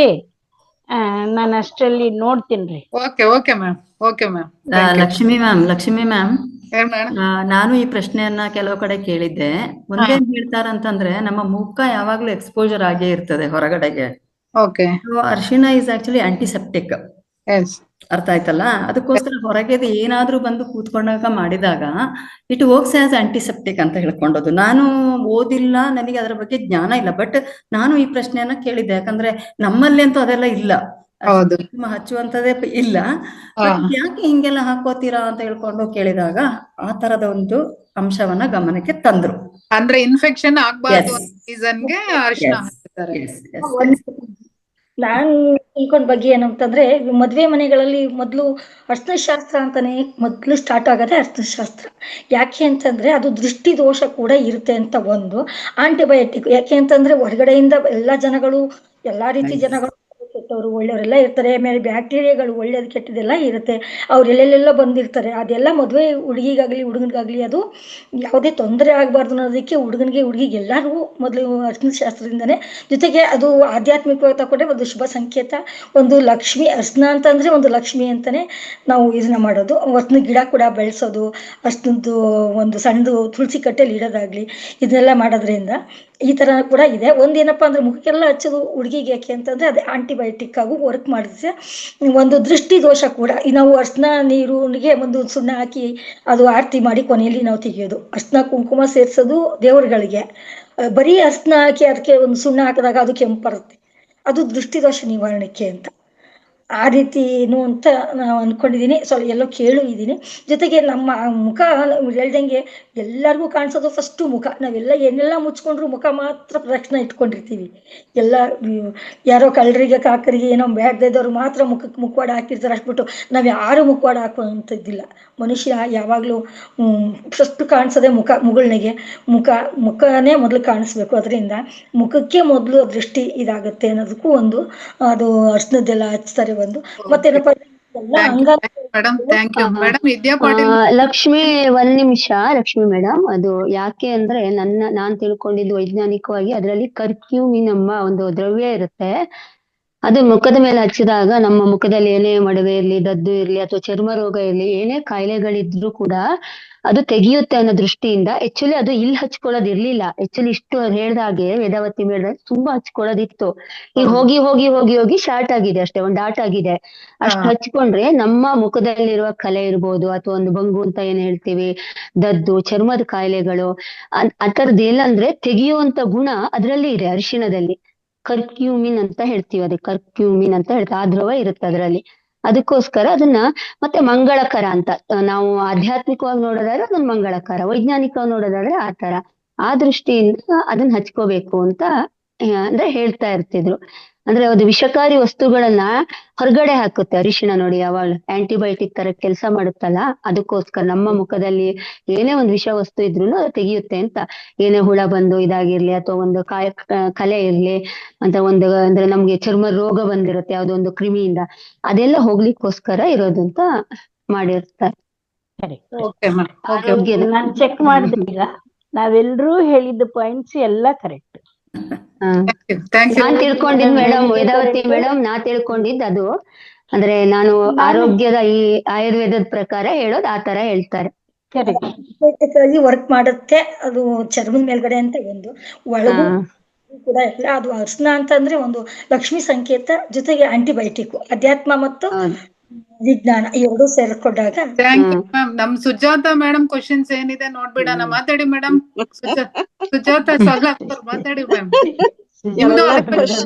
ಸಿಕ್ಬಿಟ್ರಿ ಲಕ್ಷ್ಮಿ ಮೇಡಮ್, ಎಲ್ಲಾ ಕ್ವಶನ್ ಸಿಕ್ಬಿಟ್ರು. Revathi madam, Vedavathi madam, Madhura madam, Nagaratna madam, ಎಲ್ಲಾ ಟೀಚರ್ಸ್ಗೂ ಇವತ್ತು ಟೀಚರ್ಸ್ ಡೇದ ಸಲುವಾಗಿ ನಿಮ್ಮೆಲ್ಲರಿಗೂ ತುಂಬಾ ಆಭಾರಿ ಇದ್ದೇನೆ. ಥ್ಯಾಂಕ್ ಯು ಹೇಳ್ತೀನ್ರಿ ಮೇಡಮ್. ಇವತ್ತು ಕ್ವಶನ್ ಎಲ್ಲಾರ್ದ ಬಾಯಿಂದನು ಕ್ವಶನ್ಗೆ ಆನ್ಸರ್ ಸಿಕ್ಬಿಡ್ತು ಮೇಡಮ್. ಈಗ ಎಲ್ಲ ಪ್ರತಿಯೊಂದು ಪ್ರಾಂತದಲ್ಲಿ ಅರಿಶಿನಕ್ಕೊಂದ್ ಬೇರೆ ಬೇರೆ ಬೇರೆ ಹೆಸರಿವೆ. ಯಾಕೆ ಹಚ್ತಾರ, ಎದಕ್ ಹಚ್ತಾರ ಅಂದ್ರ ಕರ್ನಾಟಕದಲ್ಲಿ ಹಿಂಗ್ ಹಚ್ಚುವುದು ಖರೇನೆ ಇದೆ. ಅದು ಸೌಭಾಗ್ಯದ ಲಕ್ಷಣ ಅಂತ ಹೇಳಿ ಅವರು ಹಿಂದಿನ ಹಿರಿಯವ್ರು ಹಚ್ಚಿದರು. ನಾವು ಮುಂದ ಅದೇನು ವಿಚಾರ ಮಾಡ್ಲಾರ್ದಂಗೆ ಆಡಿನಂಗೆ ಬ್ಯಾ ಬ್ಯಾ ಬ್ಯಾ ಅಂತೇಳಿ ಹೊಂಟು ಬಿಟ್ಟಿದ್ದೀವಿ. ಆದ್ರೆ ಇವಾಗ ನಿಮ್ಮಿಂದ ನಮ್ಗೆಲ್ಲಾ ಉತ್ತರ ಸಿಕ್ಕಿತ್ತು ಮೇಡಮ್. ಅದು ಆಂಟಿಬಯೋಟಿಕ್ ಇರೋದು ಖರೇನೆ. ಅದ್ರಲಿಂದಾನು ನಿಜವಾಗ್ಲೂ ಇಂತಲ್ಲಿ ಕೆಣ್ಣೆಗೆ ಏನಾದರೂನು ಕಮ್ಮಿ ಆಗ್ತದಂತ ಅವ್ರ ಹಿಂದಿನ ಹಿರಿಯರ್ ವಿಚಾರ ಮಾಡಿ ಹಚ್ಚಿರಬಹುದು. ನಿಜವಾಗ್ಲೂ ತುಂಬಾ ಒಳ್ಳೆಯ ಇದನ್ನು ತಗೊಂಡ್ರಿ ಟ್ರಾಫಿಕ್ 4 ಮಂದಿಗೂ thanks madam. Thank you. Thank you ma'am. Thank you. Thank you madam. Annapurna madam ಹ್ಮ್. ಮತ್ತೆ ಅನ್ಮ್ಯೂಟ್ ಮಾಡ್ಕೊಳ್ಳಿ ಅನ್ಪೂರ್ಣ ಮೇಡಮ್. ಹಲೋ ಮಾತಾಡಿ ರೇವತಿ ಮೇಡಮ್, ನಮ್ ಕ್ವಶನ್. ಕೇಳಿ ರೇವತಿ ಮೇಡಮ್, ಮುದ್ರೆಗಳನ್ನು ಕೆಲವೊಂದು ಡಿಸೀಸ್ ಇದ್ದರು ಮಾಡಬಾರ್ದು ಅಂತಾರೆ, ಕೆಲವೊಂದು ಮುದ್ರೆನ, ಇದು ನಿಜನಾ? ಅಲ್ಲಿ ಕೆಲವು ಮುದ್ರೆ ಅಂತ ಹೇಳಿದ್ರೆ ಅದು ಸಿವಿರಿಟಿ ಮೇಲೆ ಹೋಗ್ತದೆ. ಯಾಕಂತಂದ್ರೆ ನಾವು ಯಾವುದೇ ಒಂದು ಮುದ್ರೆಯನ್ನ ಫೋರ್ಸೆಬಲಿ ಮಾಡಿದಾಗ ಅದು ಆಕ್ಚುಲಿ ನಮ್ಮ DNA ಗೆ ಸಹ ಸಮಸ್ಯೆಯನ್ನ ಕೊಡ್ತದೆ ಅಂತ ಹೇಳತಕ್ಕಂಥದ್ದು. ಅದಕ್ಕೋಸ್ಕರ ಪರ್ಟಿಕ್ಯುಲರ್ ಆಗಿ ಅದನ್ನ ಈ ಶಾಸ್ತ್ರದ ಬಗ್ಗೆ ಗೊತ್ತಿರೋರ ಹತ್ರ ತಿಳ್ಕೊಂಡು ಅದನ್ನ ಮಾಡಬೇಕು ಅಂತ. ಈಗ ಸಾಮಾನ್ಯವಾಗಿ ನಾವು ಪಂಚಭೂತದ ಬಗ್ಗೆ ಹೇಳ್ತೇವಲ್ಲ, ಈ ಜಸ್ಟ್ ಟಚ್ ಮಾಡತಕ್ಕಂಥದ್ದು, ಅದರಲ್ಲಿ ಯಾವುದೇ ಸಮಸ್ಯೆ ಇಲ್ಲ, ಇದು ಯಾರು ಸಹ ಮಾಡ್ಬೋದು. ಕೆಲವು ಸ್ಪೆಸಿಫಿಕ್ ಕಾಯಿಲೆಗೆ ಮುದ್ರೆಯನ್ನ ಮಾಡಿಸ್ತಕ್ಕಂಥ ಸಂದರ್ಭದಲ್ಲಿ ತಾವು ಕೇಳುವ ಪ್ರಶ್ನೆ ಅಕ್ಷರಶಃ ಹೌದು, ಅದನ್ನ ಕೇಳ್ಕೊಂಡು ಮಾಡಬೇಕು. Thank you madam. Okay, thank you madam. ಬೇರೆಯವ್ರಿಗೆ ಯಾರಿಗೂ ಕ್ವಶನ್ಸ್ ಇಲ್ವಾ ಮ್ಯಾಮ್ ನಿಮ್ದು? ಅನ್ನಪೂರ್ಣ ಮ್ಯಾಮ್, ಇನ್ಯಾರ್ದು ಕ್ವಶನ್ಸ್ ಇಲ್ವಾ? ಕ್ಲೋಸಾ? ನಂದ ಎಲ್ಲರದಾದ್ರೆ ನಾನು ಒಂದು ಪ್ರಶ್ನೆ. ಇನ್ನ ಲಕ್ಷ್ಮೀದೇವಿ ಮೇಡಮ್ ಅವ್ರು ಒಬ್ರಿದಾರ ಮ್ಯಾಮ್, ಅವ್ರದ್ದೊಬ್ಬರದ್ದು ಆಗೋಗ್ಲಿ. ಆಗ್ಲಿ. ಎಸ್, ಲಕ್ಷ್ಮೀದೇವಿ ಮ್ಯಾಮ್ ಅನ್ಮಿಟ್ ಮಾಡ್ಕೊಳ್ಳಿ ಮ್ಯಾಮ್. ನಮಸ್ತೆ ಮ್ಯಾಮ್, ಎಲ್ರಿಗೂ ನಮಸ್ಕಾರ. ಮೇಡಮ್, ಅರಿಶಿನ ಅದು ಒಂದ್ ರೀತಿ ಹಳದಿ ನಮ್ಗೆ ಅಟ್ರಾಕ್ಟಿವ್ ಮಾಡುತ್ತೆ. ನೋಡ್ ಕೂಡಲೇ ಮನಸ್ಸು ಅರಳುತ್ತೆ, ಒಂಥರ ಅರಳುತ್ತೆ, ಮತ್ತೆ ಅವಾಯ್ಡ್ ಮಾಡುತ್ತೆ, ಮನಸ್ಸನ್ನ ಅಟ್ರಾಕ್ಟ್ ಮಾಡುತ್ತೆ, ಕೆಟ್ಟದನ್ನ ಅವಾಯ್ಡ್ ಮಾಡುತ್ತೆ. ಈಗ ಸನ್ಫ್ಲವರ್ ನೋಡಿ ಹೇಗೆ ಅಟ್ರಾಕ್ಟ್ ಮಾಡುತ್ತೆ ನಮ್ಗೆ. ಸೂರ್ಯನಿಂದ ಎಷ್ಟೊಂದು ಲಕ್ಷಣಗಳಿದೆ. ಈಗ ಕಿವಿ ಹತ್ರ ಹಾಕೋದ್ರಿಂದ ಅದು ನಮ್ಗೆ ಕಿವಿಗೆ ಬೇಗ ಶೀತ ಆಗದೆ ಇರ್ಲಿ ಅಂತ ಅದು ಅವಾಯ್ಡ್ ಮಾಡ್ತೀವಿ. ಮತ್ತೆ ಕಾಲ್ಗೂ ಹಾಕೊಡ್ತೀವಿ ನಾವು ಅರ್ಶನ. ಕಾಲ್ಗಿಂದ ಏನ್ ಬರ್ತಾ ಇರ್ತದಲ್ಲ, ಕಾಲ್ಗೂ ಏನ್ ಬರ್ದೇ ಇರ್ಲಿ ಅಂತೀವಿ. ಮನೆ ಮುಂದೆ ಅರ್ಶನ ನೀರ್ ಹಾಕ್ತಿವಿ ನೋಡಿ, ಅರ್ಶನ ಹಚ್ಚಿ ಕುಂಕುಮ ಹಚ್ಚಿ ಇರ್ತೀವಿ. ಅದೆಲ್ಲ ಅವಾಯ್ಡ್ ಮಾಡ್ತೀವಿ. ಅದರಿಂದಾಗಿ ಅರ್ಶನ ಉಪಯೋಗಿಸ್ಬೇಕು ಮೇಡಮ್. ಅದು ನೋಡ್ಕೂ ಚೆನ್ನಾಗಿ ಕಾಣ್ತದೆ, ಆರೋಗ್ಯ ದೃಷ್ಟಿಯಿಂದ ಒಳ್ಳೇದು, ಎಲ್ಲಾ ರೀತಿಯಲ್ಲೂ ತುಂಬಾ ತುಂಬಾ ಒಳ್ಳೇದು ಅರ್ಶನ. ನಮಸ್ತೆ. ಅಂದ್ರೆ ಓವರ್ ಆಲ್ ಆಗಿ ಆಂಟಿಸೆಪ್ಟಿಕ್, ಅಂದ್ರೆ ಕ್ರಿಮಿನ ಕೀಟಗಳನ್ನ ನಾಶ ಮಾಡುತ್ತೆ. ಮೇನ್ ರೀಸನ್ ಎಸ್, ಅರ್ಶನ ಅನ್ನೋದು. ಆಂಟಿಬಯೋಟಿಕ್ ಪ್ಲಸ್ ಆಂಟಿಸೆಪ್ಟಿಕ್ ಅದೆರಡು ಸಹ. ರೇವತಿ ಮ್ಯಾಮ್, ನಿಮ್ ಕ್ವಶನ್ ಕೇಳ್ಬೋದು. ನನಗೆ ವೇದಾವತಿ ಮೇಡಮ್ ಹತ್ರ ಒಂದು ಕ್ವಶನ್ ಏನು ಅಂತಂದ್ರೆ, ಈ ಮಾಂಗಲ್ಯ ಅಂತ ಹೇಳೋದನ್ನ ಮದುವೆಯಲ್ಲಿ ಯಾರು ಹಾಕ್ಬೇಕು ಅಂತ? ಗಂಡೆ. ಮುಸ್ಲಿಮ್ಸ್ ಅಲ್ಲಿ ಗಂಡನ ತಾಯಿ ಹಾಕ್ತಾರೆ. ಗಂಡನ ತಾಯಿಯ ಅಲ್ಲ, ನಮ್ಮಲ್ಲಿ ಹೌದು, ನಮ್ಮ ಮುಸ್ಲಿಂ ತಾಯಿಯೇ ಅಲ್ಲಿ. ಹಾಕುದು. ನೀವು ಕೂರ್ಗಿಸ? ಹೌದು ಹೌದು, ಹಾ, ನಿಮ್ಮಲ್ಲಿ ಹಾಕ್ತಾರೆ. ಗಂಡ ತಾಳಿ ಕಟ್ಟುದಿಲ್ಲ ನಮ್ಮಲ್ಲಿ. ನಿಮ್ಮಲ್ಲಿ ನಿಮ್ಮ ತಾಯಿ. ಮುಸ್ಲಿಮ್ಸ್ ಅಲ್ಲೂ ಅಷ್ಟೇ, ಗಂಡನ ತಾಯಿ ಕಟ್ತಾರೆ. ಇಲ್ಲಾಂದ್ರೆ ಸೋದರತ್ತೆ, ಇಲ್ಲಾಂದ್ರೆ ಅತ್ತೆ. ಸೋದರತ್ತೆ. ಸೋದರತ್ತೆ ಹಾಕ್ತಾರೆ. ಸೋದರತ್ತೆ ಅಲ್ಲೇ ರೇವತಿ ಮೇಡಮ್. ಒಂದ್ ವೇಳೆ ಗಂಡನ ತಾಯಿ. ಇಲ್ಲ, ನಮ್ಮ ಗಂಡನ ಕಡೆಯಲ್ಲಿ ಮದ್ವೆನೇ ಆಗಲ್ಲ. ನಮ್ಮ ಮದ್ವೆ ಏನಾಗುತ್ತೆ ಅಂತಂದ್ರೆ, ಹುಡುಗಿ ಮನೆಯಲ್ಲಿ ಹುಡುಗಿ ಮದ್ವೆ, ಹುಡುಗನ ಮದ್ವೆಯಲ್ಲಿ ಹುಡುಗನ ಮದ್ವೆ ಆಗುತ್ತೆ. ಆಮೇಲೆ ಈ ಮಾಂಗಲ್ಯ ನಮ್ದು ತಾವೇನ್ ಹೇಳಿದ್ರಲ್ಲ, ಗುಂಡು ಈ ತರ ಇರುತ್ತೆ, 2 ಇರುತ್ತೆ. ಈಗ ನನ್ನ ಇದೆ, ನಾನಿದು ಫ್ಯಾಷನ್ಗೆ ಮಾಡಿಸ್ಕೊಂಡಿದ್ದಷ್ಟೇ ತಾವ್ ಹೇಳದಂಗೆ. ಆದ್ರೆ ನಮ್ಮದು ಹಾಗೆಲ್ಲ. ನಾವು ಪತ್ತಾಕ್ ಅಂತ ಹೇಳ್ತೇವೆ, ಒಂದು ಲಕ್ಷ್ಮಿಯ ರೂಪ ಬಂದು ಅದರಲ್ಲಿ ಸುತ್ತ ಕೆಂಪು ಕಲ್ಲನ್ನ ಹಾಕಿ, ನನ್ನ ಹತ್ರ ಅದು ಸಹ ಇದೆ. ಸೊ ಅಂತದನ್ನ ನಮ್ಮ ತಾಯಿ ಅಥವಾ ನನ್ನ ಸೋದರತ್ತೆ ಕಟ್ಟುತ್ತಾರೆ. ಗಂಡನ ಮನೆಯಲ್ಲಿ ಕಟ್ಟುದಿಲ್ಲ, ಗಂಡನ ತಾಯಿನೂ ಕಟ್ಟಲ್ಲ, ಗಂಡನೂ ಕಟ್ಟಲ್ಲ. ಅದಕ್ಕೆ ಕೇಳಿದ್ದೆ ನಾನು, ಹೇಗೆ ಅದು ಇಂಥದೇ ಅಂತ ಉಂಟಾ? ಯಾಕಂದ್ರೆ ಸಾಂಪ್ರದಾಯಿಕವಾಗಿ ಈಗ 2 ದಂಪತಿ ಮುಹೂರ್ತ ಅಂತ ನಮ್ಮಲ್ಲಿ ಮಾಡ್ತಾರೆ. ಹುಡುಗನು ಹುಡುಗಿನೂ ಒಟ್ಟಿಗೆ ಕೂರಿಸಿ, ಇಲ್ಲ ಅಂದ್ರೆ ಹುಡುಗನ ಮನೆಯಲ್ಲಿ ಹುಡುಗನ ಮದ್ವೆ, ಹುಡುಗಿ ಮನೆಯಲ್ಲಿ ಹುಡುಗಿ ಮದ್ವೆ.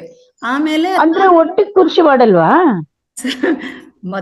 ಹಿಂದಿನ ಪದ್ಧತಿ ಪ್ರಕಾರ ಆತರ ಇಲ್ಲ. ಆ ನಂತರ ರಾತ್ರಿ ಒಂದು ಬಸಲ್ಲ ಮಾಡ್ಕೊಂಡು ಒಂದಷ್ಟು ಜನ ಗಂಡನ ಮನೆಗೆ ಹೋಗಿ ಅಲ್ಲಿ ಕೂರಿಸಿ ಮತ್ತೊಂದು ಸಿಂಪಲ್ ರಾತ್ರಿ ಹೊತ್ತಲ್ಲಿ ಒಂದು ಮುಹೂರ್ತವನ್ನ ಮಾಡ್ತಾರೆ.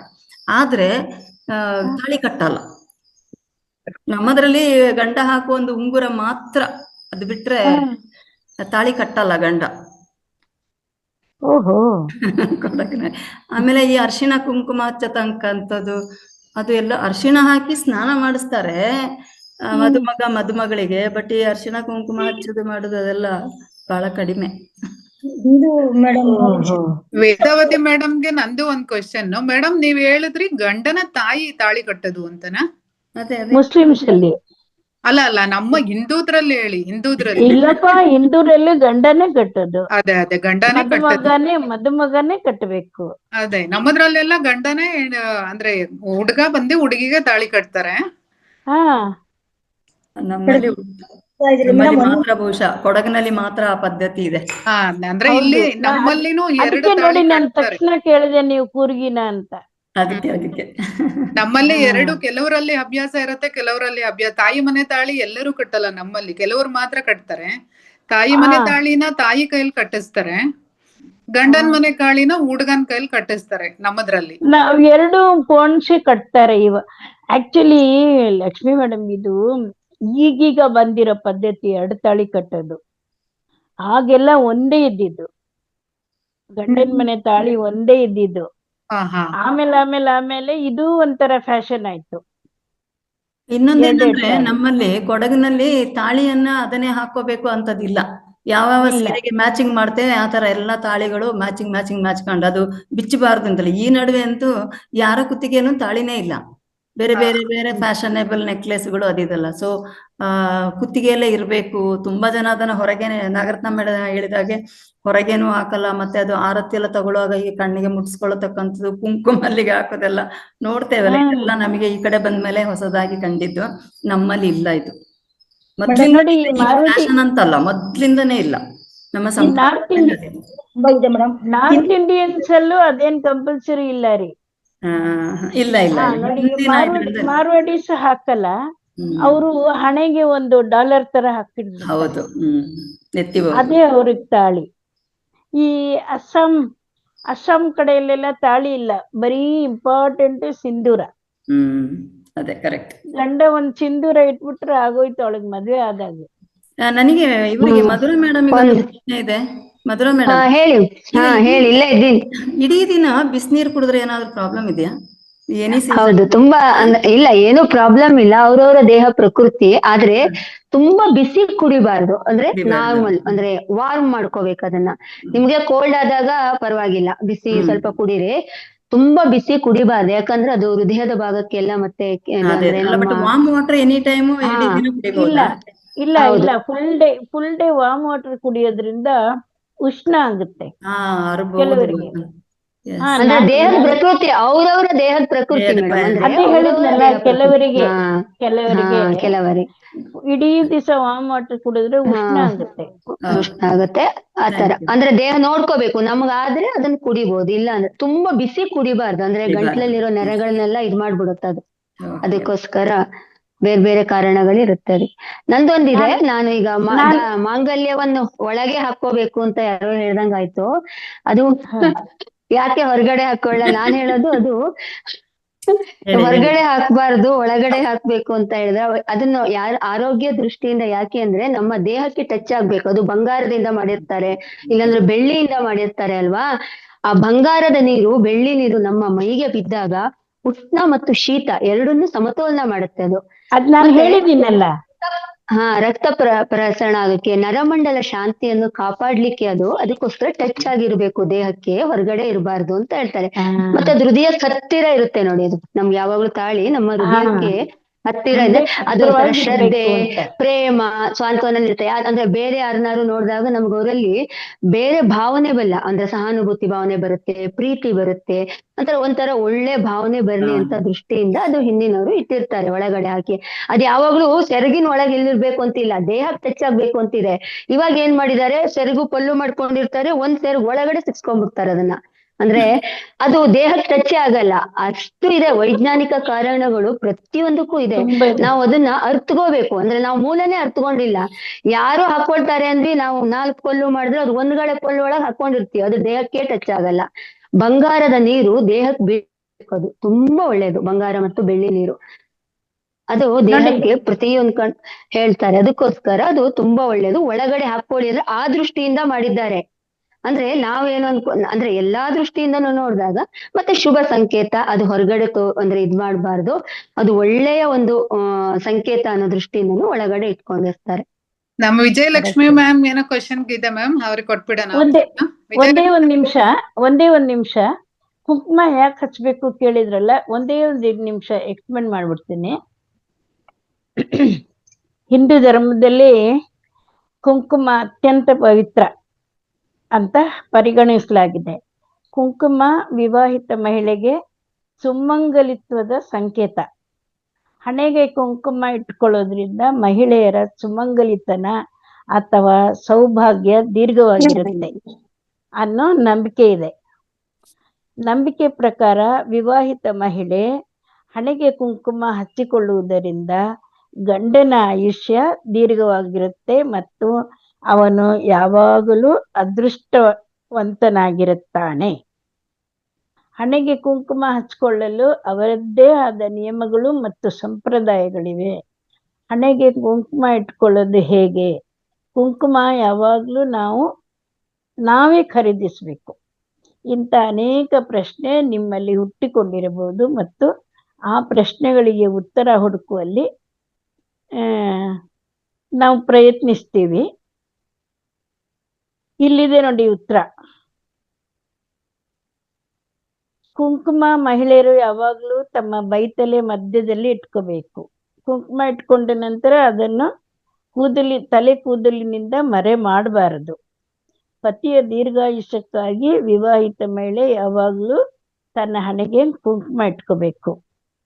ಹಿಂದೂ ಧರ್ಮದ ಪ್ರಕಾರ ಕುಂಕುಮ ಇಡಬಹುದಾದ ಮರದ ಪೆಟ್ಟಿಗೆಯಲ್ಲಿ ಇಡೋದು ಅತ್ಯಂತ ಶುಭ. ಇದಲ್ಲದೆ ಕುಂಕುಮ ಹಿತ್ತಾಳೆ ಪೆಟ್ಟಿಗೆಯಲ್ಲಿ ಇಡಬಹುದು.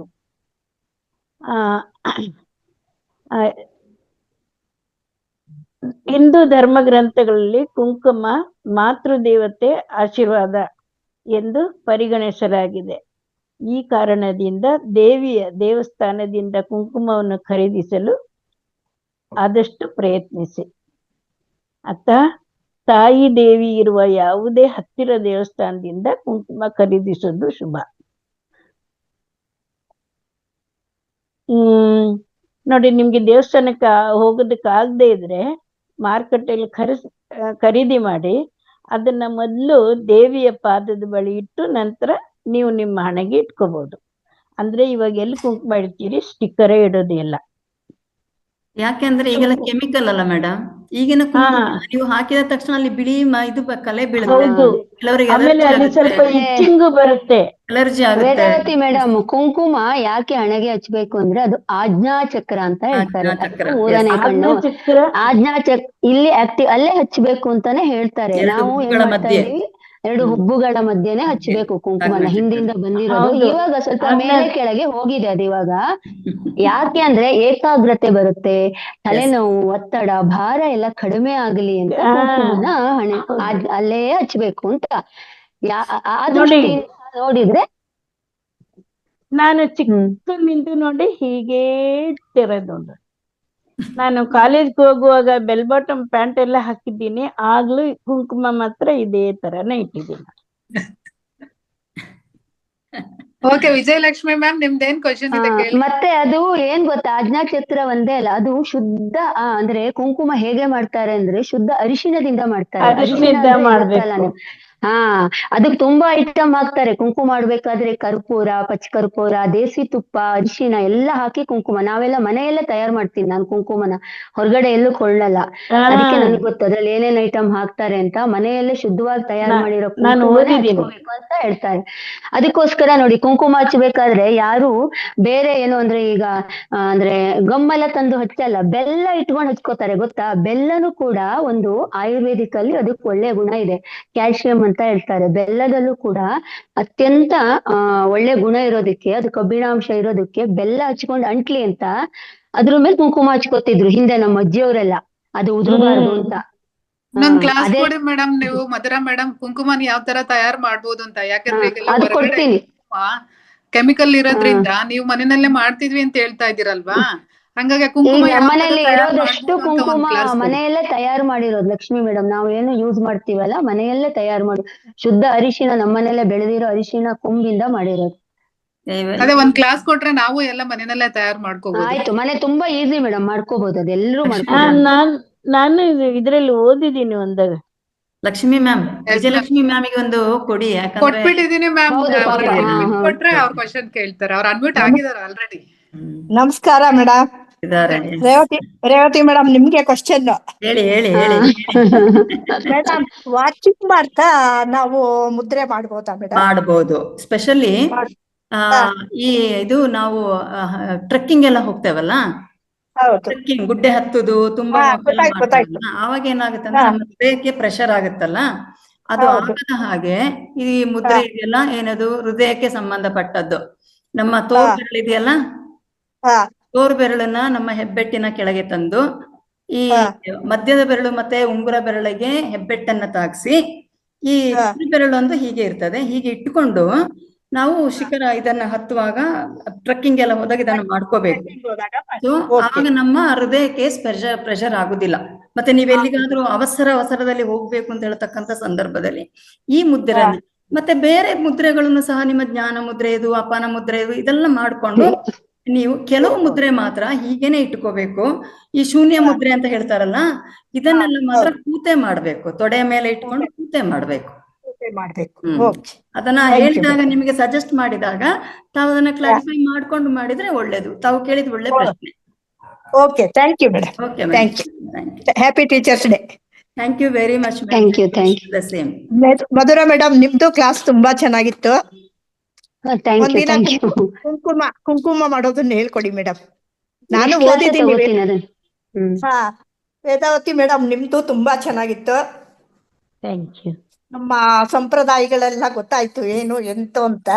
ಸುಮ್ನೆ ಹಾಕೊಂತೀವಿ, ಏನು ಅಂತ ಗೊತ್ತಿರ್ಲಿಲ್ಲ ಅಲ್ವಾ? ಸುಮ್ನೆ ಹಾಕೊಂಡಿರ್ತೀವಿ, ಅದ್ರ ಬಗ್ಗೆ ನಮ್ಗೆ ಏನು ಗೊತ್ತಿಲ್ಲ. ನನಗೆ ವೇದಾವತಿ ಮೇಡಮ್ ಹತ್ರ ಇನ್ನೊಂದು ಪ್ರಶ್ನೆ ಇತ್ತು ಮೇಡಮ್. ಈಗ ಇದನ್ನ ವಿಧವೆಯರು ಹಾಕಬಹುದಾ? ಕುಂಕುಮ ಅಲ್ಲ ಮಾಂಗಲ್ಯ. ಇಲ್ಲ ಗಂಡ ಕಟ್ಟುದು ಅಂತ ಹೇಳ್ತೀರಲ್ವಾ? ಸೊ ಅದು ಸಪೋಸ್ ಗಂಡ ತೀರ್ಕೊಂಡಿದಾರ ಅಂತ ಹೇಳಿದ್ಮೇಲೆ ಅದನ್ನ ಬಿಚ್ಚಬೇಕಾ, ಅದು ಹಾಕೋಬಹುದಾ? ಇಲ್ಲ ಬಿಚ್ಚಬೇಕು. ಅದಕ್ಕೂ ಒಂದು ಶಾಸ್ತ್ರ ಇದೆ. ಓಕೆ. ಅದು ಸ್ಮಶಾನಕ್ಕೆ ಅದೇ ಅಲ್ಲಿ ಎಲ್ಲ ಬಿಚ್ಚುತ್ತಾರಲ್ಲ, ಕೈ ಬಳೆ ಅದೆಲ್ಲ ಬಿಚ್ಚುವಾಗ. ಹೌದು ಅವೆಲ್ಲ. ಬಟ್ ಈಗ ಕೆಲವರು ಏನಂತಾರೆ ಪಾಪ, ರಕ್ಷಣೆಯ ಒಂದು, ಈಗ ಯಂಗ್ಸ್ಟರ್ಸ್ ಇದ್ರಲ್ಲೇ ತೀರ್ಕೊಂಡ್ಬಿಟ್ಟೆ ಹೊರಗಡೆ. ಮೊದ್ಲಾದ್ರೆ ಎಲ್ಲೂ ಹೋಗ್ತಾ ಇರ್ಲಿಲ್ಲ ಹೆಂಗಸರು, ಈಗೆಲ್ಲ ವರ್ಕಿಂಗ್ ಅಲ್ಲ, ಹಾಗಾಗಿ ಅವ್ರ ಸೇಫ್ಟಿಗೋಸ್ಕರ ಕಾಲುಂಗುರನು ತೆಗಿಯೋದಿಲ್ಲ ರೀ. ಕಾಲುಂಗುರ ಮದುವೆಗೆ ಮೊದ್ಲೇ ಹಾಕ್ತಾ ಇದಾರೆ ಇವಾಗ. ಇಲ್ಲ ಹಾಕ್ಬಾರ್ದು. ಎಲ್ಲ ಮದ್ವೆ ಆದವ್ರು ಹಾಕಲ್ಲ, ಹಾಕ್ದಿರೋರು ಹಾಕ್ತಾರೆ. ಅದು ಇವಾಗ 2-3 ಬೆರಳುಗಳಿಗೆ ಹಾಕ್ತಾರೆ, ಚೆನ್ನಾಗ್ ಕಾಣಿಸುತ್ತೆ. ಹಾಕಿದ್ರೆ ಒಳ್ಳೇದೇ. ಅದೆಲ್ಲ ಅಕ್ಕಿ ಪ್ರೆಷರ್ ಹಾಗೆ ವರ್ಕ್ ಮಾಡುತ್ತೆ, ಅದಕ್ಕೋಸ್ಕರ ಎಲ್ರು ಹಾಕೋತಾರೆ. ಹೌದು ಅಕ್ಕಿ ಪ್ರೆಷರ್ ಪಾಯಿಂಟ್ ಗೆ ಹೆಲ್ಪ್ ಆಗುತ್ತೆ, ಅದಕ್ಕೋಸ್ಕರ. ಮೇಡಮ್, ನೀವು ಮಾಂಗಲ್ಯ ಹೆಂಗ್ ಹಾಕ್ಬೇಕು ಅದ್ರ ಬಗ್ಗೆ ತಿಳಿಸ್ಕೊಟ್ಟಿದ್ದೀರಾ. ಇನ್ನೊಂದ್ ಕ್ಲಾಸ್ ಅಲ್ಲಿ ಕಾಲುಂಗರ ಹ್ಯಾಕ್ ಹಾಕ್ಬೇಕು ಅಂತ ಹೇಳಿ ಕ್ಲಾಸ್ ಕೊಡಿ ಮೇಡಮ್. ಇವಾಗ ಹೇಳಿದ್ರಲ್ಲ ರೇವತಿ ಮೇಡಮ್, ಅದು ಒಂದು ಪ್ರೆಷರ್ ಪಾಯಿಂಟ್ ತರ ಕೆಲಸ ಮಾಡುತ್ತೆ. ಅದು ಎಲ್ಲವೂ ಅಷ್ಟೇ, ಬಳೆಗಳು ನಾವ್ ಏನೇನ್ ಮಾಡ್ತೀವಿ, ಬಳೆ, ಕುಂಕುಮ, ಇದು ಎಲ್ಲದಕ್ಕೂ ಒಂದೊಂದು ಸೈಂಟಿಫಿಕ್ ರೀಸನ್ ಇದೆ. ಬೆಳ್ಳಿ ಅಲ್ವಾ, ಅದು ಬೆಳ್ಳಿ ಅಂದ್ರೆ ನೀರು ಬೀಳ್ಬೇಕು ಅಂತ ಹೇಳ್ತಾರೆ, ಅದಕ್ಕೋಸ್ಕರ. ಸೀರೆನೇ ಉಡ್ಬೇಕು ಅಂತ ಹೇಳ್ತಾರೆ. ಸೀರೆ ಉಡೋದಕ್ಕೂ ಒಂದು ಕಾರಣ, ಅದಕ್ಕೂ ಒಂದು ಸೈಂಟಿಫಿಕ್ ರೀಸನ್. ಸೀರೆ ಉಡೋದ್ರಿಂದ ನಮ್ಗೆ ಜಾಸ್ತಿ ದಿಷ್ಟಿ ತಾಗೋದಿಲ್ಲ.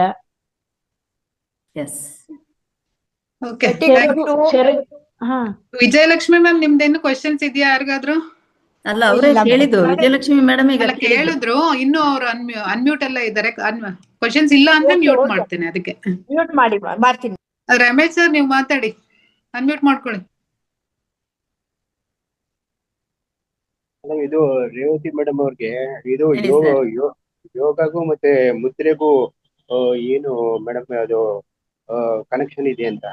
ಎಸ್ ಸರ್, ನನಗೆ ಇವಾಗ ರೀಸೆಂಟ್ಲಿ ಒಬ್ರು ಉತ್ತರಾಖಂಡ್ನವರು ಹಿಮಾಲಯದಲ್ಲಿ ಯೋಗ ಎಲ್ಲ ಕಲ್ತವ್ರು ನಮಗೆ ಮನೆಗೆ ಬಂದು ಯೋಗವನ್ನ ಹೇಳ್ಕೊಳ್ತಾರೆ.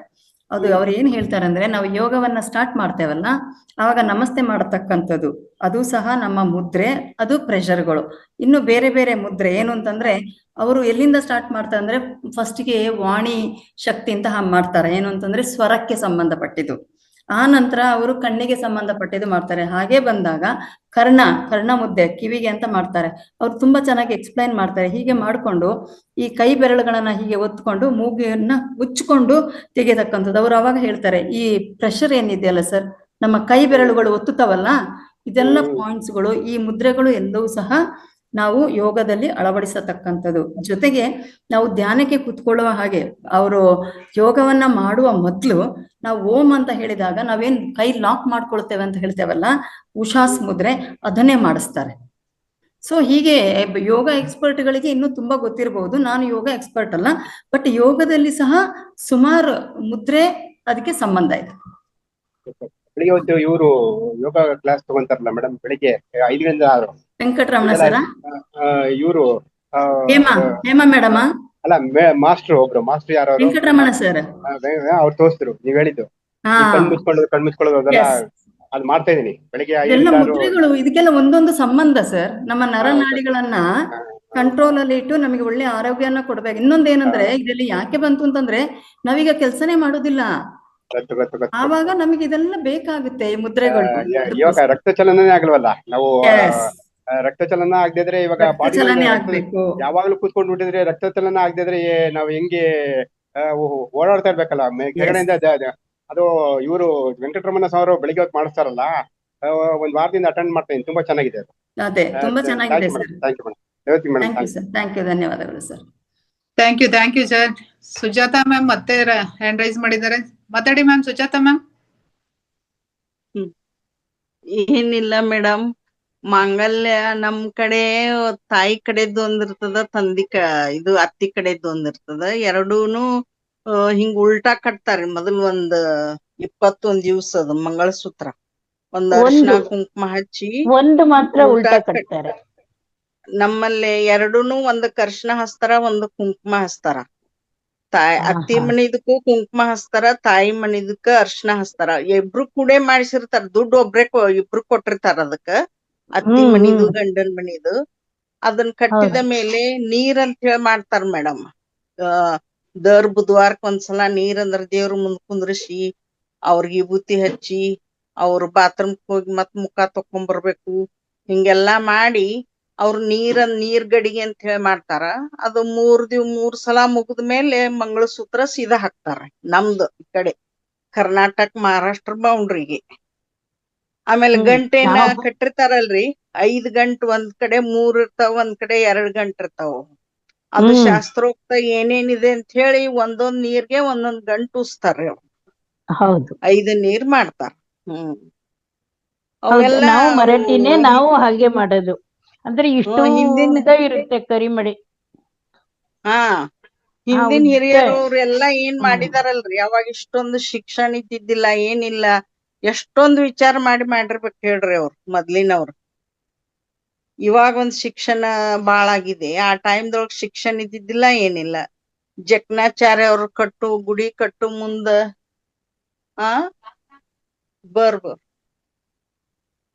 ಜಕ್ನಾಚಾರ್ಯರ ಗುಡಿ ಕಟ್ಟುವ ಮುಂದೆ ಅವಾಗ ಬುಲ್ಡೋಜರ್ ಅವು ಇವು ಎಲ್ಲಿದ್ದು ರೀ, ಹೆಗಲ ಮೇಲೆನ ಹೊತ್ಕೊಂಡ್ ಹೋಗಿ ತೆಳಗ ಮಣ್ಣು ಅದು ಹಾಕಿ ಮಂದಿರ ಕಟ್ತಿದ್ರಿ. ಅವೆಲ್ಲಾ ಹಿಂದಿನ ಹಿರಿಯರು ಮಾಡಿದ್ದೆಲ್ಲಾ ಒಳ್ಳೇದಕ್ಕನೆ ಮಾಡಿದ್ದಾರೆ ಮೇಡಮ್. ಈಗ ನಾವ್ ಅದೆಲ್ಲಾ ಅರ್ಥ ಮಾಡ್ಕೋಬೇಕಾದ್ರೆ ತುಂಬಾ ಇದೆ ಮೇಡಮ್. ವೇದಾವತಿ ಮೇಡಮ್, ಎಷ್ಟು ನಾವ್ ಕಲ್ತರು ಕಮ್ಮಿನೇ ಇದೆ ಮೇಡಮ್.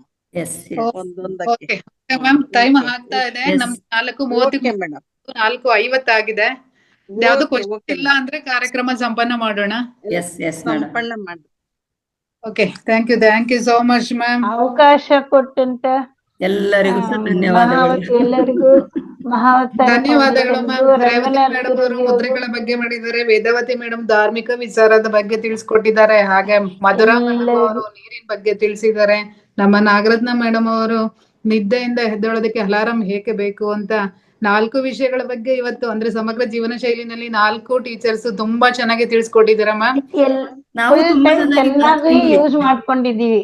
ಅಲ್ಲ ಎಲ್ಲರೂ ನಾಲ್ಕು ಜನಕ್ಕೂ ಕಲ್ತ್ವಿ. ತುಂಬಾ ಹೃದಯದ ಧನ್ಯವಾದಗಳು ma'am. Thank you ma'am. Thank you madam. ಸಮಯ ಕೊಟ್ಟಿದ್ವಿ, ಆದ್ರೆ ಸಮಯದಕ್ಕಿಂತನೂ ಮೊದ್ಲೇ ಮುಗಿಸ್ಕೊಟ್ಟಿದೀವಿ. Thank you. ಎಲ್ಲರಿಗೂ ಸಮಯ ಕೊಟ್ಟಿದ್ದಷ್ಟು ಉಪಯೋಗ ಮಾಡ್ಕೊಂಡು ಅಷ್ಟಕ್ಕೆ ಮುಗಿಸಿದ್ರ ಮೇಡಮ್. ಇದಕ್ಕೆ ಒಂದು ದೊಡ್ಡ ಧನ್ಯವಾದಗಳು. ಅಂದ್ರೆ ಕ್ವಶನ್ಸ್ ಅಲ್ಲೇ ನಾವು 4 ಟೀಚರ್ಸ್ ಏನ್ ಟೈಮ್ ಅಲ್ಲಿ ಮುಗಿಸಿದ್ವು ಅದೇ ಟೈಮ್ ಕ್ವಶನ್ ಆನ್ಸರ್ ಗೆ ಬಂತು ಮತ್ತೆ 40 ಮಿನಿಟ್ಸ್. ಅದೇ ಹೇಳಿದ್ನೆಲ್ಲ ಟೈಮ್ ಕರೆಕ್ಟ್ ಆಗಿ ಚೆನ್ನಾಗಿ ಯೂಸ್ ಮಾಡಿದೀವಿ. Thank you so much ma'am. 4 ಜನಕ್ಕೂ ತುಂಬಾ ಹೃದಯದ ಧನ್ಯವಾದಗಳು.